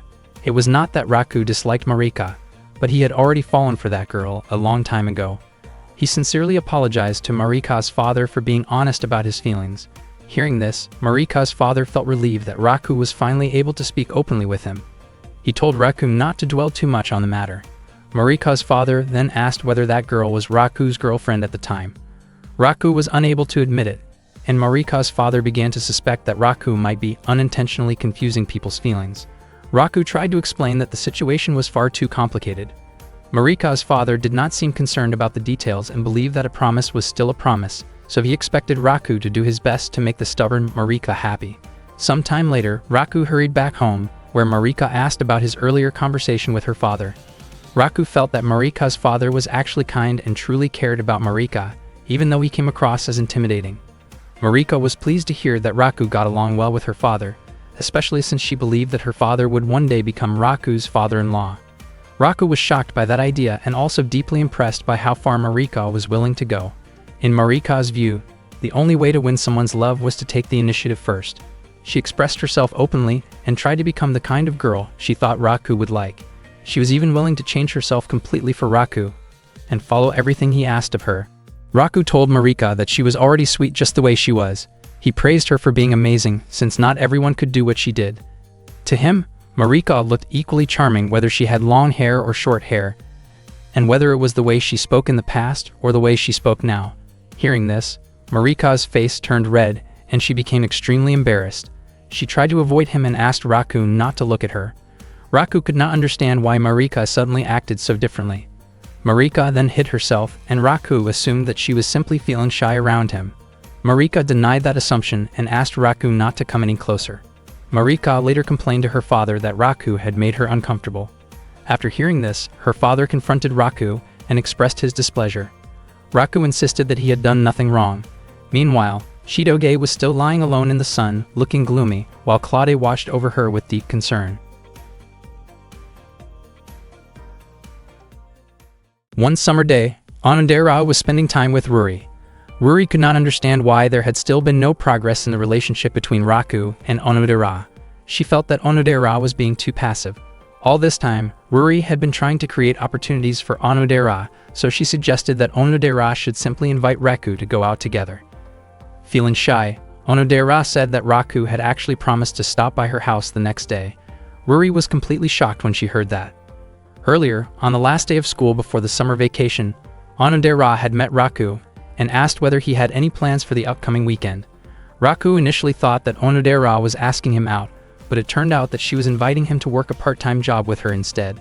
One of the employees at her family's business was unable to come in, and Onodera's mother was looking for someone who was good at cooking. Onodera did not know anyone else who could cook well besides Raku. Raku was genuinely happy to receive that offer. Raku never expected that he would be able to see Onodera during the summer vacation. He had never worked a part-time job before, but he wanted to show his abilities in front of her. He soon arrived at the traditional Japanese sweets shop owned by Onodera's family. As soon as he opened the door, he saw Onodera's mother speaking angrily on the phone. Raku felt intimidated by the atmosphere, especially when she sharply questioned why a student had come to her shop. Not long after that, Onodera arrived and calmed her mother down, explaining that the boy was her friend and that he would be working there part-time. Raku was captivated by the sight of Onodera wearing the shop's employee uniform, which made her look especially sweet. Onodera's mother was surprised to learn that the person Onodera claimed was good at cooking was actually her classmate. She doubted Raku's abilities, believing that the kitchen was a serious place meant for skilled professionals, and that it was unlikely for a high school student to be truly proficient at cooking. Onodera explained that Raku cooked large meals for his family every day. Wanting to see proof, her mother asked Raku to make something for her. She implied that his skills would be judged by the taste of what he made. Raku had studied Japanese sweets before, but he had never practiced making them directly. He looked very nervous, but when he glanced at Onodera, she kept encouraging him and believed that he could do it. Raku immediately got to work. Onodera's mother watched as he carefully cleaned the water splashes from the bowl. She realized that Raku was probably not very familiar with making Japanese sweets, but she could tell that he was accustomed to cooking in general. Before long, Raku successfully completed a Japanese sweet. When Onodera's mother tasted it, she was very pleased and suddenly expressed strong approval of Raku, even suggesting that he would make a good future partner for her daughter. Raku was completely taken aback by that reaction. Onodera's mother smiled and remarked that Onodera had brought home a dependable young man. She felt that Raku had excellent skills and the potential to help manage the family business in the future. She accepted Raku as a part-time worker at the shop and asked Onodera to teach him how to make simple sweets. She decided to watch over the shop while they worked together. She also wondered why Onodera's face had turned red whenever she was near Raku, and she teased her for taking advantage of the opportunity to introduce him to her mother. Onodera felt extremely embarrassed by the teasing. Although she was flustered, Raku commented that Onodera's mother was an impressive person. Onodera asked Raku not to worry too much about her mother's remarks, and then she began explaining how to make the sweets. Onodera explained each step carefully on how to make delicious Japanese sweets. Raku continued stirring the mixture and was surprised that Onodera remembered every single step. He asked whether she often made sweets. Onodera denied it, saying that she never helped with cooking because she was not good at it. Since childhood, She had simply enjoyed watching the process. She once had the chance to make sweets herself, but the people who ate them ended up feeling unwell, and the shop had to close for 3 days afterward. Raku never imagined that Onodera had such an extreme story from her childhood. Onodera added that there was one thing she was praised for, which was the finishing touch. She was especially skilled at decorating sweets and making them look more beautiful. Raku praised the appearance of the sweets that Onodera shaped. At that moment, Raku had just finished preparing the mixture. Onodera suggested that Raku focus on adjusting the flavor while she handled the appearance. That way, they could create delicious Japanese sweets together. To Raku, her words sounded almost like a proposal meant for the future they might share. Just then, Onodera's mother mentioned that she needed to step out for a short while and reminded them to take good care of the shop while she was gone. Raku felt as if a powerful tremor had struck his heart, making him want to stay right where he was and imagine building a happy family someday. Not long after that thought crossed his mind, a customer arrived at the shop. The elderly man looked genuinely delighted to see Onodera taking care of the store. The customer was Yoshino, a man who had been a regular at Onodera's family candy shop for a very long time. Onodera prepared Yoshino's usual order, just like she always did. As usual, Yoshino lightly teased her by suggesting they spend time together sometime, but Onodera simply responded with a warm smile.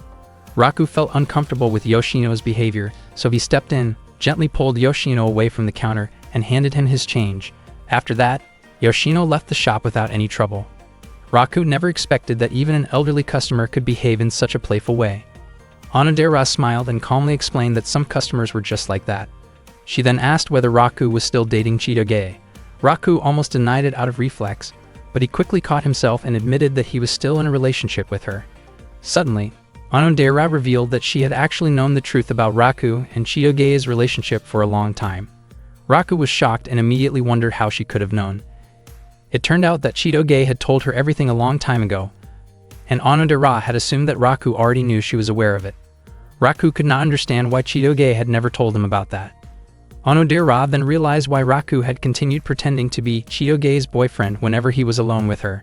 However, she still did not understand why Raku had been hiding Chitoge's photo, and she did not yet have the courage to ask him about it. Meanwhile, Raku began to wonder whether this meant he might finally be able to confess his feelings to Onodera.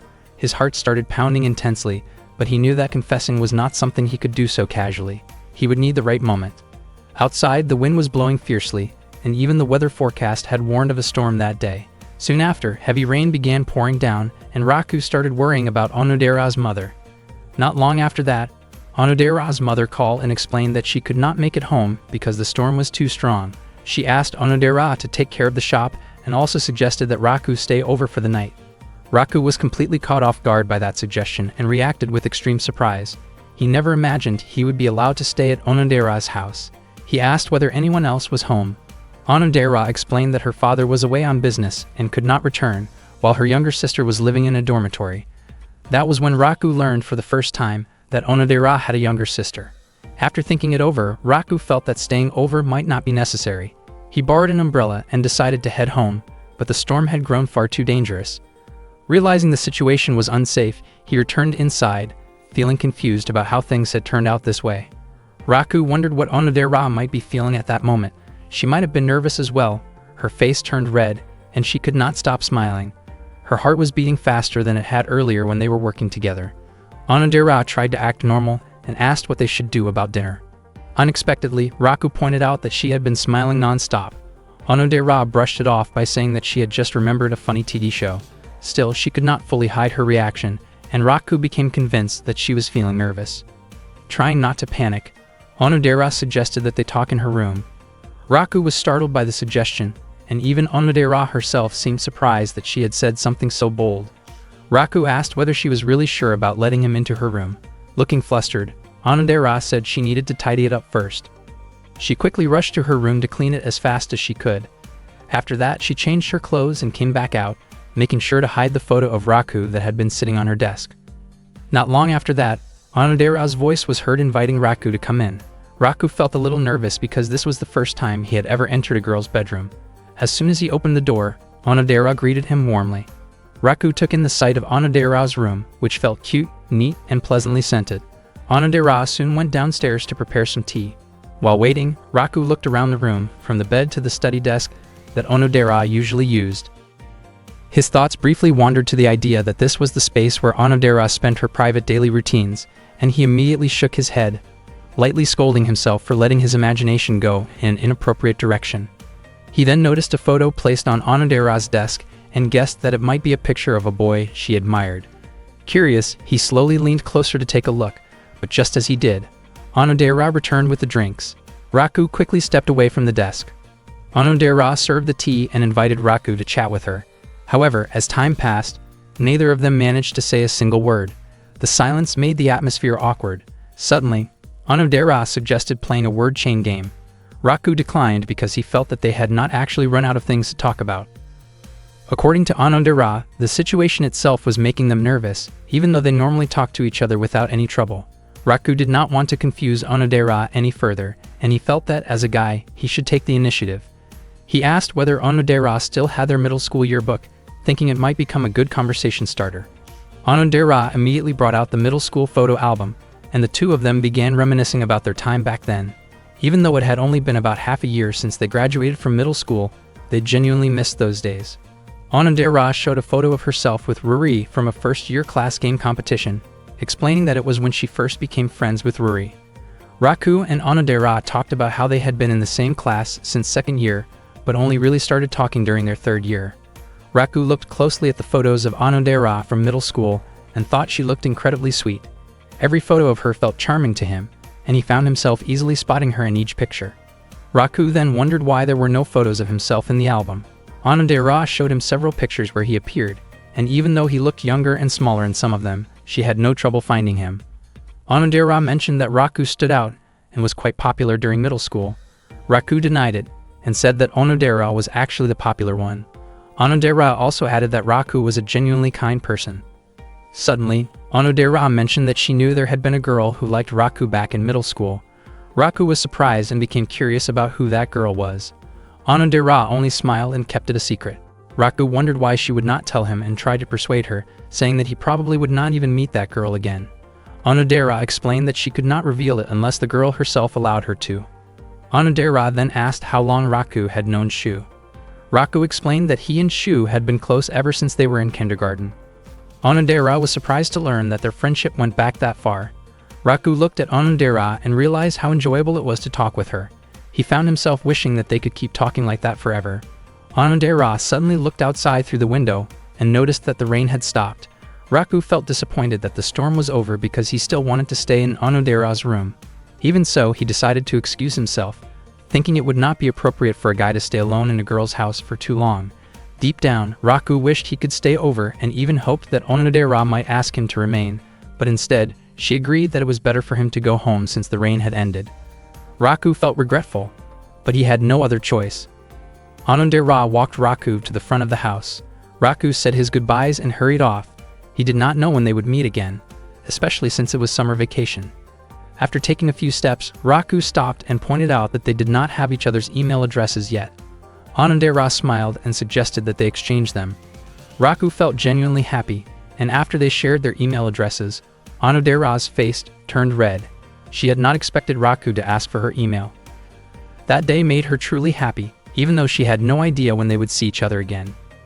Later, Onodera typed a message admitting that the girl who liked Raku during middle school was herself, but she deleted it because she was not ready to say it yet. After that, Raku finally left, his face looking bright and cheerful. He could not believe that after 2 years of friendship, he had finally gotten Onodera's email address. Raku immediately sent her a message, and Onodera replied right away, wishing him good night. Raku was surprised to see her quick response and realized that he was not the only one feeling excited. Meanwhile, Onodera got ready for bed, feeling sure that Ruri would praise her when she found out that Onodera had exchanged email addresses with Raku. That night was the night of the summer festival. A huge crowd gathered to enjoy the full lineup of festival events, and countless food stalls filled the area.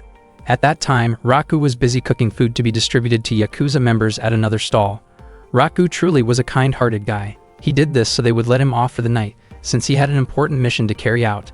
That mission was to obtain a super-ultra matchmaking item, a love charm. According to rumors, the charm was incredibly effective at keeping romantic relationships strong and lasting. Because of that reputation, it was extremely popular and usually sold out right away. While walking through the festival, Raku suddenly ran into Chitoge. Chitoge mentioned that she only wanted to enjoy the festival, yet she wondered why she had to run into Raku there. Raku explained that he was helping out at his family's stall. Not long after that, one of the Yakuza members came over and asked Raku to deliver some beer. When he saw Raku together with Chitoge, he became deeply moved that Raku was still willing to help the stall, even though he was spending the festival night with her. He told Raku that there was no need to help anymore, since bringing a girlfriend to a festival was considered one of the 3 biggest dreams for a man. He hoped that Raku and Chitoge would enjoy the festival and have a great time together. Chitoge felt annoyed that she had to walk around with Raku, even though she had been excited to explore the summer festival on her own. She then asked Raku to treat her to some takoyaki. Raku took her to his family's takoyaki stall and requested the food directly, so he did not have to spend any money. He confidently guaranteed that the takoyaki tasted great. Chitoge was surprised to learn that so many people lived at Raku's place. Raku explained that the Yakuza members were running many of the festival stalls. Chitoge wondered if that meant she could eat as much as she wanted, and she even suggested going on a date with Raku so she could enjoy free food. Raku did not expect Chitoge to be that focused on material benefits. From Chitoge's point of view, Raku felt like a walking free pass during the festival. Raku found it strange, especially since Chitoge was the daughter of a very wealthy family yet acted like that. Chitoge ran off cheerfully toward the food stall she wanted to visit.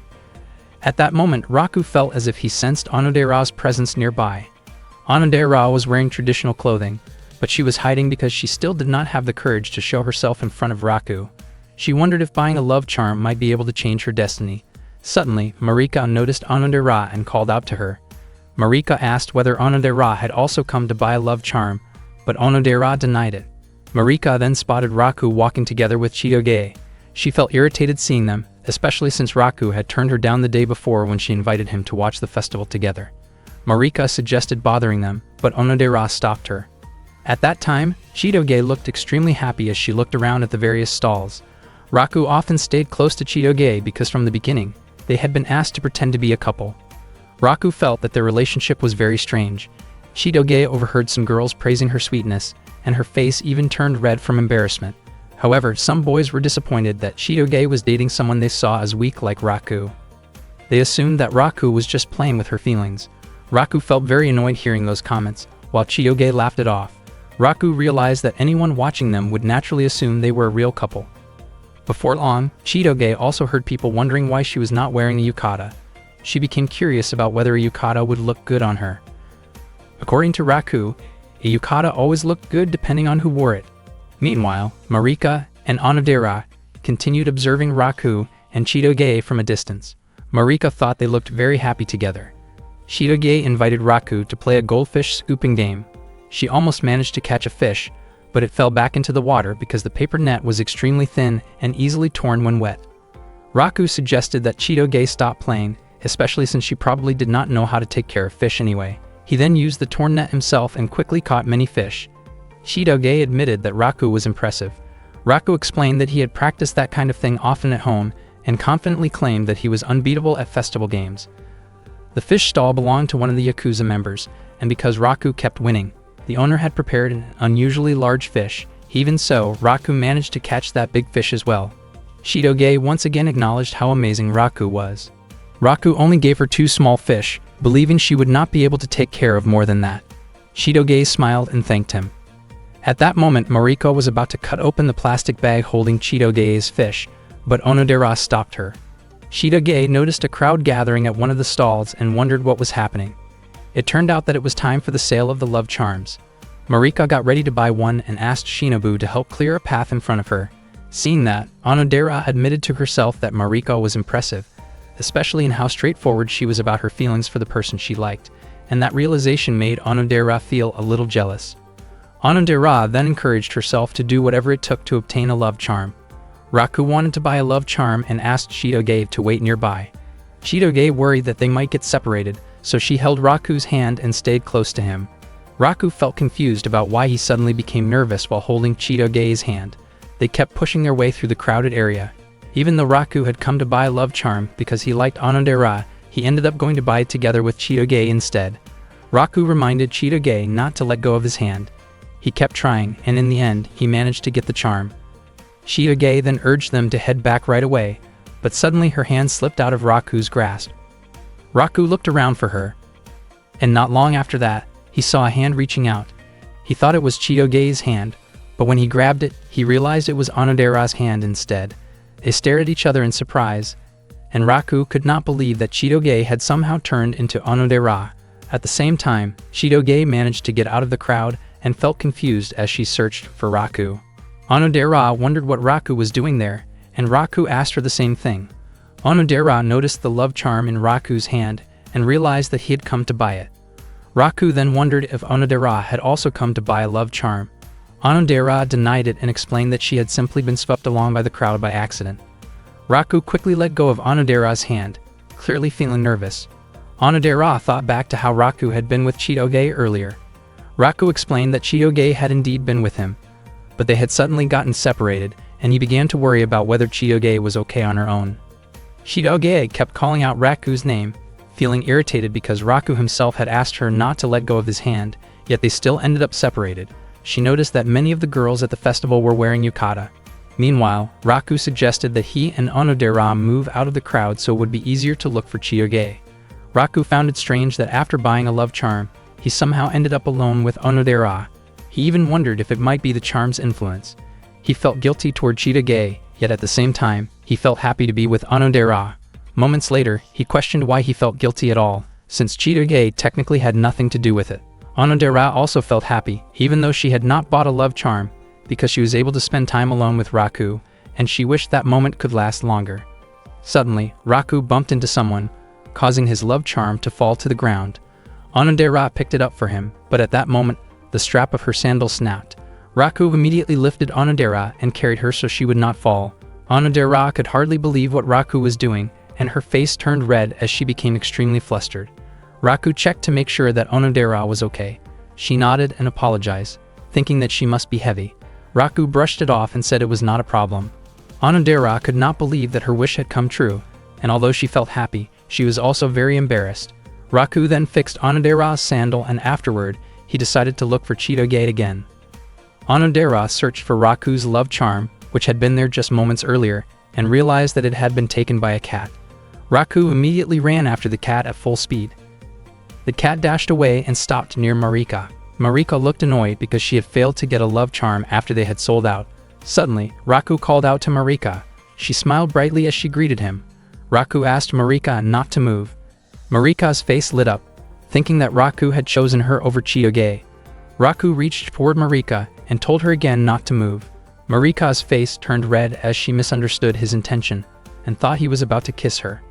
Raku moved even closer, and Marika closed her eyes, but instead of what she expected, Raku tried to grab the cat. The cat quickly slipped away and ran off, with Raku continuing the chase. Marika was left completely confused about what had just happened.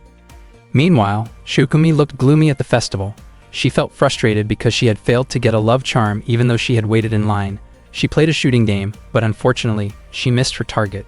Shukumi became irritated with the toy rifle, thinking that if she had been using a real one, she would have hit the target without a problem. Suddenly, the cat that had stolen Raku's love charm crashed into her, causing the charm to fall to the ground. The cat immediately ran away. Not long after that, Raku arrived and asked whether Shukumi had seen a striped cat. Shukumi pointed in the direction where the cat had just run. Raku thanked Shukumi and then quickly hit the target in the shooting game. He gave the prize to Shukumi as a token of his gratitude. After that, Raku went back to chasing after the cat once again. Shu was at the festival with his two friends when not long after, a cat carrying a love charm suddenly jumped onto him and dropped the charm right on his head. Shu was startled as he realized what had landed on him and stared at the love charm in surprise. As he looked around, his eyes caught sight of a girl wearing a yukata who appeared attractive. He tried to tease her, only to discover that the girl was actually Ruri. The moment Ruri recognized Shu's irritating expression, she immediately reacted and pushed him away in annoyance. The love charm was sent flying into the air and landed near someone else. Raku continued searching for his missing love charm. While he was still looking around, Chitoge suddenly called out to him and handed the charm back. Raku was instantly captivated by the sight of Chitoge wearing a yukata. Chitoge reminded him to take good care of the charm. Raku asked when she had changed her outfit, and Chitoge explained that she had asked Claude to bring the yukata to her. Raku found it strange that Chitoge had suddenly changed her appearance. Chitoge said that she simply wanted to try wearing a yukata at the festival. It was Chitoge's first time wearing one, and she felt that the obi around her waist was too tight, making it difficult for her to walk comfortably. She wondered why so many people enjoyed wearing yukata in the first place, and was unsure whether it suited her or not. Feeling a bit shy, Raku told her that she looked great in it. Hearing that made Chitoge think that she might want to wear a yukata again next year. After walking for a while, Chitoge noticed a sign explaining the meaning behind the love charm. She learned that in the past, when a man gave a love charm to a woman, it symbolized a marriage proposal. Chitoge laughed, convinced that Raku would never find someone to give such a charm to. Raku, still confused about why Chitoge had suddenly worn a yukata, began thinking that it felt strange for a guy to be the one holding onto a love charm, since items like that were usually kept by girls. He then handed the charm to Chitoge. Chitoge was clearly surprised when she received it, and Raku did not understand her reaction. Chitoge wondered why Raku had chosen her to receive the charm, while Raku noticed that she seemed unusually flustered and that her face had turned red. Chitoge asked if Raku truly meant what he was doing. Raku replied that he was serious about giving her the charm. This made Chitoge even more nervous, as she started to wonder if this meant Raku was proposing to her and if he had feelings for her. Meanwhile, Raku simply thought that maybe Chitoge really wanted the charm. Chitoge asked since when Raku had started looking at her that way, and Raku answered that he had intended to give it to her from the start. Chitoge assumed that Raku had fallen in love with her and immediately proposed, leaving her unsure how to handle something so sudden. At that moment, the obi on Chitoge's yukata loosened slightly. Raku moved to help her, but Chitoge became extremely embarrassed and asked him to step back. She explained that she was not dressed properly underneath because she had misunderstood how yukata were usually worn. Chitoge assumed that Raku might be imagining inappropriate things, but Raku quickly denied it. He then carefully helped fix the obi. Chitoge asked whether Raku had truly thought through why he gave her the charm. Raku did not understand what she meant at first, but when he noticed the sign explaining the meaning of the love charm, he finally realized the misunderstanding. He was so shocked that he almost caused Chitoge's yukata to come loose again. Raku immediately explained that he had no idea about the charm's meaning and that he had no strange intentions when giving it to her. Meanwhile, Onodera, Marika, and Shukumi were spending time together. Onodera wished she could spend more time with Chitoge. Marika was still confused about why Raku had acted so harshly toward her earlier, and Shukumi happily enjoyed the snacks Raku had won for her during the shooting game. That day, Raku went to the beach with his friends. Raku praised Shu for managing to find a place to stay close to the shoreline. It turned out that Shu was able to get the accommodation at a low price because someone he knew had canceled their vacation plans. Shu wanted to spend their summer break at the beach since their holiday was almost over. Ruri suspected that Shu's real motivation was simply to enjoy watching girls in swimsuits. Onodera felt happy that everyone could go on vacation together. It was Chitoge's first time visiting a beach in Japan, while the last beach she had visited was in North Carolina. Marika mentioned that the last beach she went to was in the Maldives. Raku felt confused by the way Chitoge and Marika talked, as it sounded like both of them were celebrities. Chitoge was extremely excited and could not wait to enjoy the beach. Chitoge and Ruri immediately ran toward the water. The girls showed off their cute swimsuits and looked genuinely happy as they enjoyed their beach vacation. Shu commented on Shukumi, noting that it was unusual for her to wear something so eye-catching. Shukumi explained that she originally wanted to wear her own swimsuit, but Chitoge had chosen one for her instead, which made her feel very embarrassed. According to Chitoge, the swimsuit suited Shukumi perfectly for the beach. Shukumi felt shy about her appearance and tried to cover herself, while Chitoge insisted that Shukumi should feel confident about herself. Marika then playfully teased Shukumi by comparing their looks, making Shukumi flustered by the attention. Chitoge and Marika continued joking around, which made Shukumi feel overwhelmed and ticklish from all the teasing. Shu seemed to enjoy watching the scene, while Raku thought that they had forgotten there were boys around. Raku then noticed that Shu had been busy using his binoculars for quite some time. It turned out that Shu was openly staring at the girls around the beach, paying far too much attention to their appearances. Ruri did not hesitate to hit Shu with her stick to stop his behavior.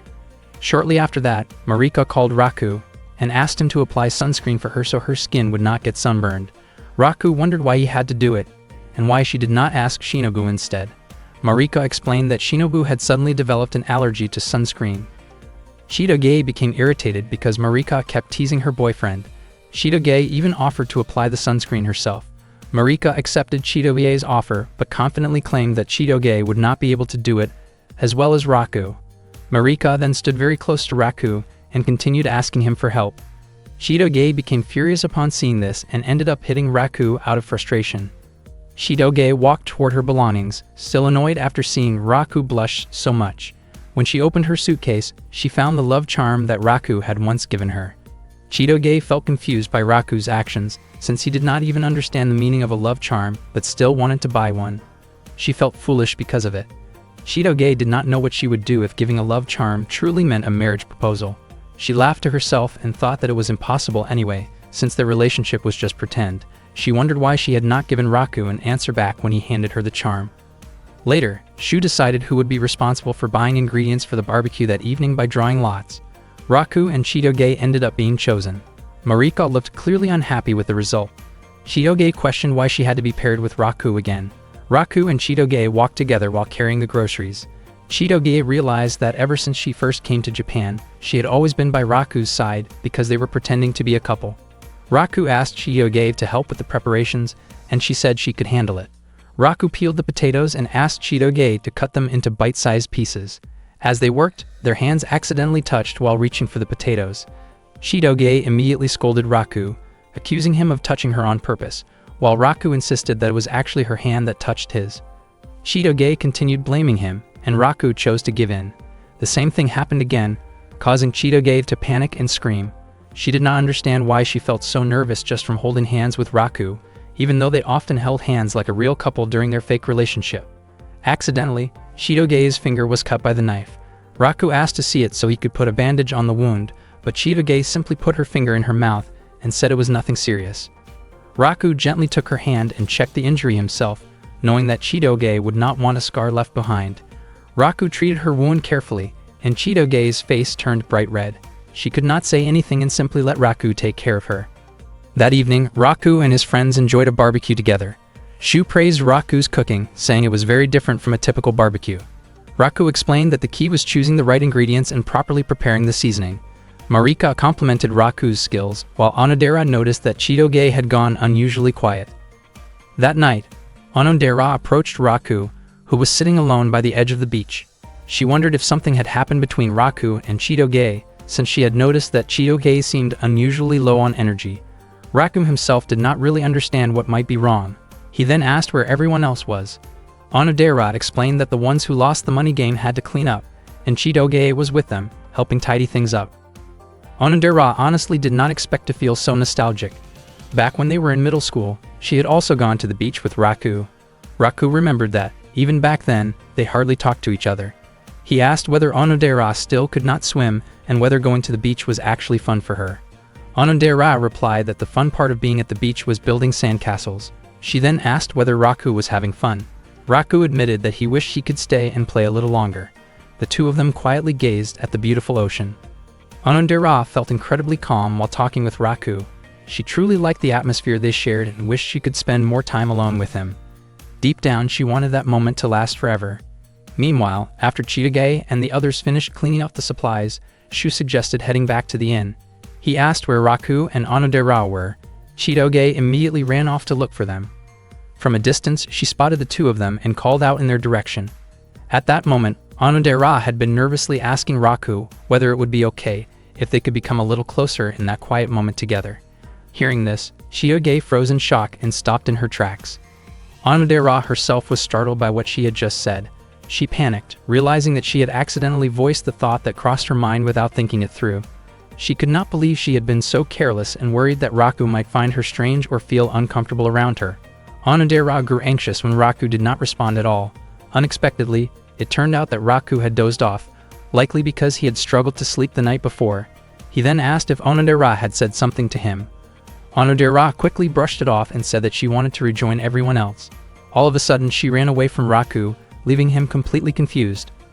From afar, Chitoge was still trying to process what she thought she had heard earlier. She had not heard it clearly and convinced herself that Onodera had probably been talking about kimchi, not anything serious. Shortly after that, Raku asked Chitoge what she was doing there. Feeling extremely embarrassed, Chitoge immediately left the area. The next day, while Chitoge was lying in the sun, she reflected on how things had become awkward between her and Raku since that night. Just a few days earlier, they had been talking like usual. Around the same time, Ruri asked Onodera why she had not come back with Raku the previous night. Onodera could not bring herself to answer that question. Instead, she asked what was going on with Chitoge, since Chitoge looked unwell to her.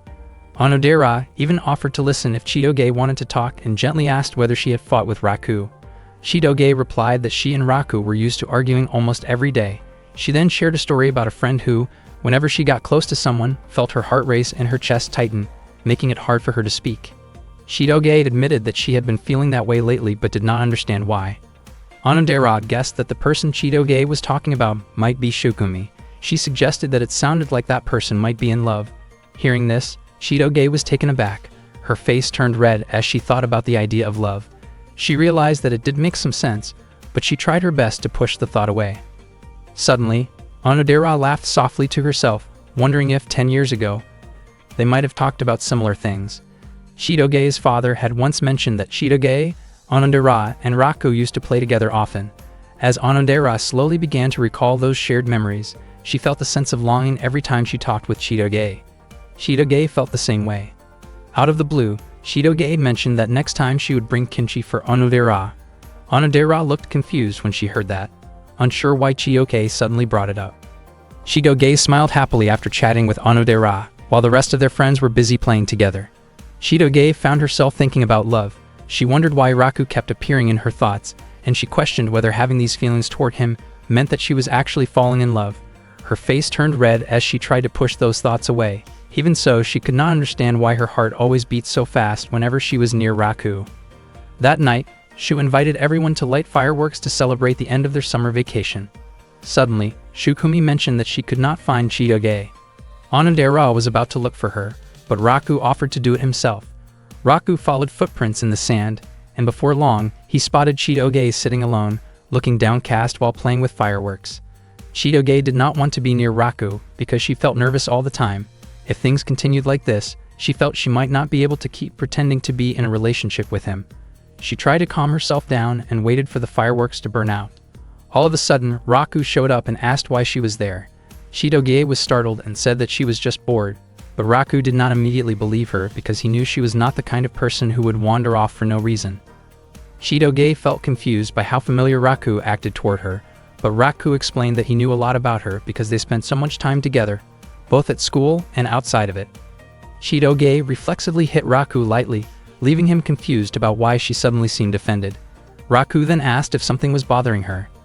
Chitoge said that it was nothing important, especially since they were only pretending to date, so there was no need for them to be that close. She also mentioned that she knew Raku disliked her. Raku was surprised by this sudden topic and explained that he did not hate her anymore, unlike when they first met. He then asked whether Chitoge still hated him. Chitoge admitted that she truly did hate him, but Raku did not feel pressured by that answer. Chitoge then wondered aloud whether things would go smoothly if they were really dating. Raku was confused about why she would ask something like that. Chitoge insisted that he answer her question. Raku felt that something was clearly wrong, since Chitoge was acting unlike her usual self, and that made him uneasy. Even though the person he liked was Onodera, he noticed that he felt nervous standing in front of Chitoge. He also found her expression strange and assumed she might be joking. Raku explained that it would never work if they actually dated, because Chitoge was not his ideal type. He thought she was rough around the edges, lacked manners, and was not sweet at all. He also believed they would argue every single day. Raku suggested that Chitoge should try to be more mature and feminine. Without realizing it, Chitoge snapped at him, then quickly apologized and walked away. From that incident until the end of summer, Raku and Chitoge did not speak to each other at all. When the new semester began, Raku still could not understand why Chitoge had been ignoring him since that day. He could not figure out why she had suddenly gotten angry with him, and just thinking about it irritated him. Onodera looked at Raku, and felt that he seemed gloomy, guessing that he might still be fighting with Chitoge. Raku could not guess what Chitoge was thinking, and his mind kept returning to what she had said to him at the beach. He wondered why she had suddenly apologized back then, since that was not like her at all. Before long, Chitoge arrived in the classroom and quietly took her seat. Raku asked why she was ignoring him. Chitoge apologized and said that she had been dealing with a lot of personal issues. Raku did not understand why she had become so distant and asked why she had suddenly been upset with him. Chitoge said that she was not angry and told him not to make a big deal out of it because class was about to start. Raku was left feeling confused by her behavior. Day after day, Chitoge remained cold toward him and acted as if their previous issue had never happened. One day, Shu gathered everyone to discuss preparations for the school cultural festival. As a member of the festival committee, Shu explained that their class would be putting on a stage play for the event. The play they would perform was Romeo and Juliet. Shu immediately chose Raku and Chitoge for the lead roles, and the class agreed, but Chitoge stated that she would not participate in the play. Shu decided that Raku and Onodera would be cast as the main leads in the Romeo and Juliet drama that would be performed during the school cultural festival. Suddenly, Marika asked Onodera to give that role to her, believing that Onodera would not mind handing it over. Marika was extremely eager to play the leading role alongside Raku. She kept pleading with Onodera, hoping she would be willing to give up the part. Raku had already expected that things would turn out this way. Onodera apologized to Marika and explained that she could not give the role to her, because she also wanted to play it herself. Marika smiled and said that she would be ready to step in and replace Onodera if Onodera was unable to perform during the show. Raku asked whether Onodera had started to become interested in acting. Onodera admitted that she was a little curious about acting, and she smiled at Raku. Raku truly never expected to end up acting as a romantic partner with Onodera. Even though it was just acting, he still felt a bit nervous. At the same time, he could not stop wondering why Chitoge had turned down the role. At that moment, Chitoge was sitting alone, quietly lost in thought. After school, Raku and his friends were scheduled to practice for the play. As soon as classes ended, Chitoge quickly hurried away. Raku immediately chased after her and asked why she was in such a rush to go home. Chitoge explained that she was not participating in the drama, so she had no reason to stay at school. Raku said that they should go home together so that other people would not become suspicious about their relationship. Chitoge responded that acting that way differently for just one day should not be a problem. Raku then asked why she had refused the role of Juliet, even though they were supposed to be a couple. Chitoge said that she simply did not want to play the role, and after that, she quickly walked away. Raku wondered why Chitoge's attitude had suddenly become so strange. He questioned what had made her upset, but he could not understand what she was feeling when she chose to ignore him. Raku knew that he could not solve all of Chitoge's problems, but he still asked her to tell him what was going on. Chitoge said that it was nothing important and that she was not angry about anything. She asked Raku not to act overly familiar with her, since they were not a real couple. Because of that, she thought it would be better if they did not act close to each other when no one else was around. Chitoge then walked away, leaving Raku unable to understand why she was behaving that way, even though he was constantly worried about her. Raku returned to school afterward. Onodera invited him to start practicing, but Raku acted distant toward her. Onodera guessed that Raku might still be arguing with Chitoge. She was also still curious about the photo of Chitoge that Raku kept, and she wondered what Raku truly felt toward Chitoge. Onodera delivered a printed copy of the script to Kyoko in the teacher's office. Kyoko was surprised to learn that Onodera had been cast as Juliet and felt confident that the role suited her well. She said that she was looking forward to watching a great performance. When Kyoko opened a drawer, Onodera was shocked to see a photo of Chitoge inside. She asked what the photo was about. Kyoko explained that it was from a class trip during the previous semester. The photo had accidentally captured an awkward moment of Onodera in the background while she was changing outfits for an activity. Kyoko admitted that she had been careless and had not noticed it at first, but fortunately Raku had realized it and returned the photo to her. Kyoko was sure that no one else had seen it, so Onodera did not need to worry. Kyoko jokingly assumed that Raku had shown unexpected maturity in how he handled the situation, even though she had promised Raku that she would not tell Onodera about it. Kyoko then asked Onodera to keep the matter a secret from Raku as well. Only then did Onodera fully understand what had happened. It turned out that Raku had met her that day when he brought the photo back to Kyoko. At that time, Raku had still been thinking about Chitoge, but he tried not to dwell on it because he was with Onodera. Raku began practicing his scene, but Onodera became nervous, her face turning red when she heard Raku, as Romeo, expressing his love. Her thoughts drifted back to the photo, and she felt deeply embarrassed in front of Raku. Meanwhile, the students worked together to prepare various props for their drama performance. Raku practiced his lines as Romeo, declaring his love for Juliet, but Marika interrupted by reciting the lines along with him, which annoyed Raku. Marika did not mean to interfere and explained that she simply wanted to play Juliet. Raku was confused about why Marika kept interrupting, especially since many of her lines were incorrect. After all, Romeo and Juliet was a story about the heirs of two feuding families who fell in love, but were not allowed to be together by their families. Marika said that the story was similar to her own situation with Raku, which made her confident that she could play the role well. Raku asked Marika not to speak carelessly in public. Shugumi became irritated and scolded Marika, firmly stating that Raku was Chitoge's boyfriend. Marika smiled and said that it did not matter, since Chitoge was not playing Juliet anyway. Shugumi grew even more upset by Marika's words. Raku noticed Chitoge standing outside the classroom, but he tried not to think about it and focused on the drama practice instead. Unbeknownst to him, Claude was watching the situation from afar at that very moment. The practice session for that day had finally come to an end, and Shu asked all the cast members to gather together. Raku wondered if they were about to hold a meeting, but it turned out that Shu was organizing a costume fitting for the performers instead. Raku was immediately impressed by the outfits. He never expected that they were completely hand-sewn. The costumes had been carefully made by members of the sewing club. Meanwhile, Marika loudly questioned why she had not received a costume. Since she was only a standby performer, she did not get one. Raku, on the other hand, could not wait to see what kind of costume Onodera would be wearing. When he finally saw her, he was completely captivated.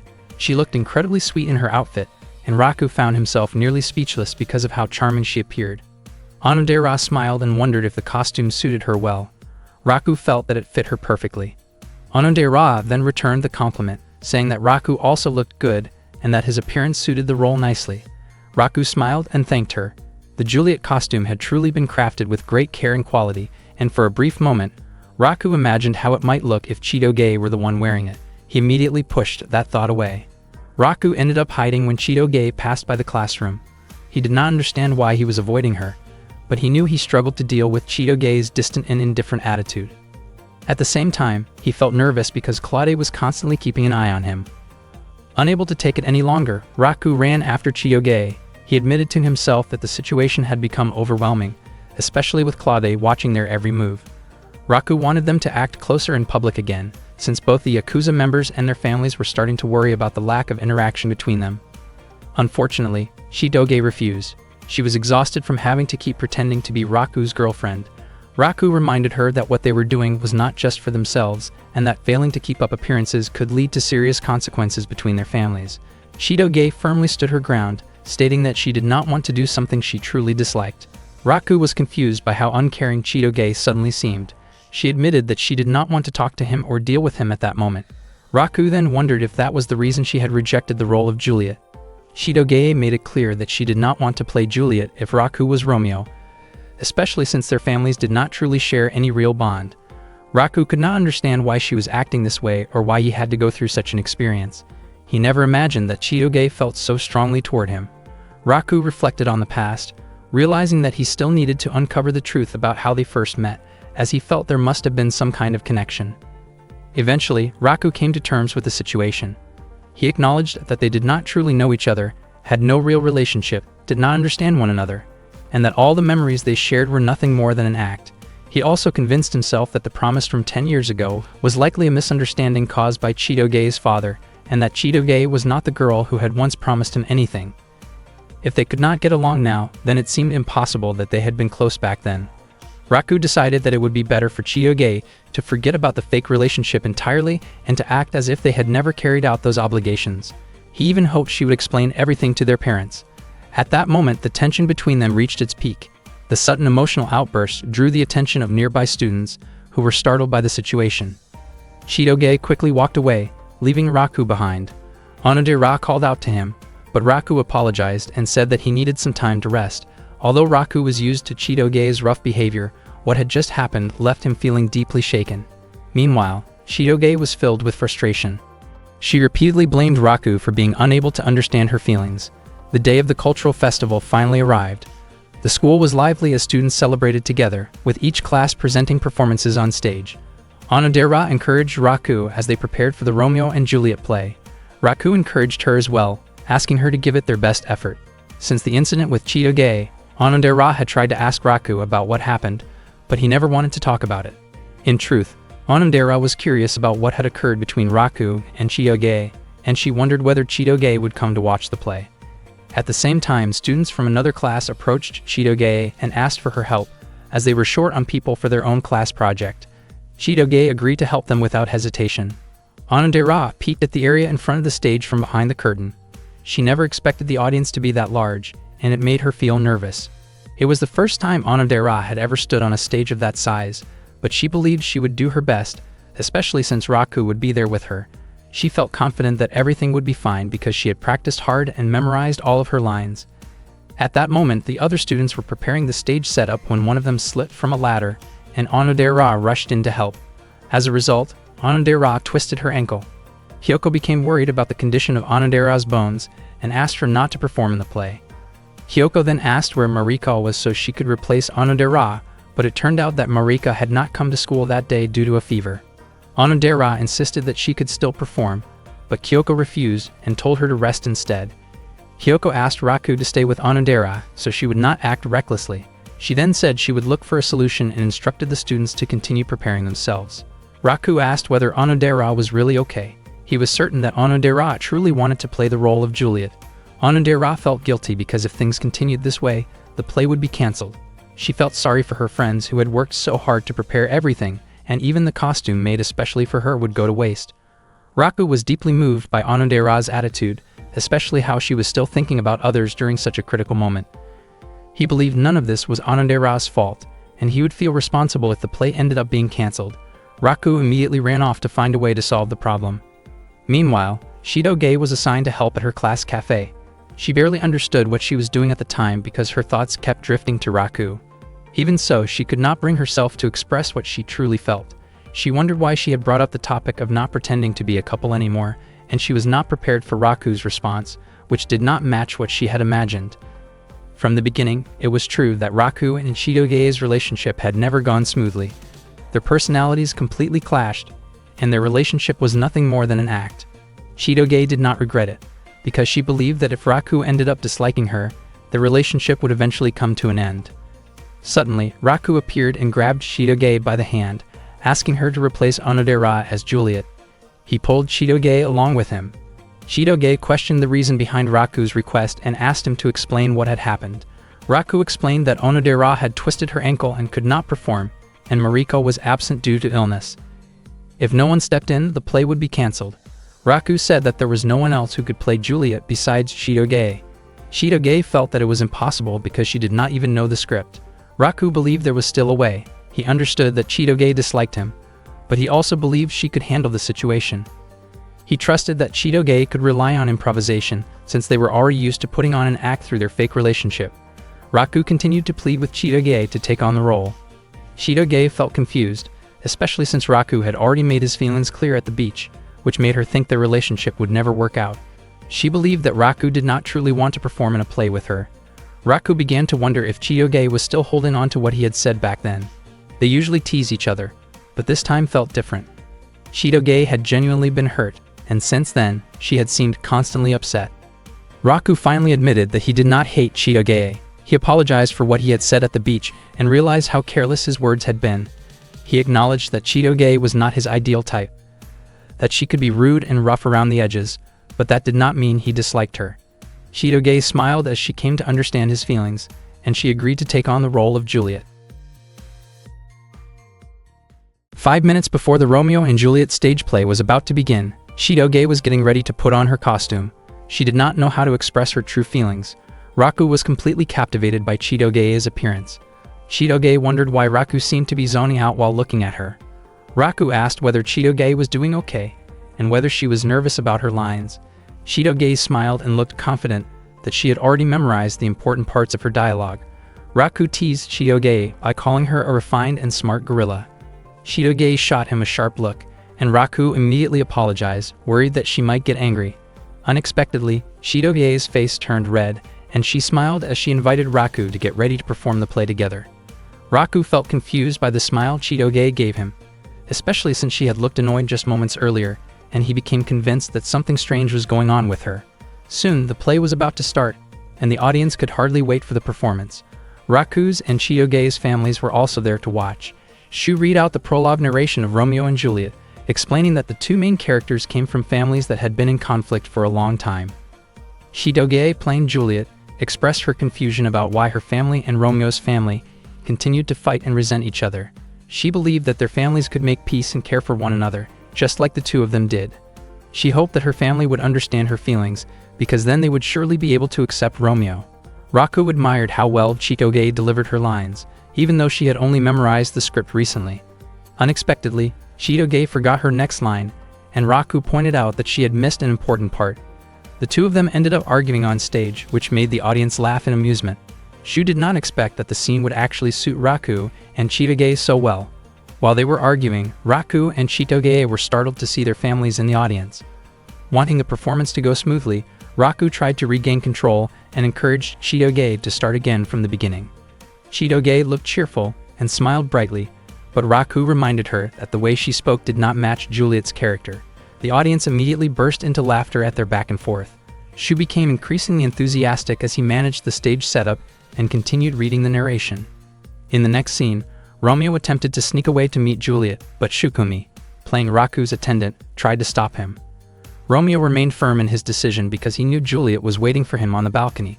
Suddenly, Shu changed the storyline, turning it into a situation where the attendant also had feelings for Romeo, and even added that the attendant confessed those feelings.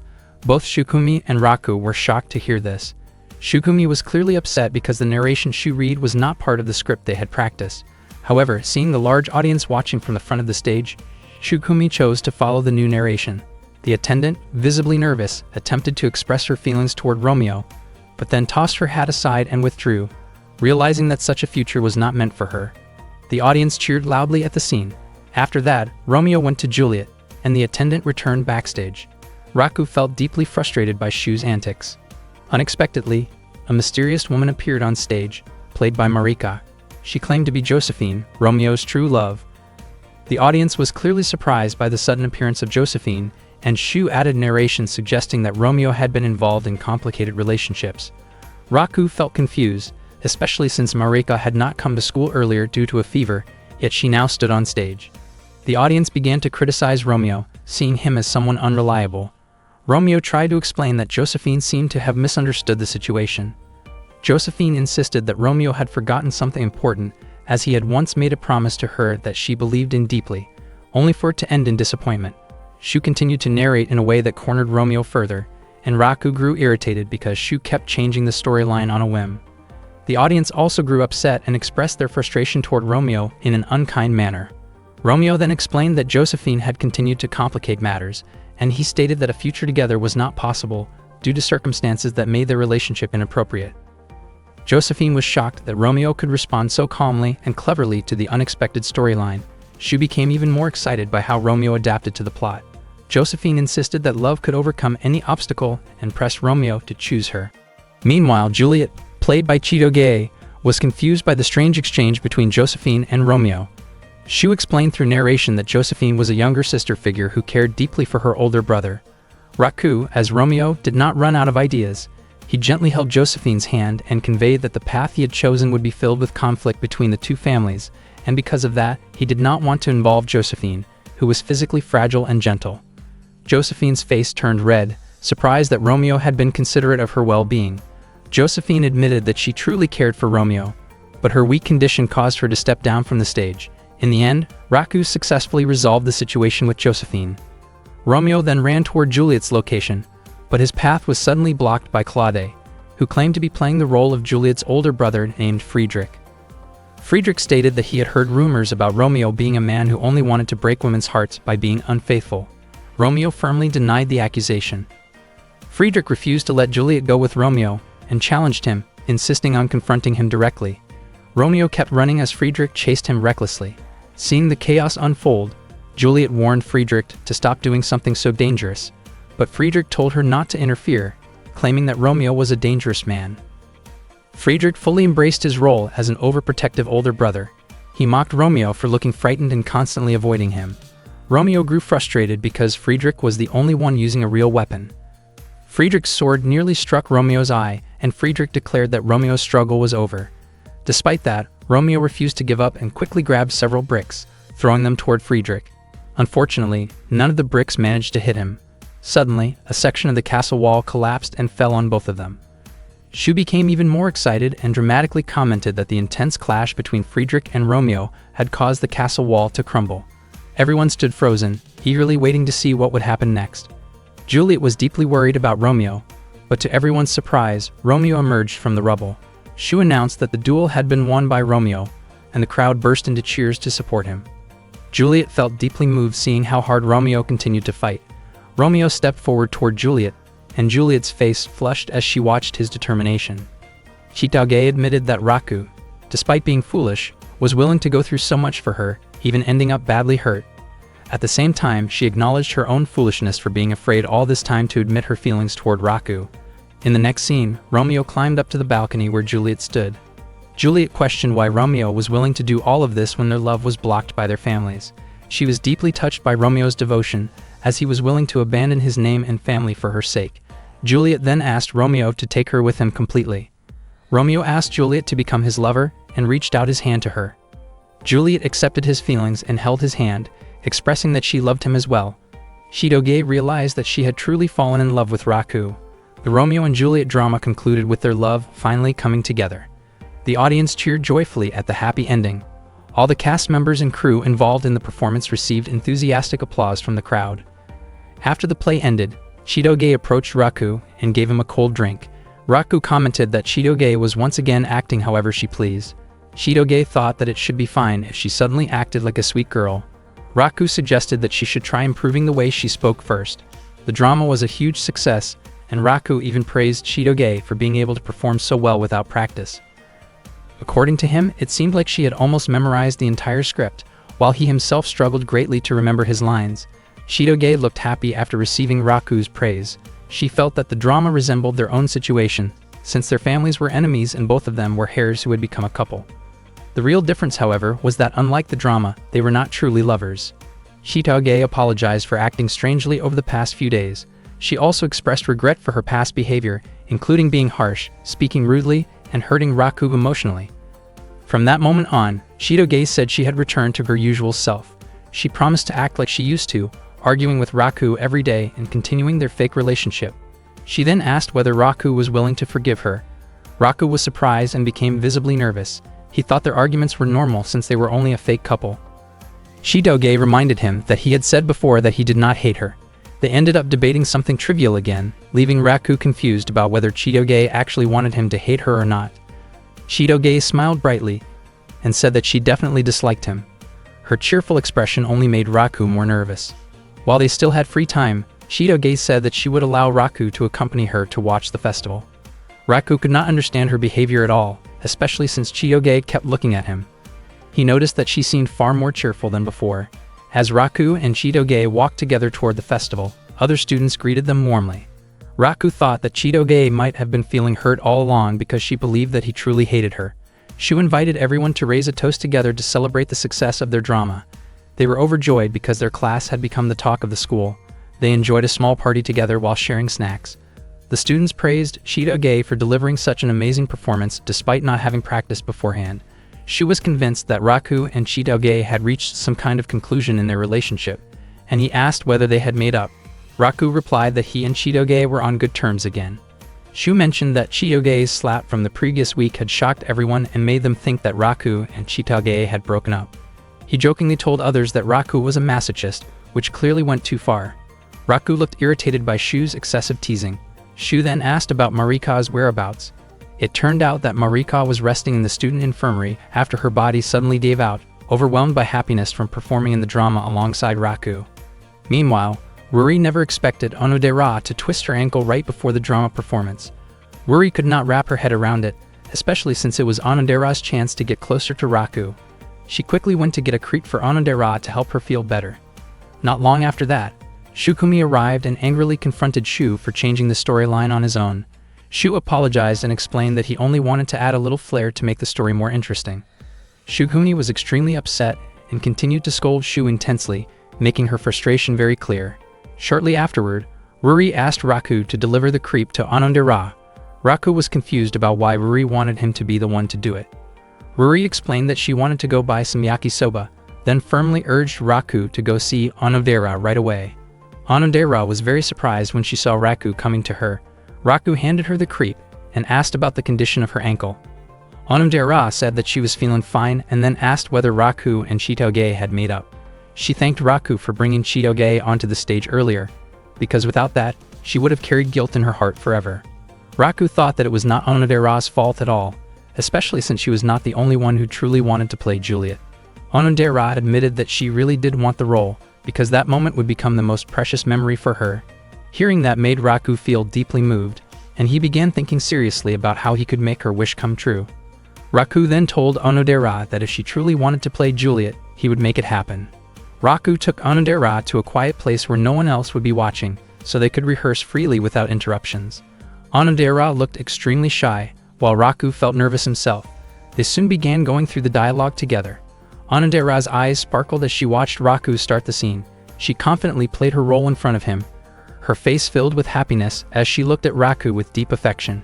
Raku smiled gently as he watched her, and Onodera, overwhelmed with joy, expressed how deeply she loved him through the lines of the script. They continued rehearsing their dialogue until the sun slowly set. That day became an incredibly happy one for Onodera because she was able to create a beautiful memory with Raku through the drama. At the same time, Chitoge also felt that she truly enjoyed the day since she had managed to make up with Raku again. On a bright morning, Chitoge woke up from her sleep. As she opened her eyes, she realized that she was experiencing the feeling of falling in love. She quickly got ready for school, her heart light and full of excitement. There was a cheerful energy in her steps as she walked, a soft smile on her face. People often say that the world looks different when someone is in love, and that was exactly how she felt. Along the way, she noticed Raku walking while looking half asleep. Chitoge paused for a moment to check her reflection in a nearby glass surface, fixing her appearance before approaching him. She greeted him in her usual teasing way, calling him by a playful nickname. Raku found her behavior confusing, especially since she started teasing him so early in the morning. Chitoge then reminded him to cover his mouth when he yawned. Raku stared at her without blinking, which made Chitoge wonder what was going on. Seeing her in her winter uniform, Raku suddenly recalled the moment when she had struck him with her knee when they first met. Hearing that, Chitoge immediately demonstrated it again in a lighthearted way. Raku was puzzled by her actions, while Chitoge felt slightly annoyed because she expected him to compliment her appearance, considering that she was supposed to be his girlfriend. Eventually, Raku called her cute, and that simple compliment made Chitoge incredibly happy. They continued walking to school together. Chitoge could not understand why she felt so delighted just from hearing Raku's casual words. She began to notice small changes in herself, like starting to enjoy simple, everyday things more than before. When they arrived in class, Rory and Onodera greeted them. At that moment, Raku's face lit up when he saw Onodera's smile. Suddenly, Marika rushed over excitedly and clung closely to Raku. At the same time, Shukumi reacted strongly, stepping in with a protective attitude because she believed Raku had acted improperly. Raku was visibly startled by the situation. Seeing all of this, Chitoge started to think about her own relationship with Raku, a boy she once disliked. She wondered what their future would look like. She had come to realize that she was beginning to develop real feelings for him, but she had not yet figured out what the next step in their relationship should be. Being in a relationship meant they would naturally spend more time together. Even though their relationship started as something fake, it now felt real to her. She imagined what it might be like to walk home together after school, share meals, or go on dates during holidays. Then she realized that, in some ways, those things were not much different from what they were already doing. Chitoge decided that the first thing she needed to do was make Raku fall in love with her. Not long after, Shu arrived and greeted Raku, and the two of them started chatting.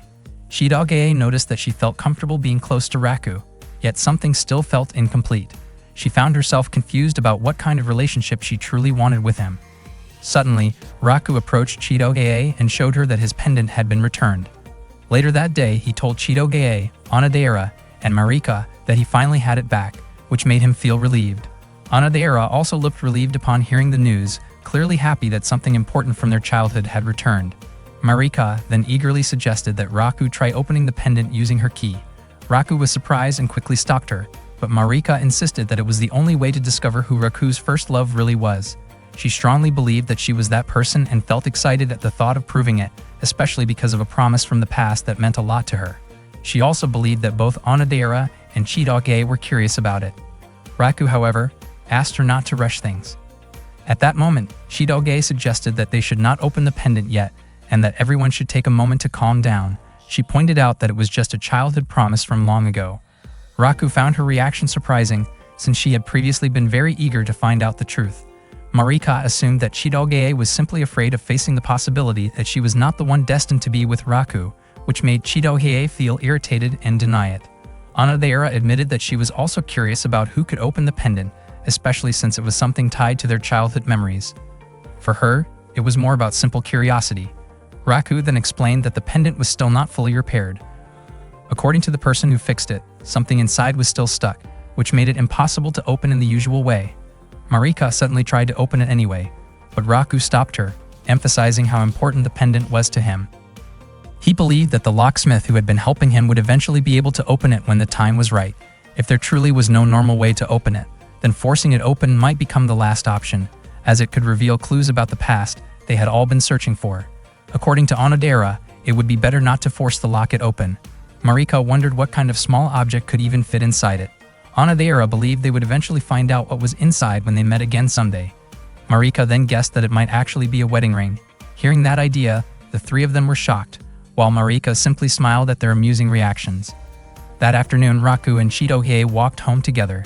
She asked what he planned to do about the situation now that things had gone this far. Chitoge could not help but feel curious about what would happen if the locket were finally opened. She wondered what it would mean if her key turned out to be the one that unlocked it, and what it would mean if it was not hers at all. She also questioned how she would feel if her feelings for Raku kept growing, yet he ended up finding another girl, the one he had made a promise to long ago. Even though it was just a childhood promise, the thought still weighed on her. Chitoge looked troubled, unsure of what kind of relationship she truly wanted. Raku noticed how quiet and down she seemed. Meanwhile, Chitoge felt that Raku would never realize her feelings if she kept everything to herself. Raku found it strange that Chitoge was acting differently that day. Just by looking at her, he could tell something was off. Hearing that made Chitoge blush, and she started wondering if Raku was beginning to notice her feelings, or if her expressions were simply too easy to read. For a moment, she convinced herself that there was no way he had figured it out, and that he would probably say something silly instead. Even so, her heart raced as she waited to hear what he would say. In the end, Raku casually assumed that she was just hungry. Chitoge felt completely silent after hearing that. Raku felt confident in his guess, thinking he understood her well. To him, whenever Chitoge looked troubled like that, it meant she was starving, especially since she had barely eaten during break earlier. He even suspected she might be dieting. Hearing that, Chitoge snapped and hit him in frustration. Soon after, she laughed it off, feeling like she did not need to overthink such complicated things. Smiling again, she invited Raku to go eat ramen together. Raku found it odd that even though she was supposedly hungry, she ended up treating him instead. The next day at school, Chitoge told her friends that her lips had been getting dry easily lately. One of her friends asked if she had been using lip balm. She then took out a new one she had just bought and offered it to Chitoge, suggesting that it would make her lips look brighter and feel softer. Chitoge quickly tried it, and her friends immediately said she looked even cuter, with a color that suited her perfectly. They even playfully squeezed her cheeks because they found her so adorable. Her friend ended up giving her the lip balm, saying it suited her better anyway, and that she already had plenty at home. She also mentioned that if Chitoge wore it, Raku would probably like her even more. That made Chitoge wonder if Raku would see her as cute too. Still, if he stayed as oblivious as ever, all her effort would be pointless. The following morning, Chitoge went to school with Raku as usual. She greeted him with a smile, but unfortunately, he did not seem to notice any change in her lips. At this point, that did not surprise her anymore. She brought up how winter was also known as a dry season and casually asked if his lips felt dry too. She intentionally steered the conversation toward lips, even slightly parting hers to draw his attention. However, Raku still did not notice anything. He simply said that his lips often got chapped during winter, sometimes even to the point of bleeding. Chitoge felt annoyed, especially since she had tried so hard to show it off. She began to wonder if she just was not attractive to him at all. When they arrived in class, Onodera noticed right away that Chitoge was wearing lip balm and complimented her. Chitoge quickly stopped her, hoping that Raku would be the one to notice instead. That night, while taking a bath, Chitoge thought about how to make Raku more aware of her. At the same time, she doubted whether someone as clueless as him would ever notice. She decided to use a high-quality shampoo that night. The next morning, she went to school with Raku again. After greeting him, she leaned closer and let her hair sway in front of him on purpose. She was curious about how he would react after she used a shampoo that cost over 5,000 yen, far more expensive than what she usually used. She was sure he would notice because the scent was so nice. Unexpectedly, Raku just sneezed and commented that the weather felt colder than usual. Chitoge felt extremely frustrated, as if her effort had been completely brushed off by that sneeze. She could not believe how oblivious he was. Still, she realized she needed to stay calm. After all, even girls might not always notice things like lip balm or shampoo. Her task now was to make those changes more noticeable to Raku and present herself in a way that would catch his attention more clearly. At that time, Shidageye had just painted her nails and felt confident that Raku would notice right away. In class, she deliberately returned an assignment she had borrowed from him while subtly showing off her fingers. Raku looked at her for a moment, and Shidageye grew curious about what he thought. However, instead of reacting to her nails, he focused on the paper. That caught Shidageye off guard. She pressed his face lightly with her finger, leaving him confused and a little uncomfortable, unsure of what she was trying to do. Shidageye asked for his opinion, but Raku still did not understand. She grew frustrated, wondering if he was just being clueless or if he actually noticed and chose to stay quiet. Either way, she found it incredibly annoying. The next day, everyone noticed Shidageye's new look, especially the ribbon she had changed. She felt certain that such a noticeable change should not escape Raku's attention. Onodera mentioned that the ribbon made Shidageye look different and even cuter, but Shidageye quickly covered Onodera's mouth, clearly flustered. Not long after, Raku arrived in class. Shidageye asked why he was late, and he casually explained that he had overslept. He sat down and started talking about homework as usual. Shidageye could not understand why he kept ignoring the obvious change, so she finally asked if he noticed anything different about her. Raku responded by saying she looked healthier, which left Shidageye speechless. She mentioned that her body still felt sore from studying all night, then stretched and leaned closer to him, hoping he would notice her ribbon. Still, Raku said nothing about her appearance. Shidageye could not believe how oblivious he seemed. When lunchtime came, Shidageye ate with Raku, but still could not get over the fact that he had not noticed her ribbon. Suddenly, Raku commented on her lunch, pointing out that it was not Kobe beef like usual. Instead, she had brought Iberico ham, which he noted was rich in vitamins. Shidageye was stunned that he paid attention to the food instead. She started to wonder if what she did really mattered less than something like meat. Even so, she still hoped Raku would notice her effort. On their way home after school, Shidageye said she wanted to test Raku as her boyfriend. She asked him to point out what had been different about her lately. Even as she asked, she questioned why she expected him to figure it out. Raku, confused, asked if she had really changed at all, which only made Shidageye more irritated. He tried to think about it carefully, but unexpectedly guessed that her weight had increased. Hearing that, Shidageye reacted by hitting him in frustration. Raku quickly apologized and continued guessing. He wondered if she had cut her hair, worn mascara, or maybe grown taller, but all of those guesses were wrong. Then he asked if she was referring to the lip balm she had used 3 days ago. To Shidageye's surprise, Raku had actually noticed everything, from her lip balm to her shampoo and even her nails. She asked why he never said anything about it. Raku simply replied by asking why he needed to. From his perspective, guys usually would not point it out if they already thought it looked good. Hearing that made Shidageye blush. She explained that things like that were important to girls, and if Raku wanted to be popular with them, he needed to be more aware of those details. She then asked if the changes suited her. Feeling a bit shy, Raku admitted that she looked more beautiful than usual. Shidageye smiled happily at the compliment and asked what he thought about her new ribbon. Raku looked surprised, realizing only then that she had changed it. A girl named Paula is an assassin. She sees Japan as a peaceful but somewhat boring country, and she comes there to meet Shukumi, whom she calls the Black Tiger. One day after school, Raku runs into Shukumi and passes along a message from Shidageye. She tells him that Shukumi can head home first because she has been asked by a teacher to stay at school and finish her homework after forgetting to bring it. Hearing that, Shukumi thinks it might be best to ask Claude to keep an eye on Shidageye at school. Raku thanks Shukumi because the problem she taught him actually showed up on a test, making it easy for him to solve. Shukumi feels genuinely happy hearing that, but she tries to hide it. Raku finds it strange that she does not respond to his thanks.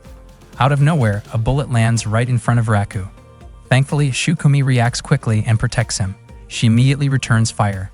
Paula easily dodges Shukumi's attack and starts closing the distance. Shukumi is surprised to see Paula there. Paula moves in and attacks, while Shukumi does her best to hold her off. Paula expresses how much she has missed Shukumi after not seeing her for a year. Shukumi is confused about why Paula is there, and Paula admits she has a lot she wants to talk about. They continue exchanging shots, both showing incredible and evenly matched skill. Raku starts to panic since they are fighting at school. He asks them to move somewhere safer, but they ignore him and keep going. As they get closer to each other, Raku steps in to try to stop them, but he ends up getting caught in the crossfire and falls down. Afterward, Shukumi tends to his injury. She scolds him for interfering in a dangerous situation without any protection, though she is relieved that his injuries are only minor. Raku admits he just could not stand by and do nothing. Shukumi tries to put a bandage on him, but he refuses. She explains that she does not want to feel indebted to him. At the time, they are in an apartment that Shukumi rents. She usually stays at Chidoge's place, but she still needs a private space for her assignments. Paula questions what is really going on with Shukumi. Even though Paula came with hostile intent, Shukumi instead brings her to the apartment and offers her a drink. Shukumi points out that Paula was the one who said she wanted to talk, which only makes Paula more frustrated since that was not what she meant. Raku is confused about the title Black Tiger that Paula keeps mentioning. Paula explains that Black Tiger was Shukumi's nickname in the underworld back when she was in America. She earned that name because, 7 years ago, she worked with incredible speed and precision, quickly surpassing Paula and rising to the top in her field at a young age. Paula herself is a high-level assassin known as White Fang from Beehive. Shukumi mentions that Paula used to be her colleague, though Paula clearly dislikes hearing her name spoken by Shukumi. Shukumi feels relieved to see that Paula is doing well after such a long time apart.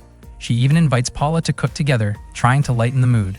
Paula immediately shuts that down, telling her not to act friendly because she did not come for something casual. She came to settle things with Shukumi.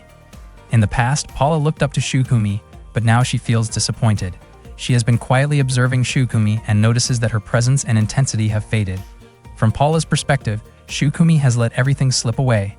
She is frustrated because Shukumi now seems like an ordinary girl living a calm life. Shukumi realizes that the presence she has been sensing lately was actually Paula. She explains that she is currently on a mission to protect Chidoge. Paula questions whether that is really all she is doing. She feels that Shukumi is no longer as sharp as before, comparing her to a tiger without fangs. Paula suspects that Shukumi may have failed at something in the past and become hesitant in dangerous situations. She even wonders if Shukumi has grown too comfortable with a peaceful life or possibly changed because of her connection with Raku, which Raku quickly denies. In the end, Paula cannot accept how much Shukumi has changed. To her, it feels meaningless that Shukumi once surpassed her. Shukumi, on the other hand, is confused by how obsessed Paula seems to be with her, and she believes Paula would be better off aiming to surpass someone even stronger. Paula wondered whether Shukumi might have forgotten about the very first time they worked together as a team. Back when they first met, Paula had complimented Shukumi for looking handsome, but Shukumi had mistakenly assumed Paula was a guy because of her flat chest. Paula had been confused and upset about that comment, especially since, in her eyes, Shukumi actually looked more like a guy. Remembering those words still made Paula feel down. Even though Paula and Shukumi were often assigned missions together, Shukumi always seemed to get the better roles. Paula could not just forgive her that easily, because she had made up her mind that one day she would prove herself and surpass Shukumi. Still, she could not help feeling insecure whenever she compared herself to Shukumi. Shukumi told her not to dwell on something like that, which only made Paula more annoyed. She challenged Shukumi to a match again, but unexpectedly, Shukumi simply served her some food instead. Paula found herself tempted by the nikujaga that Shukumi had prepared. Raku was surprised to learn that Shukumi could cook. At that moment, Paula could not deny how comforting the nikujaga tasted, along with the warm, homey atmosphere of Shukumi's apartment. She could hardly believe how much Shukumi had changed, considering that in the past, Shukumi had been known for acting recklessly in intense situations. Shukumi quickly denied that version of herself. Raku then asked Paula if it was true that Shukumi used to be that different. Paula explained that Shukumi was nothing like she used to be. She recalled how, 3 years ago, Shukumi had taken down an entire organization on her own, leaving their enemies shaken and amazed that the Beehive had such a powerful guardian.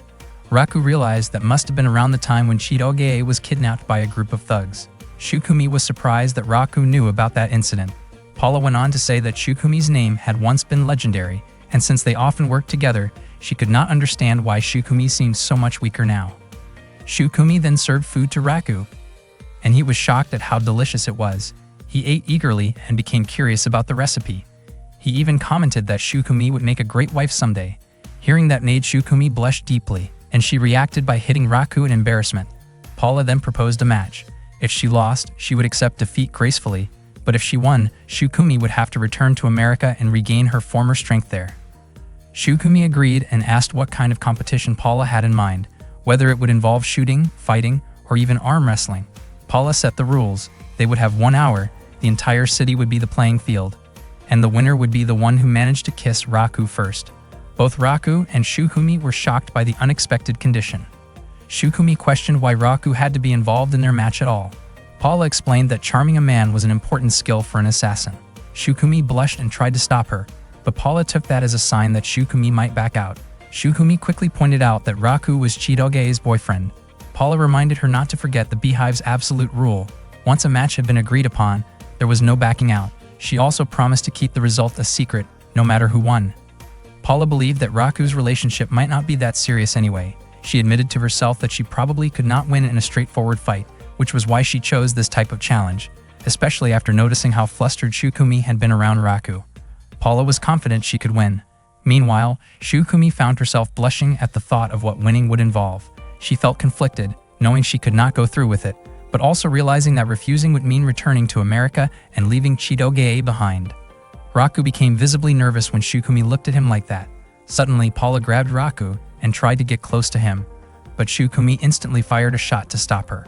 She was surprised by her own reaction, as if her body had moved on its own, unwilling to let Paula get any closer. Every time Paula approached Raku, Shukumi's shots would immediately block her path. Raku panicked, feeling like this competition might actually put him in serious danger. He started running as fast as he could to get away from both of them and stay safe. Paula chased after him, while Shukumi continued to fire from above.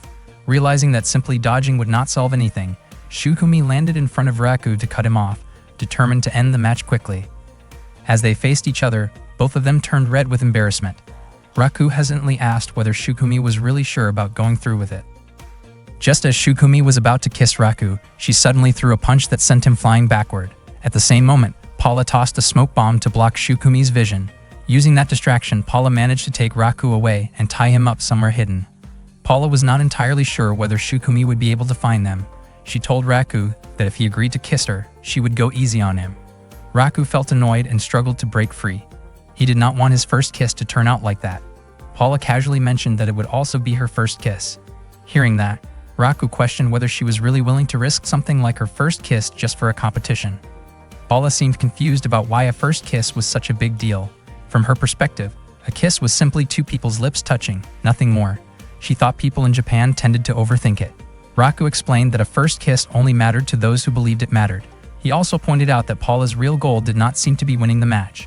Instead, he believed she just wanted Shukumi to acknowledge her abilities. Paula was surprised to hear that. Meanwhile, Shukumi was running around trying to find Raku and Paula, but she had not located them yet. The thought of losing weighed heavily on her, especially since it would mean returning to America and being separated from Chitoge. She felt uncertain about what to do, and the idea that Raku and Paula might have already kissed made her feel uneasy. She found it strange how restless she became at the thought of someone else kissing Raku. She could not bring herself to think any further. Suddenly, an explosion went off near Paula's hiding spot. Paula wondered if Shukumi had somehow found them, even though she believed she had gone far enough to avoid being tracked. Moments later, Shukumi appeared, walking straight toward them. Raku felt relieved and called out, asking her to help him. Both of them were caught off guard because Shukumi looked different than usual. Paula realized that Shukumi had entered her serious mode, the version of her that Paula admired the most. She even referred to her as the Black Tiger, radiating an intense and intimidating presence. Paula prepared herself for a confrontation, but in an instant, Shukumi vanished. Without warning, one of the building's support pillars collapsed. Paula was shocked that Shukumi had managed to destroy it with a single kick. At that moment, Paula realized that Shukumi's strength had not weakened at all. In fact, it had become even more formidable than before. Shukumi warned Paula not to get in her way, and Paula could not help but feel overwhelmed. Shukumi then approached Raku and gently touched his cheek. She slowly leaned closer, as if she was about to kiss him. Raku's face turned red as he anticipated what might happen next. However, at the last second, Shukumi simply used her fingers to mimic a kiss. After that, she told Paula that she had already kissed Raku, declaring herself the winner of the match. Paula protested, saying that what Shukumi did not count as a real kiss. However, Shukumi pointed out that their original agreement only stated that they had to kiss Raku, without specifying how it had to be done. She then asked Paula if she still wanted to challenge that decision. Feeling intimidated, Paula immediately backed down and apologized. Paula dropped to her knees in front of Shukumi. Shukumi then hugged her and praised her skills, acknowledging that Paula's kidnapping strategy and her ability to track her down were impressive. She admitted that Paula had grown stronger, and that made her genuinely happy. Hearing that, Paula's face turned red with emotion. She started crying openly and complained about how Shukumi had suddenly disappeared before. Shukumi apologized, explaining that Iwashita had urgently called her at the time, and Paula herself had also been on a mission. After that, keeping her promise, Paula said her goodbyes and prepared to return home. She expressed her hope that Shukumi would visit America someday. Raku commented that everything they had just gone through was exhausting, and he decided to head home to rest. Afterward, Paula asked Shukumi what she planned to do next, and pointed out that Raku was supposed to be Chitoge's boyfriend. Shukumi simply smiled as if nothing had happened. Raku, feeling confused, asked what they were talking about. Shukumi reassured him that it had nothing to do with him.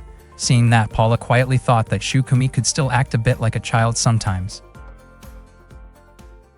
One day at school, Raku and his friends were hanging out and chatting as usual. With Christmas just around the corner, Shu asked if anyone had plans to celebrate. Ono had nothing planned yet, while Mareka mentioned to Raku that her father would not be around on Christmas Eve.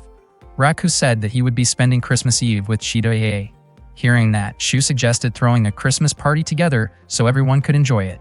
Rory agreed as long as Shu was not the one organizing it. Raku then asked Chitoge what they were going to do, since it was obvious they had to be together on Christmas Eve.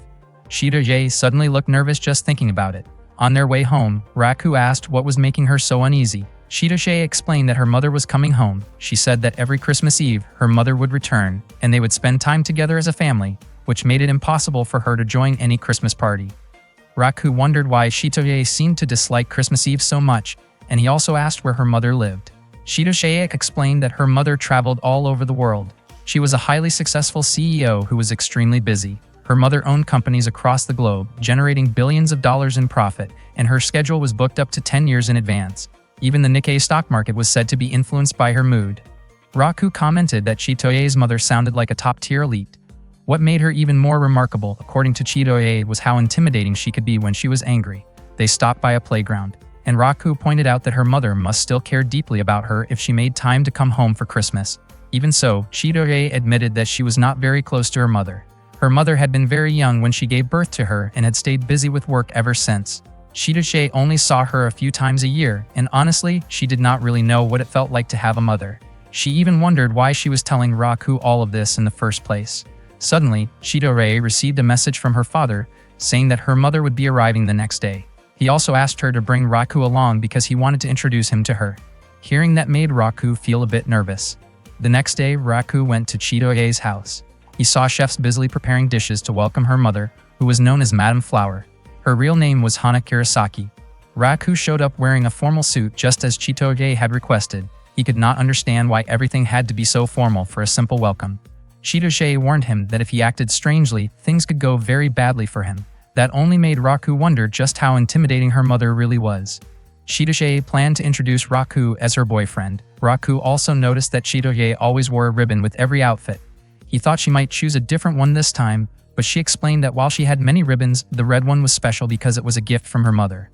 Not long after, Chitoge's father, Adelt, approached Raku and asked how he was doing. Adelt said that this was a great opportunity since he had never introduced Raku to Hana before. Suddenly, Adelt tried to excuse himself, saying he had a stomachache and asking Chitoge to handle everything. Chitoge quickly stopped him and insisted he stay. Raku found it strange that both of them seemed so nervous about meeting Hana. Before long, the car carrying Chitoge's mother arrived. All the staff lined up to welcome her. Hana stepped out of the car and walked past them with a commanding presence. Raku realized that she was incredibly beautiful and had a powerful aura. She even looked so youthful that she could easily be mistaken for Chitoge's older sister.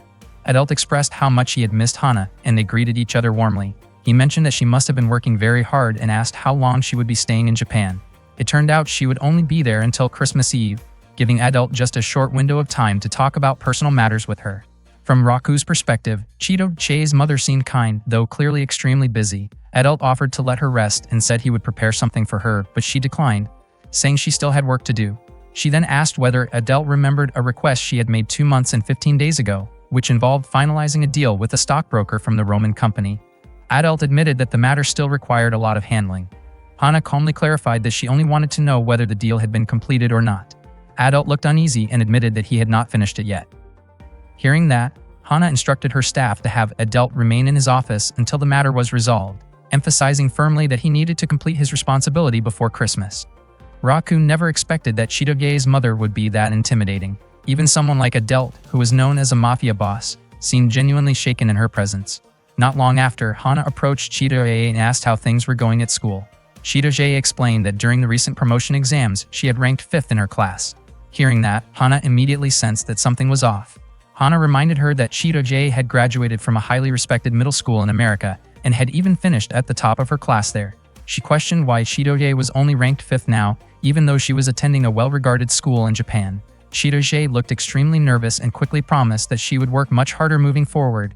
Raku was shocked to see Chito-jae that frightened. It made him realize just how overwhelming Hana's presence was, with an aura that felt incredibly intense and commanding. After that, Hana turned her attention to the young man standing beside Chito-jae. With a shaky voice, Chito-jae introduced Raku as her boyfriend. Raku looked visibly nervous as he greeted Hana, then promised that he would be sincere in his relationship with Chito-jae. Hana advised him to take good care of Chito-jae. She made it clear that if he ever broke his promise, there would be serious consequences. Raku couldn't help but feel just how intimidating Chito-jae's mother truly was. Hana then reflected on how quickly time had passed, as Chito-jae now had a boyfriend. She also noticed that Chito-jae was still wearing the ribbon she had given her, even though it looked worn out despite having received newer ones. Hana encouraged her to take better care of her appearance so she could continue to look charming and confident. After that, Hana excused herself to take care of work matters, mentioning that she would talk with Chito-jae again on Christmas Eve. Raku admitted that Chito-jae's mother was like a storm, powerful and overwhelming. Not long after, one of Hana's subordinates reported that her current secretary had collapsed again. Hana wondered how many people had fainted that month just because of a 70-hour work schedule. When she asked how many replacements were left, it turned out that all of them were in the hospital. Because of that, Hana decided to assign Raku as her temporary secretary until Christmas. Both Raku and Chito-jae were stunned by the decision. Chito-jae asked if her mother was serious, and Hana confirmed that she was. She explained that she had no intention of wasting time relaxing with her daughter, and that this was also a good opportunity to test whether Raku was truly worthy of being Chito-jae's partner. Raku felt hesitant, but Hana warned him that if he refused, he would be sent on an unpleasant assignment around Tokyo Harbor the next day. Hearing that, Raku became even more anxious. Hana added that if he proved himself worthy, she would allow them to stay in the ultra suite of a top-class hotel. That offer left both Raku and Chito-jae completely surprised. In the end, Raku had no choice but to go along with Hana. Haru, who was present at the time, recalled that Raku was the same boy she had seen 10 years ago, which made her curious about how much he had grown since then. Hana then arranged for Raku to have a more mature appearance. Raku wondered if it was really okay for him to take on the role of her secretary. Hana told him not to worry, emphasizing that the most important thing was for him to follow her instructions. Haru then asked Raku to read a large number of books she had prepared, explaining that a proper secretary should be able to observe situations carefully and manage daily schedules efficiently. Raku was stunned by how packed Hana's schedule was. It was the first time he had ever seen something so detailed. During one of her online meetings, Hana even spoke in 5 different languages, leaving Raku deeply impressed by her abilities.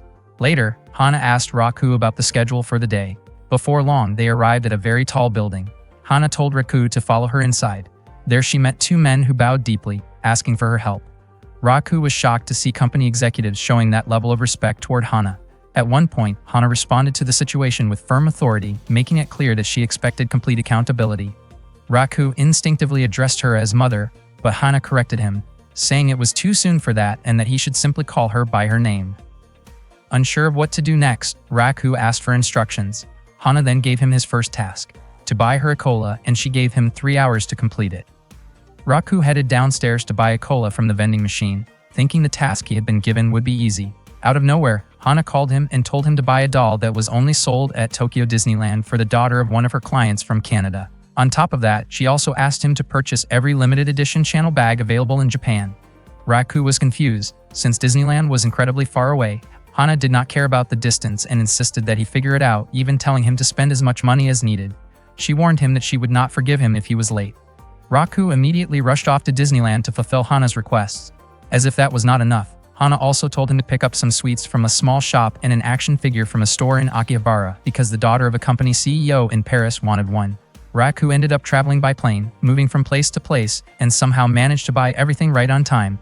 Hana praised him for his effort, but unfortunately Haru pointed out that Raku was late by 30 seconds. Because of that, she was also late by 30 seconds, which meant a business negotiation that should have succeeded would now fail. Hana firmly stated that time was not money because time could not be bought with money. The next item on the schedule was a product meeting with Company AB, which was located right next door. Raku was about to go downstairs to call for a car, but Hana stopped him, saying it would take too long. Unexpectedly, Hana had already prepared transportation to the neighboring building. They used a pulley system to reach a room in the next building, arriving in just a matter of seconds. People were already waiting at the meeting table, and Hana immediately began the important discussion. Meanwhile, Chidoshe was outside and felt like she heard Raku's voice coming from above. Not long after, Raku called her. Chidoshe was surprised to hear how heavy and tired his voice sounded. Raku clearly seemed exhausted, but also relieved that he could finally take a short break. He admitted that Chidoshe's mother was truly on another level, which made Chidoshe laugh. Raku had called just to make sure Chidoshe felt a bit more at ease. He knew that earlier she had hoped her mother would be happy to see that she was still wearing the ribbon. Chidoshe responded that it had nothing to do with Raku. However, Raku had no idea how serious Hana had been when she allowed them to stay at the hotel on Christmas Eve. He believed that Chidoshe really wanted to spend time with her mother. Chidoshe admitted that she was actually worried her mother no longer cared about her. She explained that every time they met, her mother would ask her age, and no matter how many times Chidoshe reminded her, she still could not remember. On top of that, her mother would always come home upset and never once praised her. To Chidoshe, her mother always seemed distant, and she was worried that Hana would not be able to spend Christmas Eve with her. Raku felt that it was unlikely Hana did not want to see her own daughter. He thought Hana was simply too busy with work, even though she always came home during Christmas. He suggested that Chidoshe should directly ask Hana to celebrate Christmas together, believing that Hana would respond if Chidoshe was honest about her feelings. That night, Chidoshe tried to contact her mother and say what she had been holding back. Unfortunately, before she could clearly express herself, Hana misunderstood and assumed that Chidoshe wanted to spend time with her boyfriend. She also said that she was extremely busy with work. At that moment, Raku asked Hana why she rejected Chidoshe's request. Hana replied that she had to work and that there was no need to gather together on Christmas Eve anymore. Raku then suggested that Hana should at least give Chidoshe a gift, but Hana dismissed the idea, saying it was unnecessary and that finishing her work was what mattered most. Raku could not understand why Hana kept prioritizing work above everything else. Hana explained that working was the only thing she could do, and as long as she was needed, she would keep doing it. Raku was left speechless by her answer. After all, Hana was the only person who meant the most to Chidoshe. At the same time, Chidoshe looked deeply saddened and slowly removed her hair ribbon. That day, Raku was busy handling his duties as Hana's secretary. Hana asked him about an item she had requested earlier, and Raku handed it over without hesitation. She was clearly satisfied with his work. Still, Raku couldn't shake his frustration toward Hana, since he saw her as a parent who seemed distant from her own daughter. He had quietly made up his mind to help change Hana's way of thinking for the better. Meanwhile, Chidoshe was getting ready to go shopping with Onodera and Rory. They were surprised to see her without her usual red ribbon. Onodera wondered if Chidoshe was trying out a new look and mentioned that it suited her really well. Chidoshe then asked about the Christmas party idea Shu had come up with. Onodera explained that the event would be held the next day, and they planned to invite their classmates. That day, they were also going to buy a large gift for the party. Chidoshe decided she wanted to join in and celebrate with them. At the same time, Raku had finished arranging dinner reservations and organizing Hana's entire schedule. He then asked for his next assignment. Hana was surprised by how quickly he had completed everything. She promised to give him payment along with a bonus for his efficiency. Raku asked if he would really be paid, and Hana confirmed that anyone who worked hard deserved compensation. She even mentioned that she had already booked a hotel room. Hana said that Raku had passed her expectations, and she felt relieved knowing Chidoshe was with him. She encouraged Raku to enjoy his time with Chidoshe like a normal high school student. However, Raku said he did not need any payment, including the hotel arrangement. What he really wanted was for Hana to take some time off from work on Christmas Eve and spend it with Chidoshe. He believed it was possible. In his view, if he kept working as hard as he had been, Hana would definitely have free time that night. He directly asked whether she was willing to go or not. Hana admitted that it might be possible for her to spend time with Chidoshe. After that, Raku immediately returned to work, pushing himself even harder. Raku realized he might have been overstepping, but he simply could not stand seeing Chidoshe feeling sad. He was not even sure whether bringing Hana and Chidoshe together would truly make things better. Even so, he wanted to do whatever he could. Meanwhile, Hana quietly observed how dedicated Raku was as he continued working. The next day, Raku wrapped up all of his assignments for that month. He had even completed Hana's request to buy gifts for her clients. Hana admitted that she was impressed. Raku said he had done everything he could, and once again asked Hana to go see Chidoshe. Unexpectedly, Hana said she could not. Raku was confused. Hana clearly had free time now, so he did not understand why she refused. He hoped she would at least meet Chidoshe and give her a present. Raku had already prepared a gift, a scarf, for that purpose. However, Hana insisted that it was unnecessary. She felt that Raku had gone too far by interfering in someone else's family matters. That made Raku wonder if Hana truly had no intention of seeing her daughter. Hana said that was not what she meant, but Raku began to realize that Hana had never really tried to pay attention to Chitoge from the start. Haru pointed out that Raku had managed Hana's schedule so well that she now had time to focus on other things. Raku was almost frustrated, but then he was caught off guard when Hana revealed that she had actually prepared Christmas gifts for Chitoge. However, she felt unable to give them. Over the past 10 years, many gifts had piled up, never being delivered. At one point, Raku was surprised to see Hana holding what looked like a cigarette. It turned out to be chocolate-shaped like one. In reality, Hana had quit smoking ever since she was pregnant with Chitoge.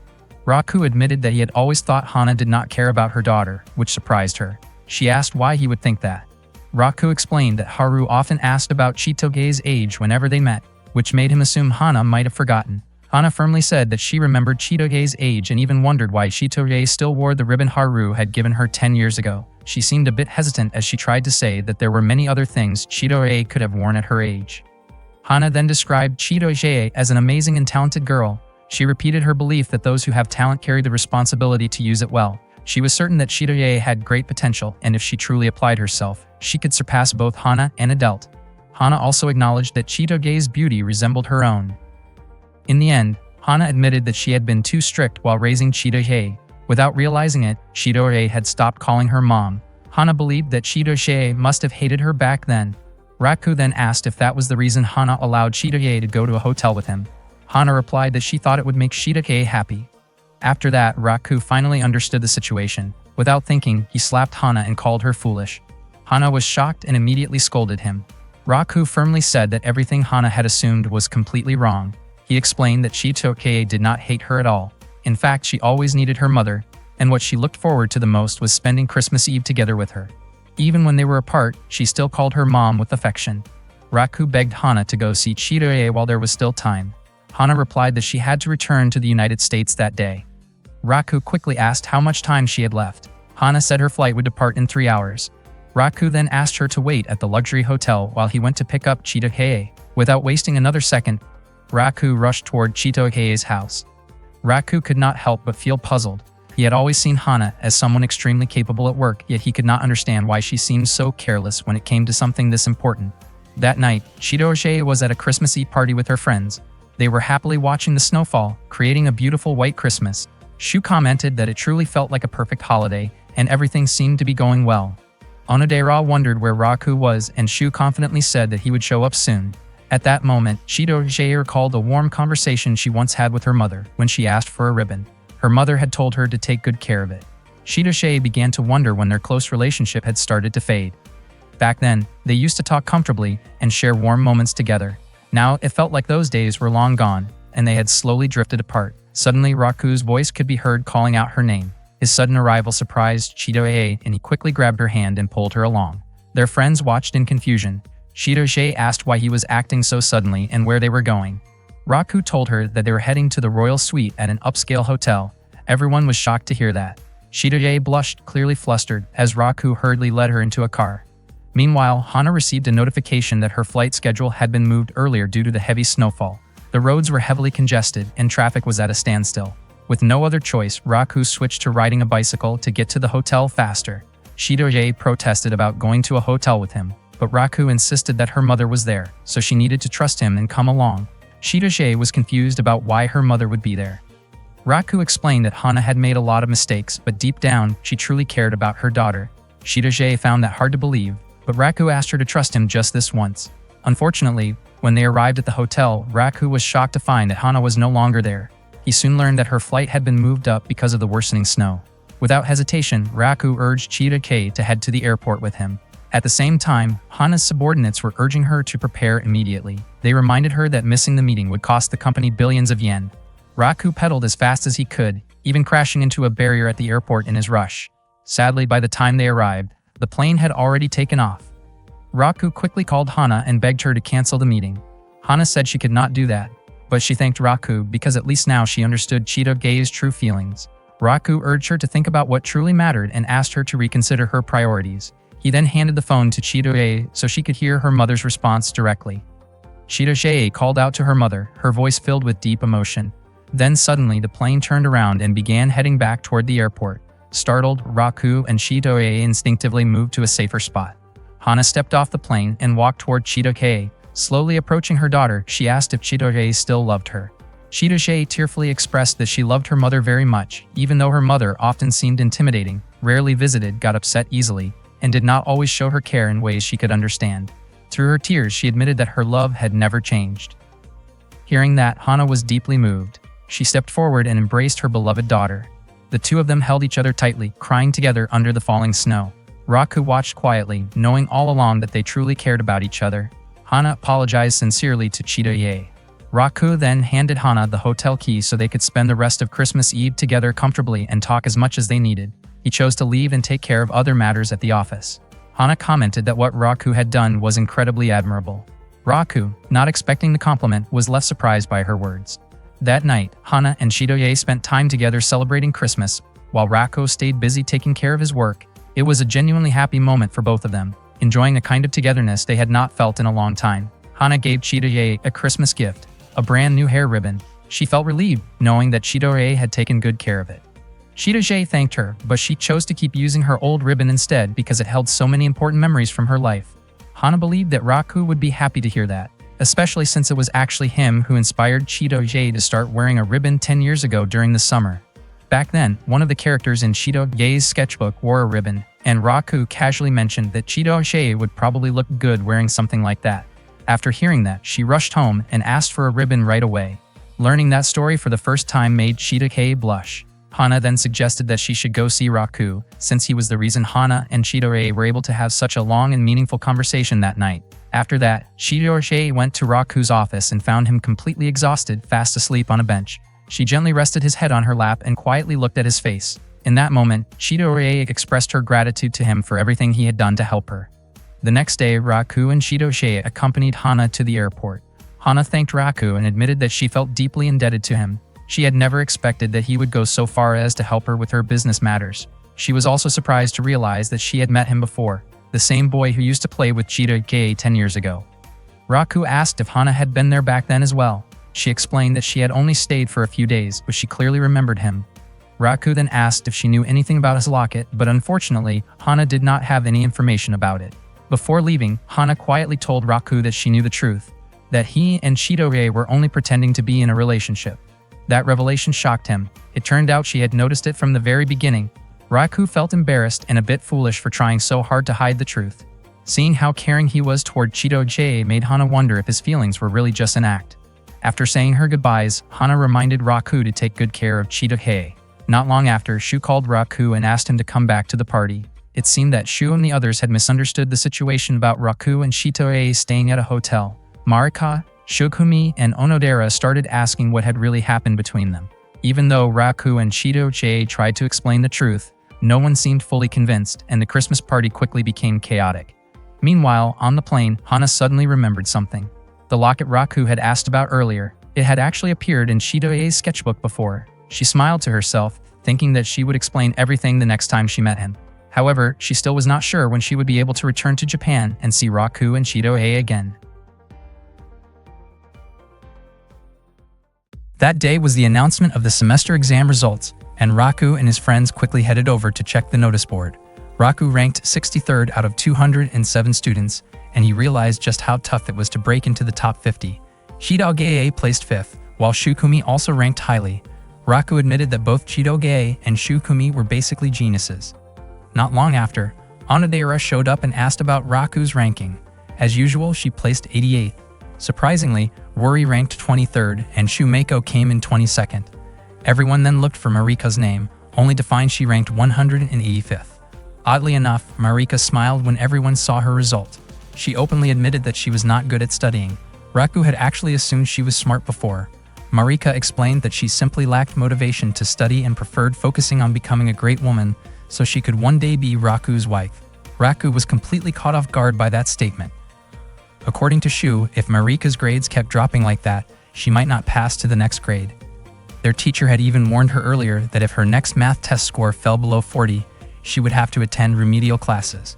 Because of that, Marika asked Raku to help her study after school. Chidori objected, pointing out that Marika could study on her own. Marika insisted that her grades would not improve without help from someone else. Hearing that, Chidori offered to tutor Marika herself, especially since she ranked 5th. However, Marika doubted that Chidogye was the type of person who could teach others. She kept persuading Raku to help her study, mentioning that her father was not home so they could study freely until morning. Raku said he did not mind helping her, but he refused to stay overnight. Marika reminded him that the math test would take place the next day. That afternoon, Raku and Chidogye went to Marika's house to study. Marika was confused about why Chidogye came along. Chidogye explained that she was just there as a friend to help Marika prepare for the test. Marika reluctantly accepted it, though she referred to Chidogye as an unwanted distraction, which clearly annoyed her. Raku, on the other hand, felt relieved that Chidogye was there with him. They began studying right away. Chidogye said she would help if Marika struggled with any questions. Marika responded that she never asked Chidogye to teach her. Suddenly, she leaned closer to Raku and said there was a problem she did not understand. Seeing that, Chidogye quickly pulled Marika away from him. She firmly told Marika not to cling to Raku, but Marika argued that she understood better when sitting close. Raku felt even more grateful for Chidogye's presence in that moment. Raku then asked which part Marika did not understand and began explaining factoring to her. Marika slowly started to get it and even compared the three of them to variables in the problem. After that, Marika suddenly asked to study modern Japanese. She said she wanted to understand how a girl feels while waiting for her husband to come home in the reading. Raku explained that the girl in the story was not just waiting, but also took the initiative to go and meet him. Marika seemed happy to hear that, then shifted the topic by asking about a girl who had loved Raku for 10 years and wanted to confess her feelings. Raku grew frustrated and told her to focus on studying. At one point, Raku struggled to explain a problem, and Chidogye questioned how he could teach Marika if he did not fully understand it himself. She stepped in to go over the problem with him, but Marika gave her a sharp look, which caught Chidogye off guard. Chidogye asked Marika not to interrupt while she and Raku were working through it. Marika wondered out loud whether Chidogye was more bothered by the studying or by having her time alone with Raku interrupted. She made it clear that she would not hesitate to step in if she felt ignored. Chidogye questioned whether Marika was actually serious about studying and reminded her that without effort, she would not get good results. Marika responded that if she was bad at something, she would probably always be bad at it. Raku found that hard to believe and wondered how she even got accepted into their school. He even joked that maybe she had bribed her way in. Marika explained that she had studied all night before the entrance exam and luckily passed. Raku pointed out that she was not incapable of studying, just unmotivated. He believed that if she put in even a little effort, she could do well. Hearing that, Marika was touched. Raku reassured and encouraged her, adding that it would be a serious problem if she ended up repeating a grade. Marika's face lit up at that, and she asked if Raku would feel lonely without her. His comment had clearly motivated her, though Raku quickly clarified that she had misunderstood what he meant. Marika admitted that while Raku was helping her study, it brought back memories from 10 years ago when they had spent time together. Chidogye wondered if it was really true that Raku had once taught her back then. Of course, Raku could not remember anything from that time, since he had only been in kindergarten. Marika explained that Raku had taught her many things, including how to enjoy herself even when she was alone. Back then, he used to talk about music and friends, and those memories made her feel incredibly nostalgic. That night, Raku suddenly woke up. He had fallen asleep while studying with them, and both Marika and Chidogye had also dozed off. He gently covered Chidogye with a blanket, but just then he heard Marika murmuring that she cared deeply about him. Raku was surprised and could not understand why someone like Marika would feel that way about him. He realized that even though she could be a little unusual at times, she was kind, beautiful, and well-known. In his mind, someone like Marika could easily win over any other guy. That was exactly why it felt strange to him that she had chosen to like him. Raku then covered Marika with a blanket as well. Suddenly, she shifted in her sleep and began mumbling in a way that made him uncomfortable. He quickly realized she might not actually be asleep. Sure enough, Marika opened her eyes and smiled at him. Raku asked her to stop fooling around like that. The next morning, Marika woke up and noticed that Raku had covered her with a blanket during the night, which made her realize how kind he was. She also found food and drinks he had prepared, along with notes marking the pages she should focus on because they often appeared on tests. She leaned in closer and quietly told him how much she liked him. Later that morning, the math test began. Marika felt exhausted after staying up all night, but then she recognized that the questions on the test were similar to the ones she had practiced with Raku. That gave her confidence, and she believed she could handle the test and score at least a 40. Unfortunately, she only scored a 38 and had to attend a remedial class. Even so, she mentioned that she seemed much better than before. Raku looked over Marika's test paper and noticed that some of her answers had been changed, even though her original answers had been correct. Marika then asked Raku to teach her again since she had to take the remedial class. Shidogae felt annoyed by that request and told Marika that she should try studying on her own, but Marika insisted that it was not possible. That afternoon, Marika walked home with Shinobu. Shinobu was worried about her health because she had stayed up all night. Marika reassured her that there was nothing to worry about. Shinobu reminded her not to push herself too hard and explained that she was not just there as a bodyguard, but also to keep an eye on her condition. Marika acknowledged that she understood. The following day, Marika asked Raku to take care of her pet bird because she was going on a one-day trip with her father. Raku did not mind at all, especially since he actually enjoyed taking care of animals. Marika thanked him and mentioned that her bird was very smart and could even repeat what she said. She then handed him a set of care instructions, saying that she was really counting on him. When Raku asked for the bird's name, he was shocked to find out that it was also named Raku. Raku could not understand why Marika would casually give her bird the same name as his. He started to wonder whether she was being serious or just teasing him. When he tried calling the bird, he felt a bit irritated because the bird's expression, combined with having the same name as him, made it seem a little goofy. It was his first time taking care of a parrot, and he was curious to hear it speak. To his surprise, some of the phrases it repeated sounded a bit inappropriate, which made him even more annoyed at Marika for teaching it those kinds of words. He then tried to feed the bird, but it refused to eat. Raku quickly checked the notes and discovered that the bird would only eat if he said "ah" in a very affectionate tone. He was completely baffled, wondering what kind of training Marika had given the bird. However, when he followed the instructions and fed it that way, the bird finally opened its mouth and ate. That night, Raku became curious whether the parrot could mimic his own words. He tried saying that Raku was a really cool guy, and surprisingly, the bird responded as if it already knew that. Raku was amazed at how intelligent the parrot seemed, since it could respond in a way that matched what he said. He kept trying out different phrases and ended up having a great time playing with the bird. Meanwhile, some of his father's subordinates secretly watched him from a distance. They were confused by his behavior, wondering why he seemed so entertained, and even gave his pet the same name as himself. The next morning, Raku woke up from his sleep. The night before, he had dozed off while having fun playing with and teaching a parrot how to talk. He was shocked when he realized the parrot was no longer in its cage. Panic quickly set in as he figured out the bird had gone missing. Without wasting any time, he rushed out to search for it, calling the parrot by name over and over, which made him sound a little ridiculous. Not long after, he finally heard the parrot's voice. Unfortunately, the things the bird was saying were inappropriate and embarrassing, making Raku feel extremely flustered. He started thinking that he needed to fix this situation as soon as possible. At the same time, his father's subordinates looked worried about him. They misunderstood the situation and assumed Raku was going through a phase of adolescence. Meanwhile, Raku kept chasing after the parrot as it flew toward the city. The parrot eventually landed near Chidogae, startling her. She quickly figured that the bird must have escaped from its cage. She commented that the parrot's face was annoying and oddly reminded her of Raku. Suddenly, the parrot mentioned Raku's name and said something inappropriate right in front of her, which made Chidogae furious. Raku soon arrived and asked if she had seen the parrot. Chidogae questioned whether the bird belonged to him. Raku explained that he had been asked by Marika to take care of it. Without any hesitation, Chidogae reacted harshly toward Raku out of frustration and then stormed off, leaving him confused about what had just happened. Not long after, Raku spotted the parrot again and felt confident he could catch it this time. However, the bird flew off and landed near Onodera, who was walking with her younger sister Haru. Onodera admired how beautiful the bird looked. Haru wondered if they should try to catch it.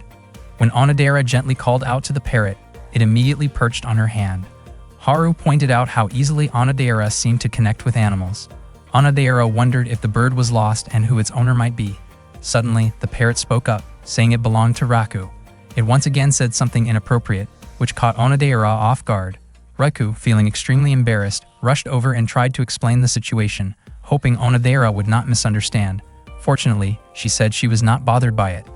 Then the parrot suddenly shouted that it loved Marika, before flying off again and leaving Raku behind. He felt frustrated because he had wanted to clear up the misunderstanding with Onodera, but he had no choice but to continue chasing the bird. As Raku ran again, he ran into Shukumi on the street and asked for her help. However, her expression looked intimidating. She scolded him, assuming he had done something inappropriate involving Marika. Upset, she began attacking him, forcing Raku to run for his life as he tried to dodge everything. While running, Raku realized that simply chasing the bird would not be enough. He took out his notes to check what he should do if the parrot escaped. His frustration grew when he realized he had to shout out what was written in Mariko's notes. Meanwhile, Shukumi continued chasing him, making the situation even more stressful. With no other option left, Raku finally shouted that he loved Marika. His voice echoed throughout the city, and people nearby clearly heard him. Not long after, Marika arrived in her car and happily confirmed that her parrot looked safe and healthy. She seemed confused about why everyone else was there.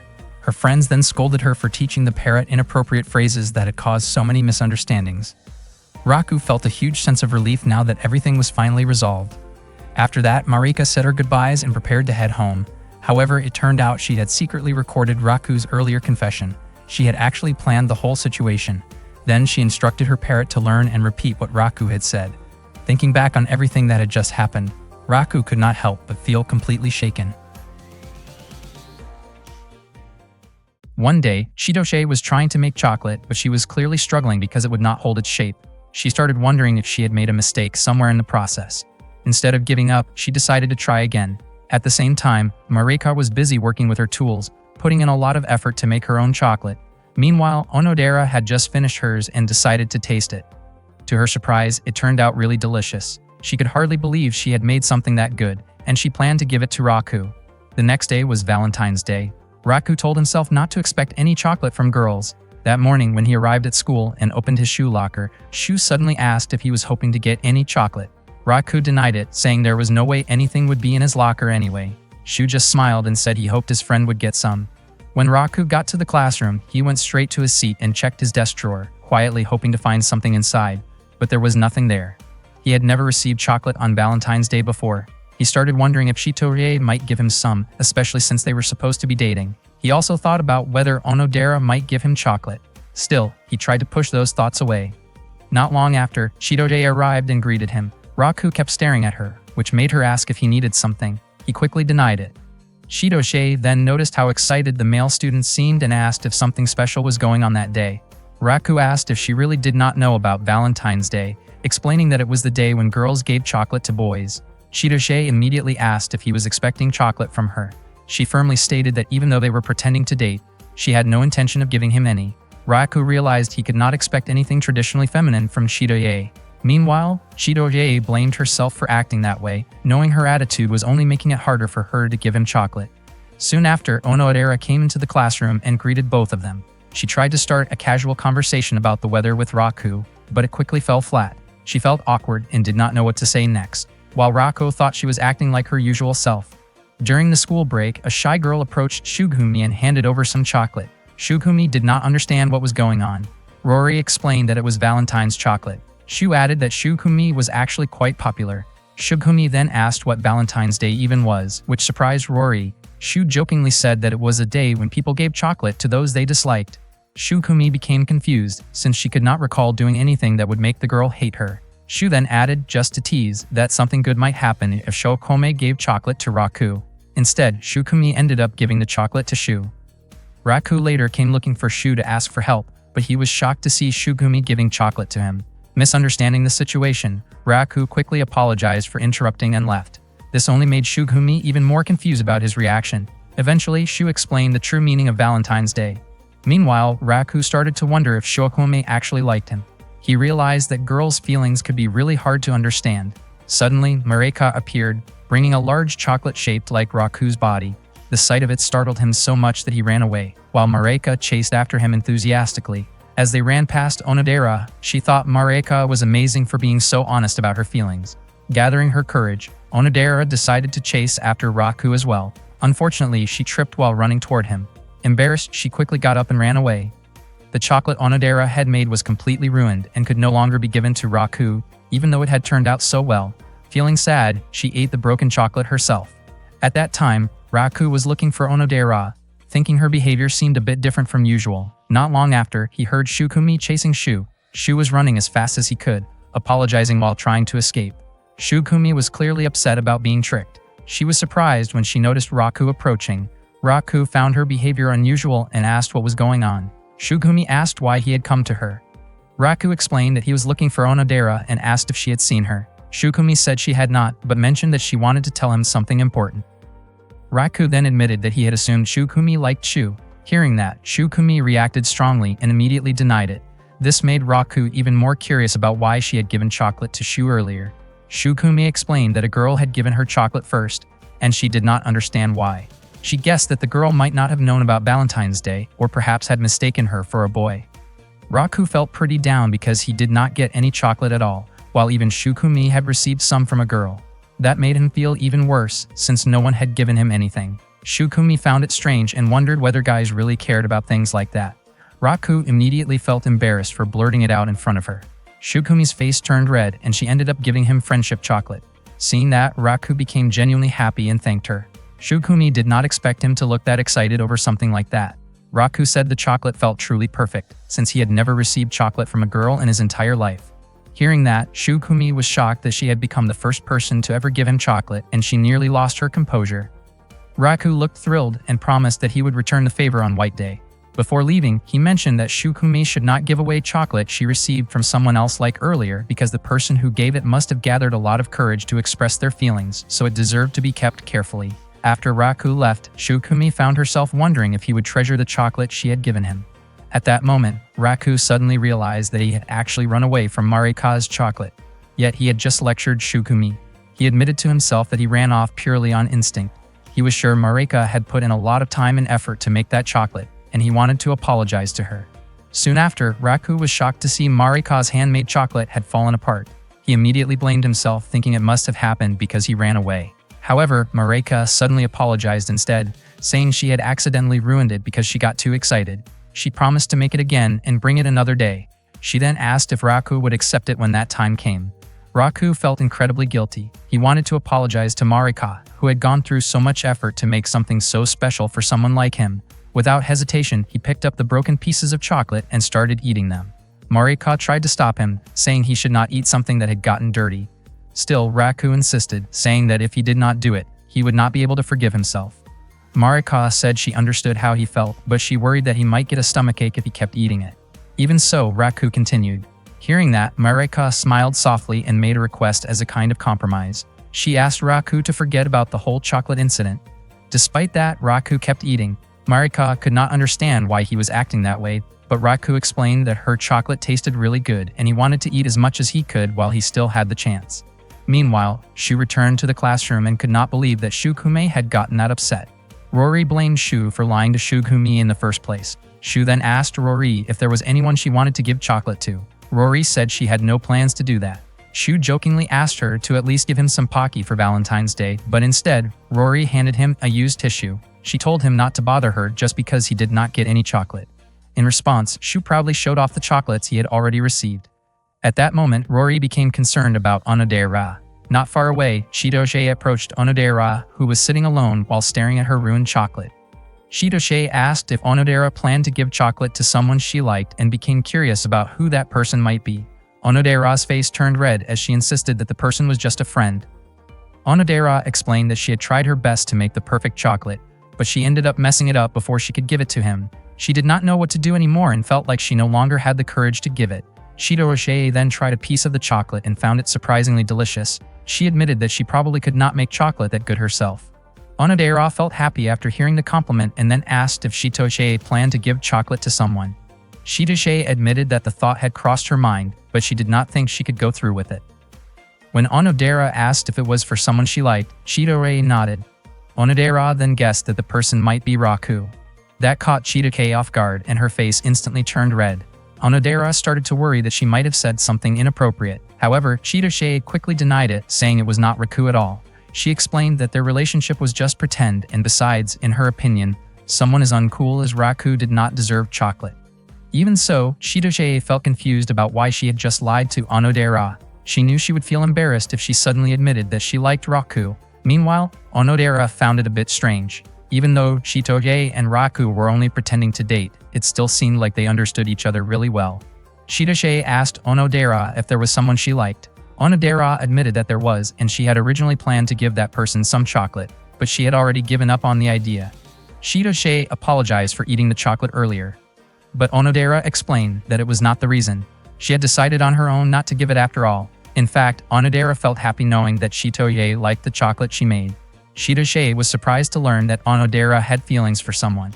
Onodera then pointed out that it must be troublesome for Chitoge to pretend to be in a relationship with Raku. Chitoge agreed and mentioned that Onodera was the first person she had told about the situation, which made her feel a bit nervous. Onodera also admitted that only Chitoge and Rorei knew about the person she liked, as she had been keeping it to herself all this time. Chitoge suggested that they keep the secret from everyone else and support each other until they each found their true love. Only then would they tell others. Onodera agreed, and they made a promise. After that, Chitoge encouraged Onodera to make chocolate again and give it to the person she liked, saying it would be a waste to give up so easily. Chitoge even offered to help her while also planning to give her own chocolate as well. They went to the cooking room and made chocolate together. They enjoyed their time cooking so much that they did not realize it had already become late afternoon. Onodera told Chitoge to go ahead and leave first because she was worried that the person Chitoge wanted to give chocolate to might go home. Chitoge hesitated since Onodera had not finished yet, but Onodera insisted that she would manage and make something delicious. Onodera also cheered Chitoge on as she went to give the chocolate to the person she liked. That afternoon, Chitoge quickly found Raku in the school hallway. Her face turned red as she brought up Valentine's Day. Feeling shy, she handed him the chocolate. Raku accepted it and said it was kind of her to give him some. He jokingly asked to make sure it was not dangerous, then went ahead and tried it. After taking a bite, he said it tasted pretty good, like real chocolate. Hearing that compliment made Chitoge blush even more. She looked away shyly and said that she expected something 10 times better in return someday. Chitoge felt relieved that she had managed to give the chocolate to Raku. Out of curiosity, she tried her own chocolate. The moment she tasted it, she was shocked to realize it was salty. She came to the conclusion that she was the type of person who needed to try many times before getting things right. Meanwhile, Onodera was still busy making her chocolate, and she was surprised when she tasted it. At the same time, Raku was sitting behind the school. He had been looking for Onodera everywhere but could not find her. Just as he decided to head home, Onodera suddenly approached him and gave him the chocolate she made. Raku was surprised that Onodera had made chocolate for him. Onodera asked him to try it. Raku, of course, was willing to eat it no matter how it tasted. After trying it, he said it was really delicious and that it was the best chocolate he had ever tasted. Onodera felt touched and relieved that Raku liked her homemade chocolate. Raku's face turned red as he asked if the chocolate was meant for someone special, like a romantic partner. Onodera denied it and said it was for a somewhat special kind of friendship. After that, she quickly left. Raku was left confused about what she meant by that. Onodera realized that her face looked flushed, probably because she had stayed up all night. She hoped she had looked sweet when she gave the chocolate earlier. Shukumi stared at her own chocolate while Mareka continued making chocolate again for Raku. Meanwhile, Chitoge was still lost in thought, thinking about the unexpected taste of the chocolate she had made. Spring is usually associated with warm breezes and cherry blossoms blooming in April. A girl named Haru had just started her high school life. She was incredibly happy to be accepted into a co-ed high school near her home, and she could not wait to begin this new chapter. She felt curious and excited about what high school life would be like. On her first day, she was greeted by clear blue skies and beautiful cherry blossoms, which made her even more cheerful. She had always dreamed of experiencing a sweet and memorable romance during high school. However, that hopeful image quickly faded. That very morning, Haru was suddenly surrounded by a group of intimidating boys who started bothering her. She felt extremely scared and froze, unable to do anything, silently wishing that someone would come help her. Back in middle school, she had attended an all-girls school, so she was not used to interacting with boys at all. When one of them suddenly tapped her shoulder, she panicked and screamed, her body going weak as if she might faint. Not long after, Raku showed up and confronted them. The boys seemed ready to challenge him, but Haru, already overwhelmed, could barely process what was happening. She vaguely realized that someone had come to help her, but she lost consciousness soon after. Just as the boys were about to escalate the situation, one of Raku's family associates arrived to return something Raku had left behind.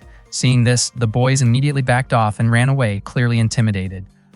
Raku was surprised to see Haru unconscious. He did not know her, but he could not just leave her there. Noticing that she was wearing the same school uniform as him, he carried her to the student infirmary. After a while, Haru woke up and quickly made her way to Class 1A. There, she told her classmate Suzu about what had happened. She described meeting someone like a prince who suddenly appeared, helped her, and carried her to the infirmary. She felt convinced that the encounter was meant to be, and she happily said that the boy was very kind. Suzu realized that this explained why Haru had left her behind that morning even though she had been waiting. Haru apologized sincerely for that. Suzu then asked whether Haru really believed she would meet that prince again, especially since she did not remember his face or name. Haru replied that the boy had been wearing the same school uniform, which gave her hope. Her heart felt light and excited, and she really wanted to meet him again to thank him properly. Haru then went to the seat she had chosen and tapped the girl sitting next to her. She was surprised to see that the girl had mixed features and was very beautiful, making Haru wonder if she could speak Japanese. Feeling a bit shy, Haru asked for her name and the girl introduced herself as Paula. When Haru tried to introduce herself in return, Paula stopped her, saying she had no intention of remembering Haru's name. Haru was caught off guard by Paula's blunt attitude. At one point, Paula accidentally dropped a small metallic object from her pocket, startling Haru and making her think Paula was a bit intimidating. Despite that strange encounter, Haru reminded herself that there was something more important she needed to do: find the boy who had helped her that morning. Later that day, Haru was walking down the hallway carrying a stack of papers when two male students accidentally bumped into her, causing her to fall. She felt annoyed at them. Suddenly, Raku appeared and asked if she was okay. He quickly realized that she was the same girl from earlier and helped her up. Haru apologized for causing trouble. As they walked and talked on their way to the teacher's office, Haru started to feel that Raku might actually be the person who had helped her that morning. Raku, on the other hand, assumed Haru did not recognize him, but he did not mind. He preferred it that way, since he did not want her to feel like she owed him anything. Haru felt genuinely grateful toward Raku. She shared that she had previously attended an all-girls middle school, which made her nervous about starting at a co-ed high school. Still, meeting someone kind like Raku reassured her. She also mentioned again that a boy had helped her earlier that morning. Hearing this made Raku a bit uneasy. Haru admitted that she really wanted to thank that person, but she still did not know his name or what he looked like. She then mentioned that there was a second-year student she wanted to meet, someone who was apparently very well known at school. Suddenly, someone called out Raku's name. Hearing that name made Haru visibly nervous, and she stepped back slightly. She asked if there was anyone else at school with the first name Ichiju. Raku explained that he was the only one. Haru then hastily wondered if the person standing in front of her was Ichiju Raku, the son of a powerful Yakuza group leader, who was rumored to have an incredibly beautiful girlfriend, be surrounded by many attractive girls, and even secretly hold influence over the entire school because of his family background. Raku was shocked when he heard the rumor. Haru immediately shouted and told him to stay away from her. She even assumed that Raku's kindness was just a trick to attract girls. Haru truly did not expect this, especially since she had thought he was a good person. Raku tried to clear up the misunderstanding, but Haru warned him not to go near her older sister again. Suddenly, a strong gust of wind blew past them and caused an embarrassing moment for Haru. Her face turned bright red and she quickly asked if Raku had noticed anything. In a quiet voice, Raku commented that even though she was already in high school, her choice of clothing was still quite childish. Hearing that, Haru reacted strongly and struck him, feeling upset and convinced that Raku was a terrible person. Onodera arrived after hearing the commotion and asked what was going on. Raku was about to explain, but Haru immediately called out to her first. Onodera looked confused about why Haru was there. Haru approached her and said that Onodera would be safe because she was by her side. Raku was surprised to hear Haru refer to Onodera as her older sister. Haru then introduced herself as Onodera's younger sister. Earlier, Haru had overheard Onodera talking on the phone with Rory and learned that the person Onodera liked was Ichiju Raku. Not long after, one of Haru's friends called her and warned her about a dangerous boy at her new school named Ichiju, who was said to be the son of a Yakuza leader. After meeting Raku in person, Haru became even more convinced that he was trouble and that she needed to protect Onodera from being deceived by him. Raku remembered that Onodera had once mentioned having a younger sister. Haru firmly told him to stay away from Onodera because she would not allow him to get close to her. Hearing this, both Raku and Onodera were taken aback. Haru urged her sister to open her eyes and realized that she had been misled by Raku. As the situation grew louder, Chitoye approached them and asked what was happening. Haru was instantly captivated by Chitoye's beauty. She admired her tall, model-like appearance and quickly assumed that Chitoye must be Raku's incredibly beautiful girlfriend. At that moment, Haru felt that the rumors might actually be true. Chitoye was surprised to find out that the girl in front of her was Onodera's younger sister. She tried to introduce herself, but Haru instead asked if Chitoye had been somehow influenced by Raku. In Haru's opinion, someone as beautiful, stylish, and admired as Chitoye did not belong with someone like Raku, whom she saw as dull and unimpressive. It seemed strange to her that Chitoye could be interested in him. Raku was stunned by her words, while Onodera quickly asked Haru to apologize. Raku then looked to Chitoye, hoping she would say something. Out of nowhere, Chitoye hugged Haru and gently said that she seemed like a kind and sweet girl. Not long after, Marika appeared and hugged Raku, inviting him to enjoy a cup of tea with her. Haru was completely shocked to see another beautiful girl being so close to Raku. Marika then asked who the pretty girl in front of them was. Once again, Haru was left confused about why so many attractive people seemed interested in Raku. She even began to suspect that Mareka might be one of the girls involved with him. Haru raised her voice, questioning why Mareka would casually hug a boy without considering others, especially when he already had a girlfriend. Mareka responded by saying that Haru was still naive. Haru, on the other hand, still could not accept what had happened when Raku accidentally saw her underwear. Everyone around them was shocked to hear Haru say that. At that moment, Mareka even found herself wondering what kind of underwear Haru had been wearing. Raku looked completely panicked, while Shitoshi put on an intimidating expression and demanded an explanation. Raku tried to explain that it had all been a misunderstanding, but Chitoge did not accept it so easily and reacted strongly out of frustration. After that, Haru could not stop thinking about how someone like Raku had seen her underwear. She also could not understand why Onodera refused to believe her. While she was lost in thought, Haru noticed a flyer on the school bulletin board advertising different clubs. One in particular caught her attention, the Animal Care Club. She imagined being surrounded by cute animals that could help calm her mind. Unexpectedly, Raku was also part of that club. He was busy feeding a swan when Haru arrived. Just as she was considering joining, she could not believe she had to run into someone like him in a place like that. Haru immediately felt like leaving, thinking there was no way she could handle being in the same club as Raku. Just as she was about to walk away, she overheard Raku quietly hoping that Onodera would come and take care of the animals with him so they could spend time together. Haru approached him and called him creepy.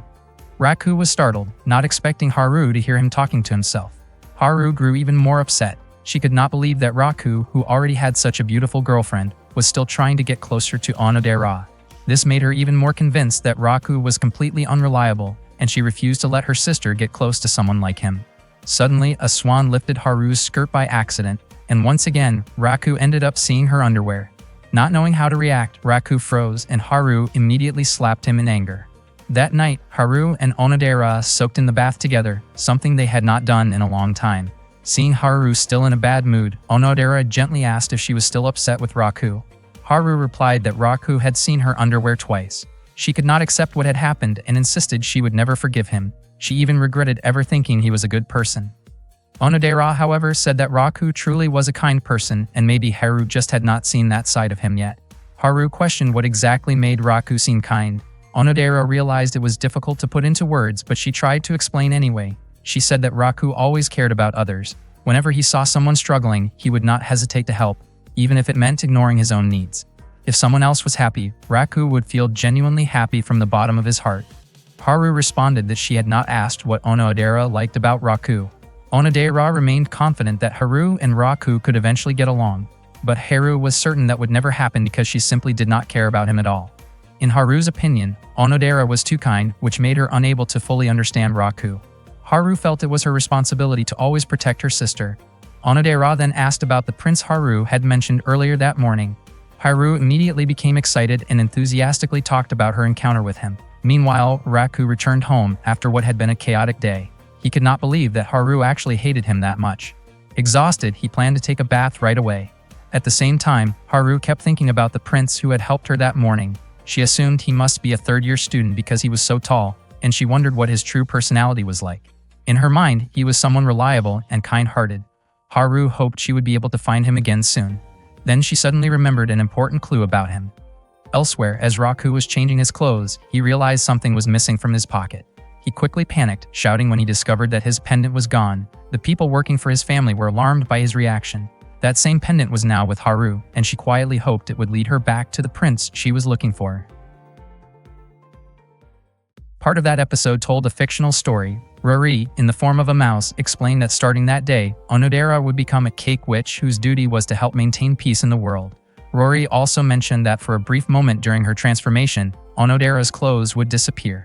She asked whether Onodera would be okay with that. Hearing this, Onodera was shocked. Without waiting, Rory swung her wand and transformed Onodera into the cake witch. Onodera panicked as her clothes suddenly vanished, but moments later she appeared in a magical outfit suited for her new role. Rory then reminded her that they needed to help people in trouble. At that moment, Onodera felt that this might become one of the hardest challenges she had ever faced. That day, Onodera prepared to carry out her duties as the cake witch. She chose to transform inside the bathroom so no one would see her in such a vulnerable moment. She felt uncomfortable with the idea of transforming in public as it would affect her confidence. Rory provided a curtain for her to use during the transformation. However, once Onodera tried it, she was surprised to find that the curtain did not really help at all. Suddenly, Marika appeared and questioned whether Onodera truly thought she was suited to be a magical girl. Onodera did not recognize her. Marika then asked if Onodera was ready to protect love and peace across the world. Confused, Onodera asked who she really was. Marika introduced herself as a love witch responsible for maintaining peace in a neighboring town. Onodera was surprised to learn that there were other magical girls besides herself. Marika pointed out that Onodera still seemed shy during her transformation and wanted to demonstrate what a true magical transformation looked like. With the help of Shinobu, who appeared as a dog, Marika confidently showed her transformation, leaping into the air and reappearing in a magical police-themed outfit. Watching this, Onodera was more puzzled than impressed, especially by how fearless Marika seemed. Rory suggested that Onodera should try to learn from Marika's confidence. Meanwhile, Chitoye, another magical girl, was walking with Shukumi, who took the form of a cat. Shukumi mentioned that Chitoye's magical partner should also have been present. She found it strange that Chitoye looked so cheerful now, even though she had been very excited earlier. Chitoye explained that her form as a gorilla witch did not feel cute at all, even though she had hoped for something with ribbons and a more charming style. Shukumi reassured her that she was actually very cute. She added that a magical girl's outfit reflects her hidden talents, so there was not much that could be changed. Chitoye then realized that she did in fact have a knack for smashing solid objects with her head. Shukumi suggested they go find the other magical girls. Chitoye hesitated, worried about drawing attention by talking to a cat in public. Shukumi then asked if she could switch to her human form, which surprised Chitoye as she had not known that was possible. Shukumi transformed into a cute girl, which made Chitoye even more frustrated because Shukumi's outfit looked much cuter than hers. Chitoye even suggested swapping outfits, but Shukumi explained that it was not possible. By chance, the two of them eventually met the other magical girls. Rory gathered them all together for an important reason. She wanted the three magical girls to form a team and work together to eliminate the recent troublemakers causing chaos. They needed to unite and give it their all. Marika agreed without hesitation, while Onodera felt happy to finally have companions. Chitoye, on the other hand, wondered whether the other two would even want to be friends with her. Rory then asked them to decide who would become the team leader. Marika argued that the leader should be chosen based on ability and experience, and she believed she was the best fit. Chitoye strongly disagreed, as she also wanted the role. The two continued arguing while Onodera tried to calm them down. Rory suggested settling it with a quick game of chance. Unexpectedly, Onodera ended up winning. Rory explained that the leader's role involved being the center of attention, taking charge in every situation and delivering the team's key lines and signature poses. Shukumi and Marika felt a bit jealous hearing that. However, there were also less exciting responsibilities, such as handling administrative tasks like writing detailed reports, managing the team's expenses, and registering the team officially in the magical district. After hearing all that, Chitoye and Marika felt relieved that they were not chosen as the leader. That night, a powerful enemy appeared in Bonyari town. Its large size and strength made it seem like a serious threat. The three magical girls were not confident they could defeat it. Rory explained that they needed to combine their powers into a final move. However, the requirement to activate it involved standing together and focusing completely for several minutes. The three girls were shocked. Onodera questioned why such a condition was necessary. Rory explained that the technique required gathering and releasing all of their magical energy at once, meaning they had to fully concentrate and synchronize with their magical abilities. Chitoye pointed out that doing something like that in public would be extremely embarrassing. Unfortunately, there was no other option, and if they did not act quickly, the situation could become much worse. Marika had no issue going through with the plan, and she considered Chitoye and Onodera to be too hesitant. In the end, Onodera reluctantly followed along. Rory said she would draw the enemy's attention while the others carried out their move. Onodera warned her that it was dangerous, but Rory calmly explained that she was capable of handling a fight on her own. She believed her powerful defensive magic could withstand even extreme attacks, and her offensive magic was strong enough to wipe out massive threats. Hearing that, Onodera could not help but wonder if Rory actually needed their help at all.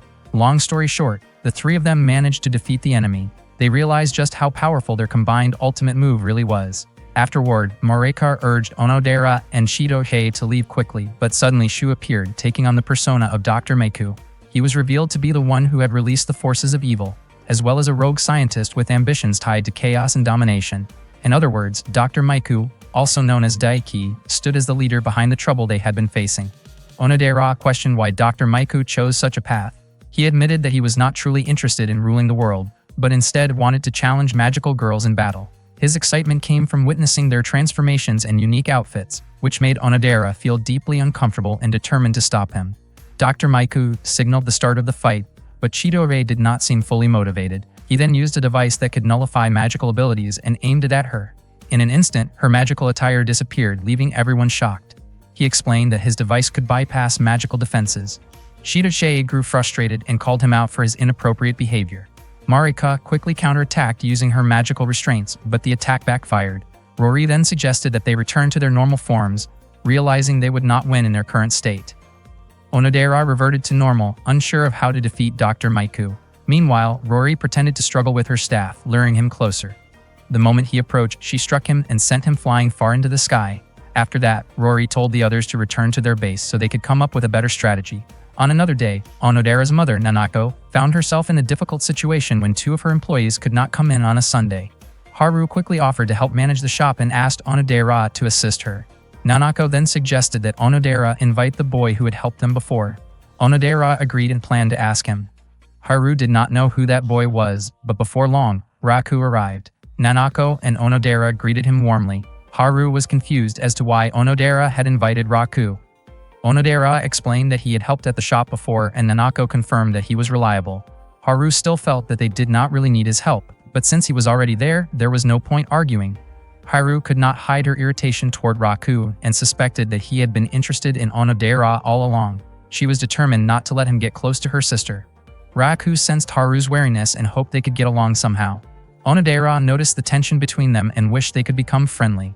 At one point, Nanako casually remarked that Haru and Raku seemed to be getting along, joking that Onodera might have a new rival. Both Haru and Onodera quickly protested her comment. Soon after, they got to work, starting with preparing anzu. When Onodera asked Raku to pass her a teaspoon, Haru quickly stepped in and handed it over herself, making sure there was no unnecessary contact. Raku felt that Haru had misunderstood him, but Haru firmly brought up past incidents that made her distrust him. Raku felt embarrassed, especially since the topic came up in front of Onodera, who did not know how to respond. Not long after, Onodera stepped out to deliver something. Raku looked a bit uneasy, while Onodera believed that everything that had happened before was just a misunderstanding. She felt that if Raku and Haru talked things out calmly, they could eventually get along. Raku was surprised that Onodera left, since he had hoped to spend the day with her. Haru teased him, thinking he had been brushed off. She admitted she was surprised he still had the confidence to show up after everything. Raku insisted that he had not done anything wrong, but Haru remained unconvinced and criticized his behavior.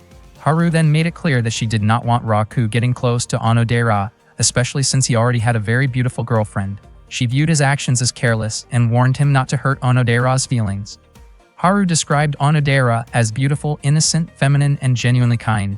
Raku agreed, adding that Onodera was also friendly and always cared about others. The two of them got so caught up talking about Onodera that Haru became annoyed when Raku interrupted her, reacting by hitting him in frustration. She made it clear that she had no intention of letting someone she saw as insincere like Raku get close to Onodera. Raku did not want Haru to keep misunderstanding him, so he explained that he was actually the one who had helped her when she was in trouble with some delinquents the other day. Instead of calming down, Haru became even more upset because she felt he was disrespecting the image of the prince who had saved her. Even though she could not clearly remember that person, she was convinced it was not Raku. In her memory, that person was around 180 centimeters tall, looked like a Hollywood actor, and had a strong, confident voice. Raku was surprised at how much she had exaggerated the image. Haru still refused to believe him, and Raku eventually decided it was pointless to continue the conversation. He apologized and asked her to forget what he had said. Haru, however, could not believe that Raku would go that far just to make a claim like that. Raku then suggested they get back to work and asked what he could do to help, but Haru told him not to do anything. While watching her cook, Raku commented that she seemed really skilled, especially since he knew Onodera was not very good at cooking. Haru explained that it was true, and that she was the only one their parents had trained to help run the shop, which was why she handled most of the work. As he watched her, Raku became more convinced that Haru truly loved making traditional Japanese sweets. He noticed how natural and refined her movements were when using kitchen tools and preparing ingredients. In his opinion, her skills were impressive, and he was sure her sweets would taste great. Haru, however, looked irritated and insisted that his compliments did not make her happy. Even though Haru refused his help, Raku still wanted to assist. When he started working, Haru was surprised by how skilled he was. She asked if he often made Japanese sweets, and it turned out he had quite a bit of experience from working at Nanako's shop. Haru was shocked to find that the sweets he made were soft and delicious. When Raku asked what she thought, he explained that he used a daifuku recipe from Suzumiya. Haru turned out to like Suzumiya's daifuku as well. They ended up chatting comfortably about it, almost like they were getting along. Then Haru suddenly realized that she had been casually talking with someone she considered her enemy, which caught her off guard. Not long after, Nanako showed up and teased Haru, joking that she might try to take Raku away from Onodera. That made Haru feel both embarrassed and irritated, especially since she insisted there was no way she would ever like Raku. She told Raku to leave, saying she could handle everything on her own. As she tried to carry a stack of trays, she nearly lost her balance because they were too heavy. Raku quickly stepped in to help support them. Haru kept telling him to let go, but Raku refused because it was dangerous, insisting that she should just give in and let him help. Haru warned that she would call out loudly so Onodera could hear if he did not let go, but Raku did not back down. He believed it would be much worse if she got hurt because of him. His response surprised Haru, and she could not help but notice how strong his grip felt. At that moment, Onodera walked in and was surprised to see Raku and Haru closer than she had expected. Startled, Haru instinctively pulled her hand away, which caused all the trays of sweets to fall to the floor. Nanako quickly scolded them, saying they needed to be more careful while working. One afternoon after school had ended, Kyoko ran down the hallway in a panic and headed straight to Raku's classroom. Raku asked what she was doing, and she quickly looked around for other students. Unfortunately, everyone had already gone home, and only he was still there. Kyoko then asked Raku for help, saying that he had a lot of friends. She admitted that she had forgotten to inform the students about cleaning the swimming pool on Saturday, so she asked him to gather some friends to help take care of it. Raku was confused about why he had been chosen, but Kyoko pleaded with him, reminding him that she had helped take care of the animals when he was absent from school. In the end, Raku could not refuse her request. The next day, Raku asked Chitoye to help clean the pool with him. She did not mind at all, since cleaning the pool sounded like it could be fun. Chitoye then asked who else he had invited. Earlier, Raku had asked several male students, but only Shu agreed to join. Shu was already excited, looking forward to working alongside the girls. Not long after, Onodera arrived with Rory, Haru, and one of Haru's friends. Raku asked who the new girl was, and she introduced herself as Suzu. Rory seemed surprised to see Shu there as well. Chitoye looked especially cheerful when she saw Haru arrive. Raku tried to greet Haru, but she still gave him a cold, unfriendly look. Shortly after that, Shukumi and Paula also showed up. Chitoye commented that Shukumi's outfit suited her, though it turned out she was wearing clothes borrowed from Chitoye, which made her feel a bit embarrassed since they were quite tight. Raku was also surprised to see Paula there, and she calmly explained that she had come for Shukumi. Suddenly, Paula bowed deeply in front of Chitoye, saying that she felt honored to meet her. She introduced herself as a member of the Beehive and declared her loyalty, stating that she was willing to carry out any request. Chitoye looked surprised by Paula's intense attitude. Shukumi then suggested that they check the available cleaning equipment. Not long after, Marika arrived in a very lively manner and rushed toward Raku, but Chitoye quickly stopped her before she could get too close. Once everyone had gathered, Raku encouraged them to do their best, reminding them that the pool could be used again once it was clean. Everyone worked together to clean the pool. Some sprayed water, while others scrubbed away the dirt stuck to the bottom. Chitoye seemed especially happy, playfully spraying water around, even directing it toward Onodera. They all enjoyed working together. At one point, Shukumi slipped while trying to step into the pool, which made everyone laugh.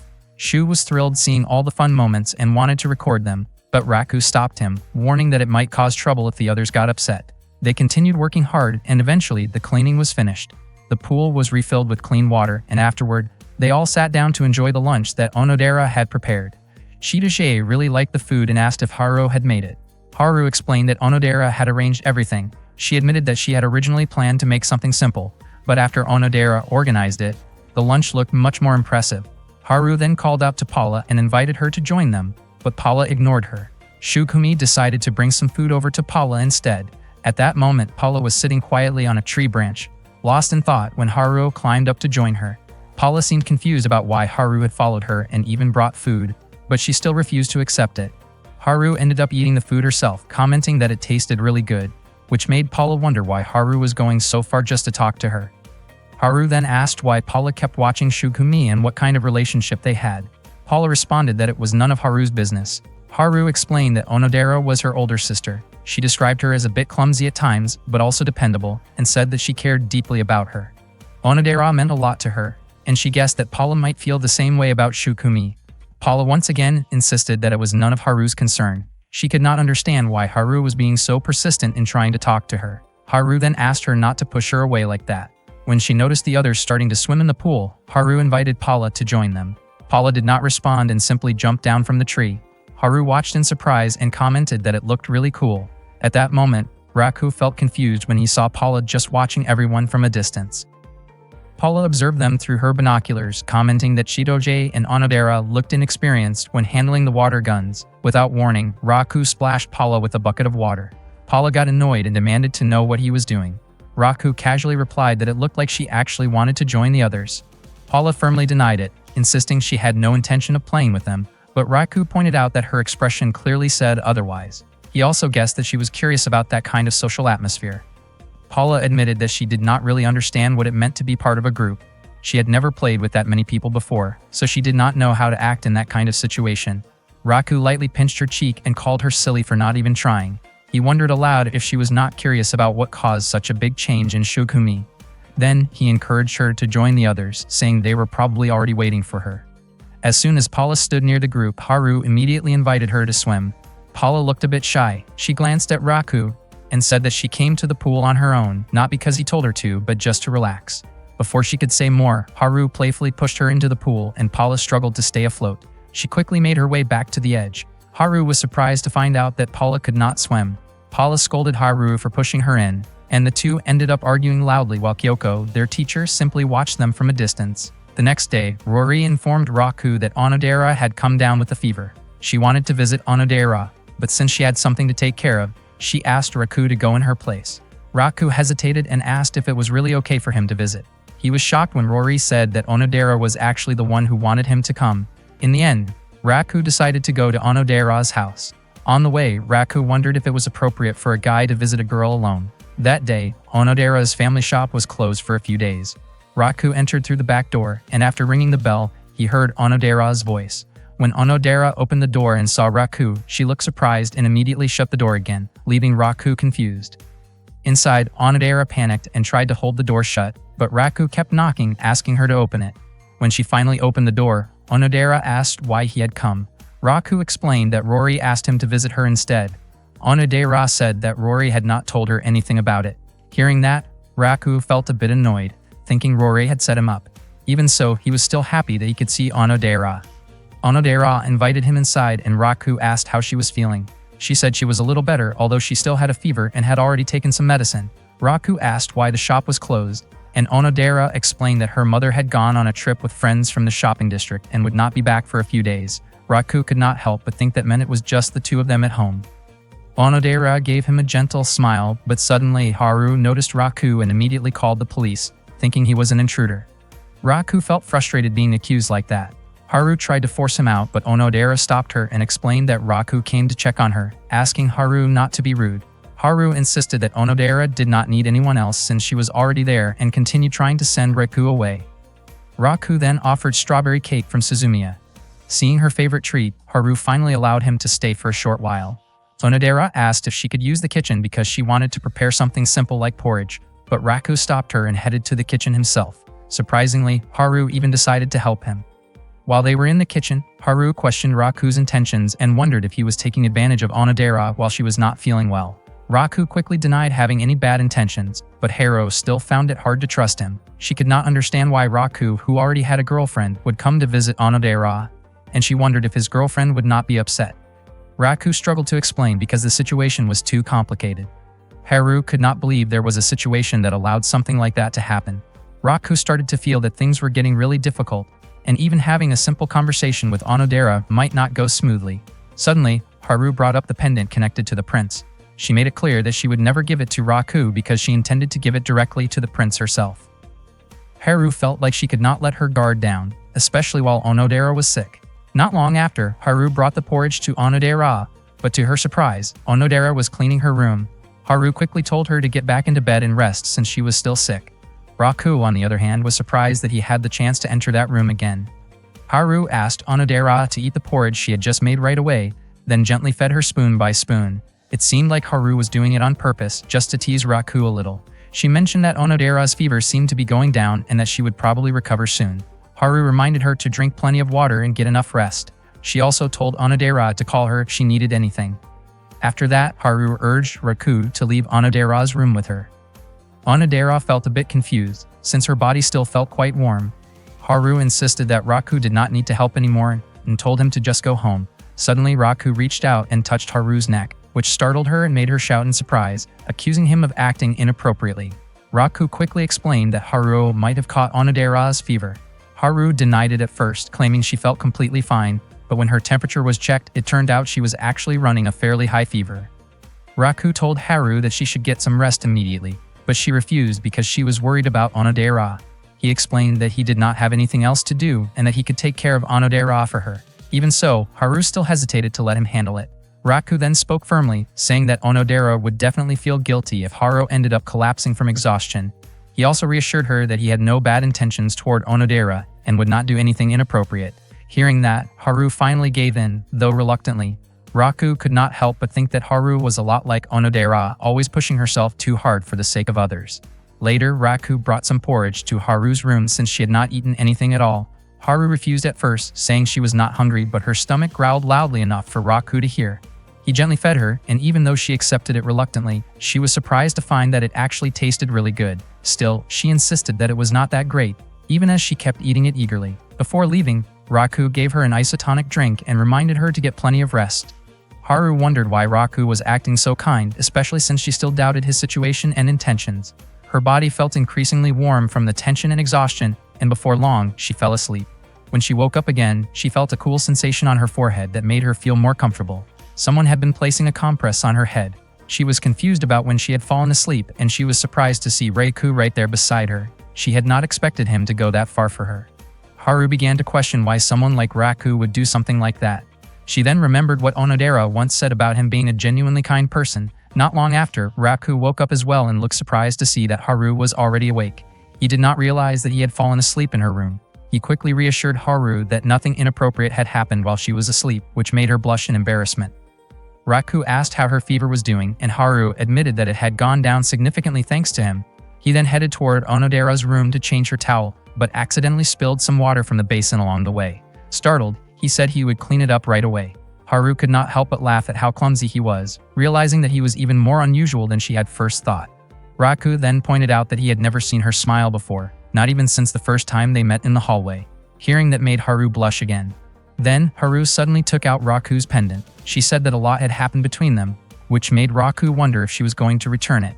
Haru clarified that she only wanted him to keep it safe for now and that he should give it back once she finally met her prince. She decided to appoint Raku as her personal guardian of the pendant, and in return, he had to help her find that prince. At that moment, Haru realized that Raku was actually quite different from what she had originally imagined. After school, Raku and his friends were hanging out and chatting together. They felt really grateful to be in the same class again. Rory mentioned that on the day the class assignments were announced, Onodera looked incredibly happy. Hearing that made Onodera feel embarrassed. Rory added that it was actually a good thing since their seating arrangement ended up being the same as when they were first years. Shu confidently said that Rory probably could not bear to be apart from him. Rory got annoyed and told him to be quiet. Seishiro commented that things might be more peaceful if Shu had been placed in a different class. Shu responded by saying that Seishiro could be pretty heartless toward him. Meanwhile, Marika said she would have preferred Chido-ye to be in a different class instead. Shu then remarked that he had not expected their class to be filled with so many attractive girls, which made him feel very pleased. Suddenly, a strong gust of wind blew through the classroom, scattering papers off the desks. Since Raku and Rory were on cleaning duty that day, they gathered the papers and headed to the teacher's office. While walking down the hallway, Rory told Raku that he should do something about Shu because his presence felt like too much to handle. Raku replied that Shu had always been like that. Rory then commented that whoever Shu liked must have it pretty rough. She asked Raku if he knew who the girl Shu liked was. The next day, Raku asked Shu about the girl he liked. Shu told him to guess. Raku wondered if it might be the girl who gave him Valentine's chocolate. Shu admitted that was part of it, saying that he liked both of the girls who gave him chocolate. One of them was Tanaka from Class D. Shu described Tanaka as kind and well-informed. Raku felt that Shu's answer was still unclear. Shu insisted that he was being serious, but said his love and admiration for women went beyond what most people would consider normal. Raku thought that kind of statement would only make people criticize him more. He then asked why Shu would not just be honest with him. Shu explained that he had his own way of dealing with his feelings. He described the person he liked as someone far out of his reach, like a flower he could never touch.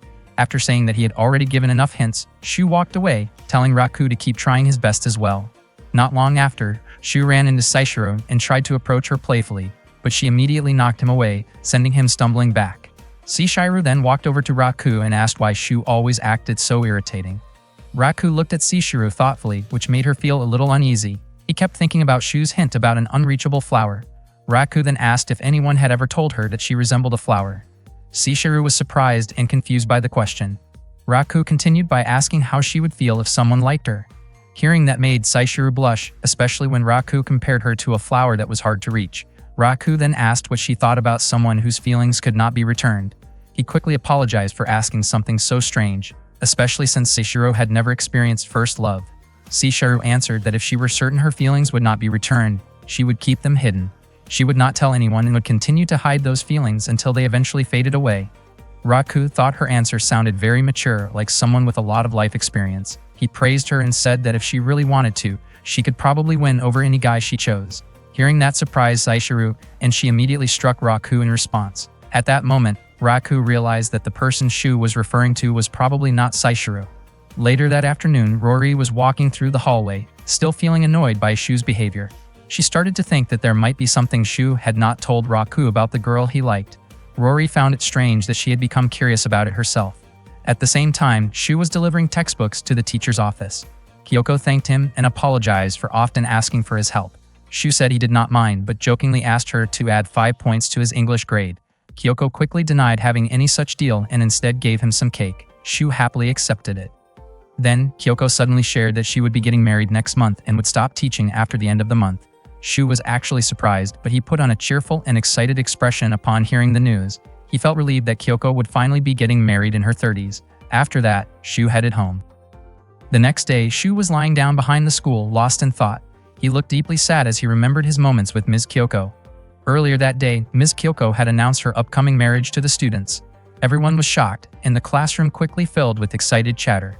They were all curious about what kind of man would be marrying their beloved teacher. At the same time, they knew they would miss her once she was no longer teaching them. Shu, however, appeared unusually cheerful, which left Rory confused by his behavior. That afternoon, Shu and Raku were together behind the school. Raku wondered out loud if they would ever get married someday. Shu casually replied that it would probably be Raku who got married first, and that he might even build a happy life together with Onodera. Raku felt it was unfair since Shu already knew who he liked. He asked Shu to reveal it, but Shu only promised to tell him if Raku could guess correctly. Out of nowhere, Raku mentioned Ms. Kyoko's name. He figured that Shu had always been close to her, and would feel lonely not seeing her anymore. Shu admitted it with a smile, saying that Ms. Kyoko was kind and loved by many people, so a lot of them would surely miss her when she left. Still, Raku could tell that Shu was not being honest, and that something was bothering him. Back when they were in 6th grade, Shu's mother had been hospitalized, and the expression on his face now looked exactly the same as it did back then. Shu was surprised that Raku noticed. Raku then asked when Shu had started liking Ms. Kyoko. Shu explained that it began the moment they entered high school, describing it as love at first sight. When Raku asked whether he planned to confess his feelings, Shu said it would be impossible since Ms. Kyoko was about to get married. He believed that confessing would only burden her. He did not want to act selfishly and instead chose to keep those feelings as a precious memory in his heart. Raku understood what Shu meant. He admitted that if he were in Shu's position, he would probably say goodbye without confessing. That thought made Raku realize that he might need to confess his own feelings to Onodera. He could not imagine her marrying someone else, but at the same time, if she truly loved someone else and wanted to be happy, he knew he would not stand in her way. Later, Raku approached Seishiru to ask for advice about loving someone he could not have. He wondered what she would do if she had one last chance to confess to someone who was about to get married. Seishiru was startled and briefly thought that Chidoshe might be getting married to someone else. Raku quickly denied it, saying it was just a hypothetical question. Seishiru answered that she probably would not confess because it would only cause trouble. Raku questioned whether she was truly certain about that, and whether she could carry that burden. Seishiru replied that it was not about whether she could handle it or not, but rather that there would be nothing left to do except accept it and move forward. Raku praised her for thinking so realistically, even though she had never experienced it herself. Embarrassed, Seishiru said she was simply doing what she believed was right. Raku realized that if Shu confessed now, it would not be the right time. Meanwhile, the girls in class were still curious about Ms. Kyoko's fiancé. She reassured them by saying that he was just an ordinary person, which somehow made everyone feel at ease. Suddenly, Shu showed up and suggested organizing a farewell party. Raku could not understand how Shu managed to laugh so freely while hiding his sadness. The next day, Raku met Shu again behind the school and reminded him that it would be Ms. Kyoko's last day teaching their class. He told Shu that he had always supported him when it came to love, so this time, he wanted to return the favor. Raku admitted that all he could do was support whatever decision Shu made. He even planned to treat Shu to a meal after Ms. Kyoko left. On her final day, Saishiru met Raku in the hallway to revisit his question from before. She admitted that her previous answer had missed the point and wanted to correct it. She explained that it was not about whether she could endure it, but rather a forced choice she might have to accept. That did not mean she truly wanted it, nor that she would be able to handle it easily. She might not even be strong enough, and she did not fully understand it herself. Still, she believed that was what love was supposed to be like. Raku was genuinely impressed by her answer. He thanked her, gave her a light pat on the shoulder, and then walked away. Not long after, Shidoche showed up and asked what Seishiru had been talking about with Raku earlier. Seishiru explained that she and Raku had only been discussing a metaphor about love. Raku then ran off to find Shu. Around that time, Ms. Kyoko said her goodbyes to the students. When Raku found Shu, he said it looked like Shu was struggling. Raku told him that the choice he made was the right one, even calling it a mature decision. Still, Raku believed Shu should do what he truly wanted and promised he would support him no matter what. Even if Shu chose to stay quiet, Raku said he would stand by him, quietly supporting him from the side. Shu was confused about why Raku would go that far for him. He felt like he had already experienced heartbreak and that there was nothing he could do once love had ended. Shu insisted that he had no regrets at all. However, Raku pointed out that no one had noticed Shu's lie except him. Shu then recalled when Ms. Kyoko had called him the most mature among them and told him to enjoy his youth. At that moment, Shu asked Raku to give him a push. Without hesitation, Raku kicked Shu forward and told him to hurry and catch up with Ms. Kyoko before her taxi left. Shu immediately ran as fast as he could. Soon after, heavy rain began to fall. Raku was not sure whether what he had done was something big or not. Meanwhile, Rory was carrying a stack of books that Shu was supposed to handle as part of his duties. Suddenly, Shu rushed past her at full speed. Rory tried to call out to him, but he had already run by so quickly that she wondered if it was really him. Just as Ms. Kyoko's taxi was about to leave, Shu called out to her. He managed to express everything he had been holding back. Ms. Kyoko smiled warmly and said that Shu had truly made the most of his youth and that she believed he would grow into a good man someday. After that, she said her final goodbye and left. Raku later approached Shu and asked if he had overstepped by getting involved. Shu denied it and instead asked Raku to treat him to takoyaki, just like he had promised. The two of them ended up eating together. Shu thanked Raku and admitted that even though what he did was not really his style, he did not mind it at all. Shu then turned the question back on Raku. He pointed out that Raku had pushed him to be honest with Ms. Kyoko, yet Raku himself had not done anything about Onodera, the girl he liked. Raku was caught off guard and said that things were complicated. Shu warned him not to end up with regrets by continuing to act the same way. He even said that if Raku's choice eventually led to regret, he would not let him hear the end of it. Raku realized just how amazing Shu was. He also understood that confessing his feelings to Onodera would not be easy. Suddenly, Onodera called out to him and asked where he had gone earlier that day. She admitted that she had been really worried about him. Raku replied that he had some things to take care of. Onodera simply smiled in response. Feeling a bit shy, Raku asked if she wanted to walk home with him. Onodera's face turned red as she wondered why he was suddenly asking. Raku said he just wanted to go home together with her. Onodera smiled and accepted his invitation. At that moment, Raku felt certain that someday, he would be able to tell Onodera how he truly felt. One day, Onodera tried some sweets made by her mom and Haru, and they tasted amazing, very much like something you would expect in the fall. Nanako asked what she thought about their homemade treats. Onodera said they probably could have been a bit sweeter. She also felt like it was a little too early to be making fall-themed sweets since summer had just started. Nanako replied that if they did not make them now, they might miss the chance later. Haru found it strange that Onodera was not good at cooking, even though she had the best taste among them. Onodera herself did not really understand why. Haru then teased her, saying it looked like she had gained some weight from tasting too many sweets. Onodera did not seem too bothered by it at first, even joking about it. Still, deep down, she realized her weight had been going up because she kept eating sweets, and recently she had not even checked her weight.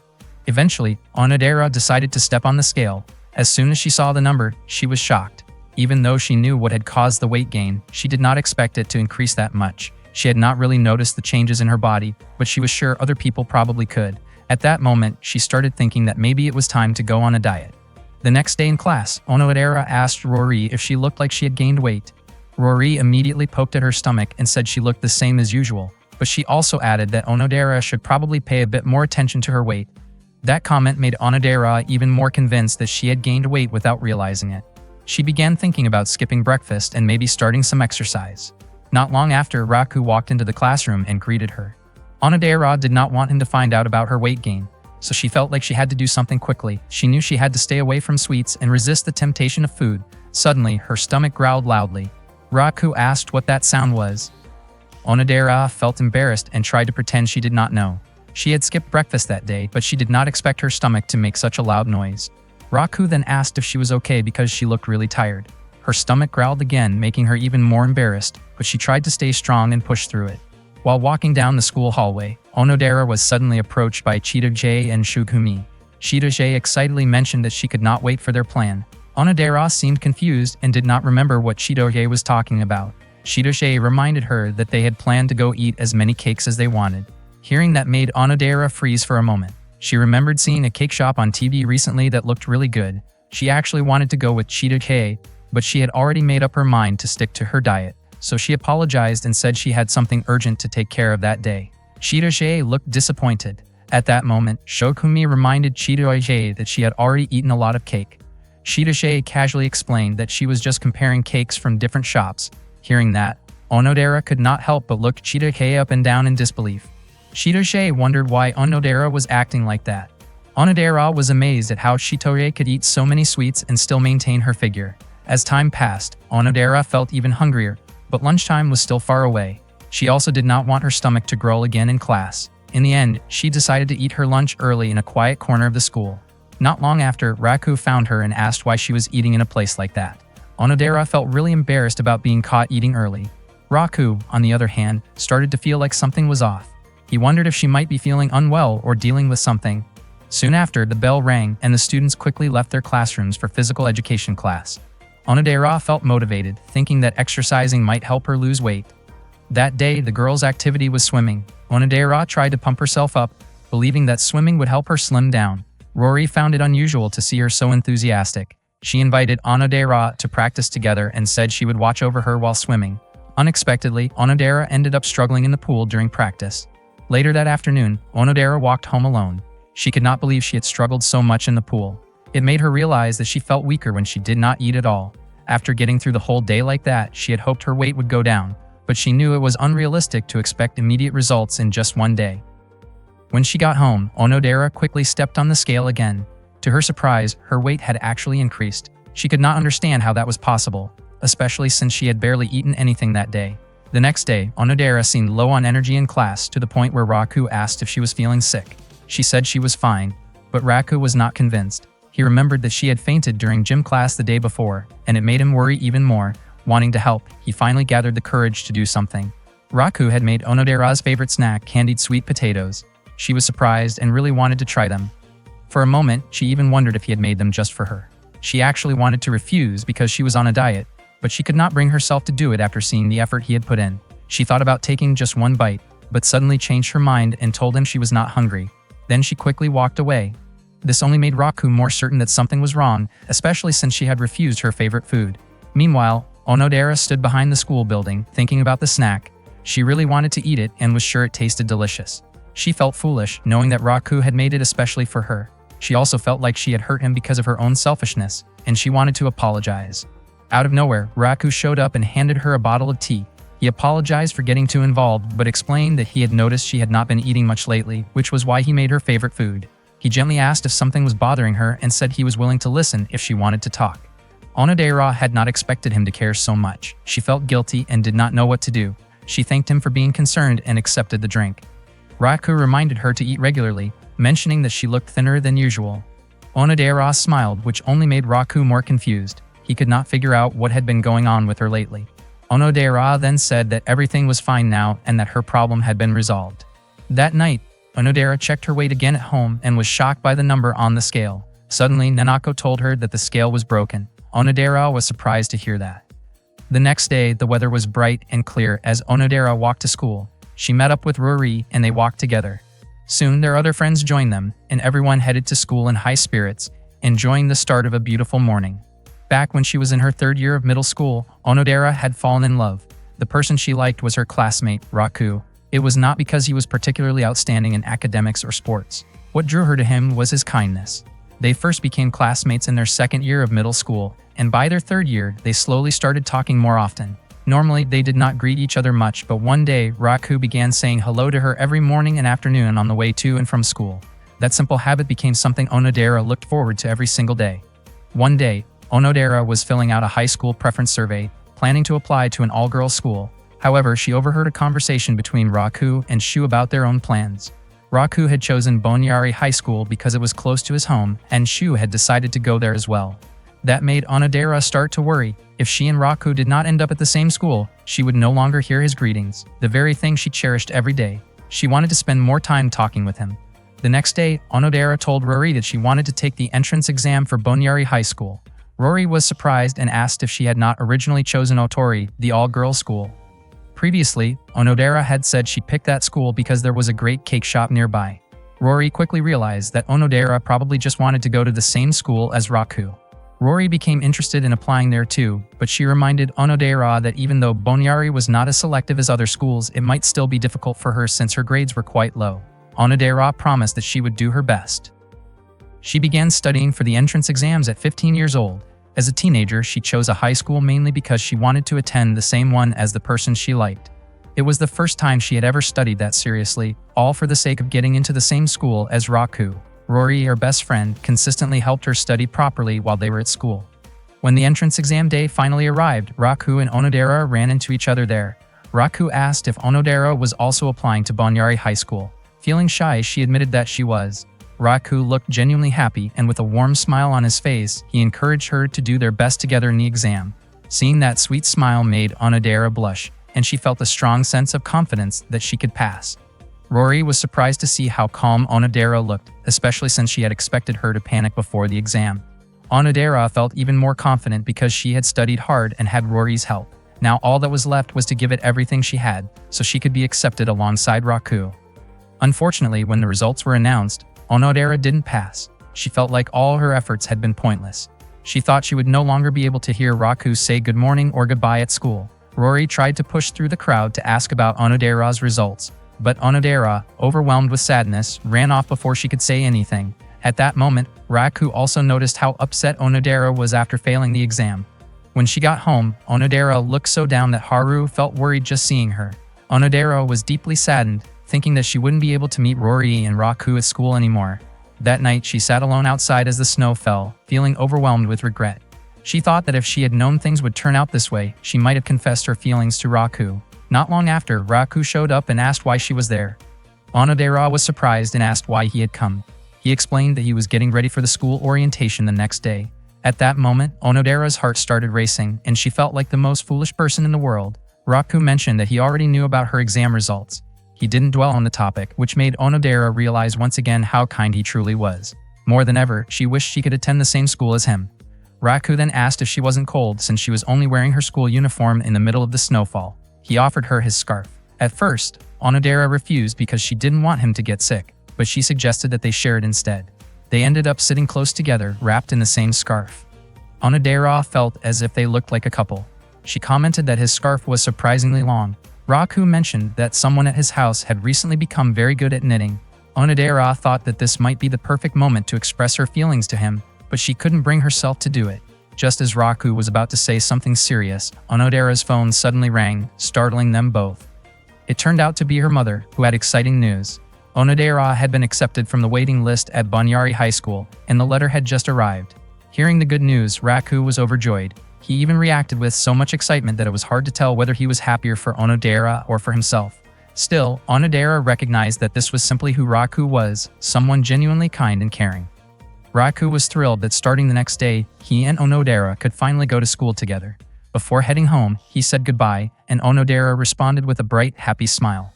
From that day on, Onodera and Raku started talking more and grew closer. By the time they reached their second year of high school, Onodera's feelings still hadn't been fulfilled. Even so, her days remained filled with happiness, thanks to Raku, who continued to brighten her everyday life at school.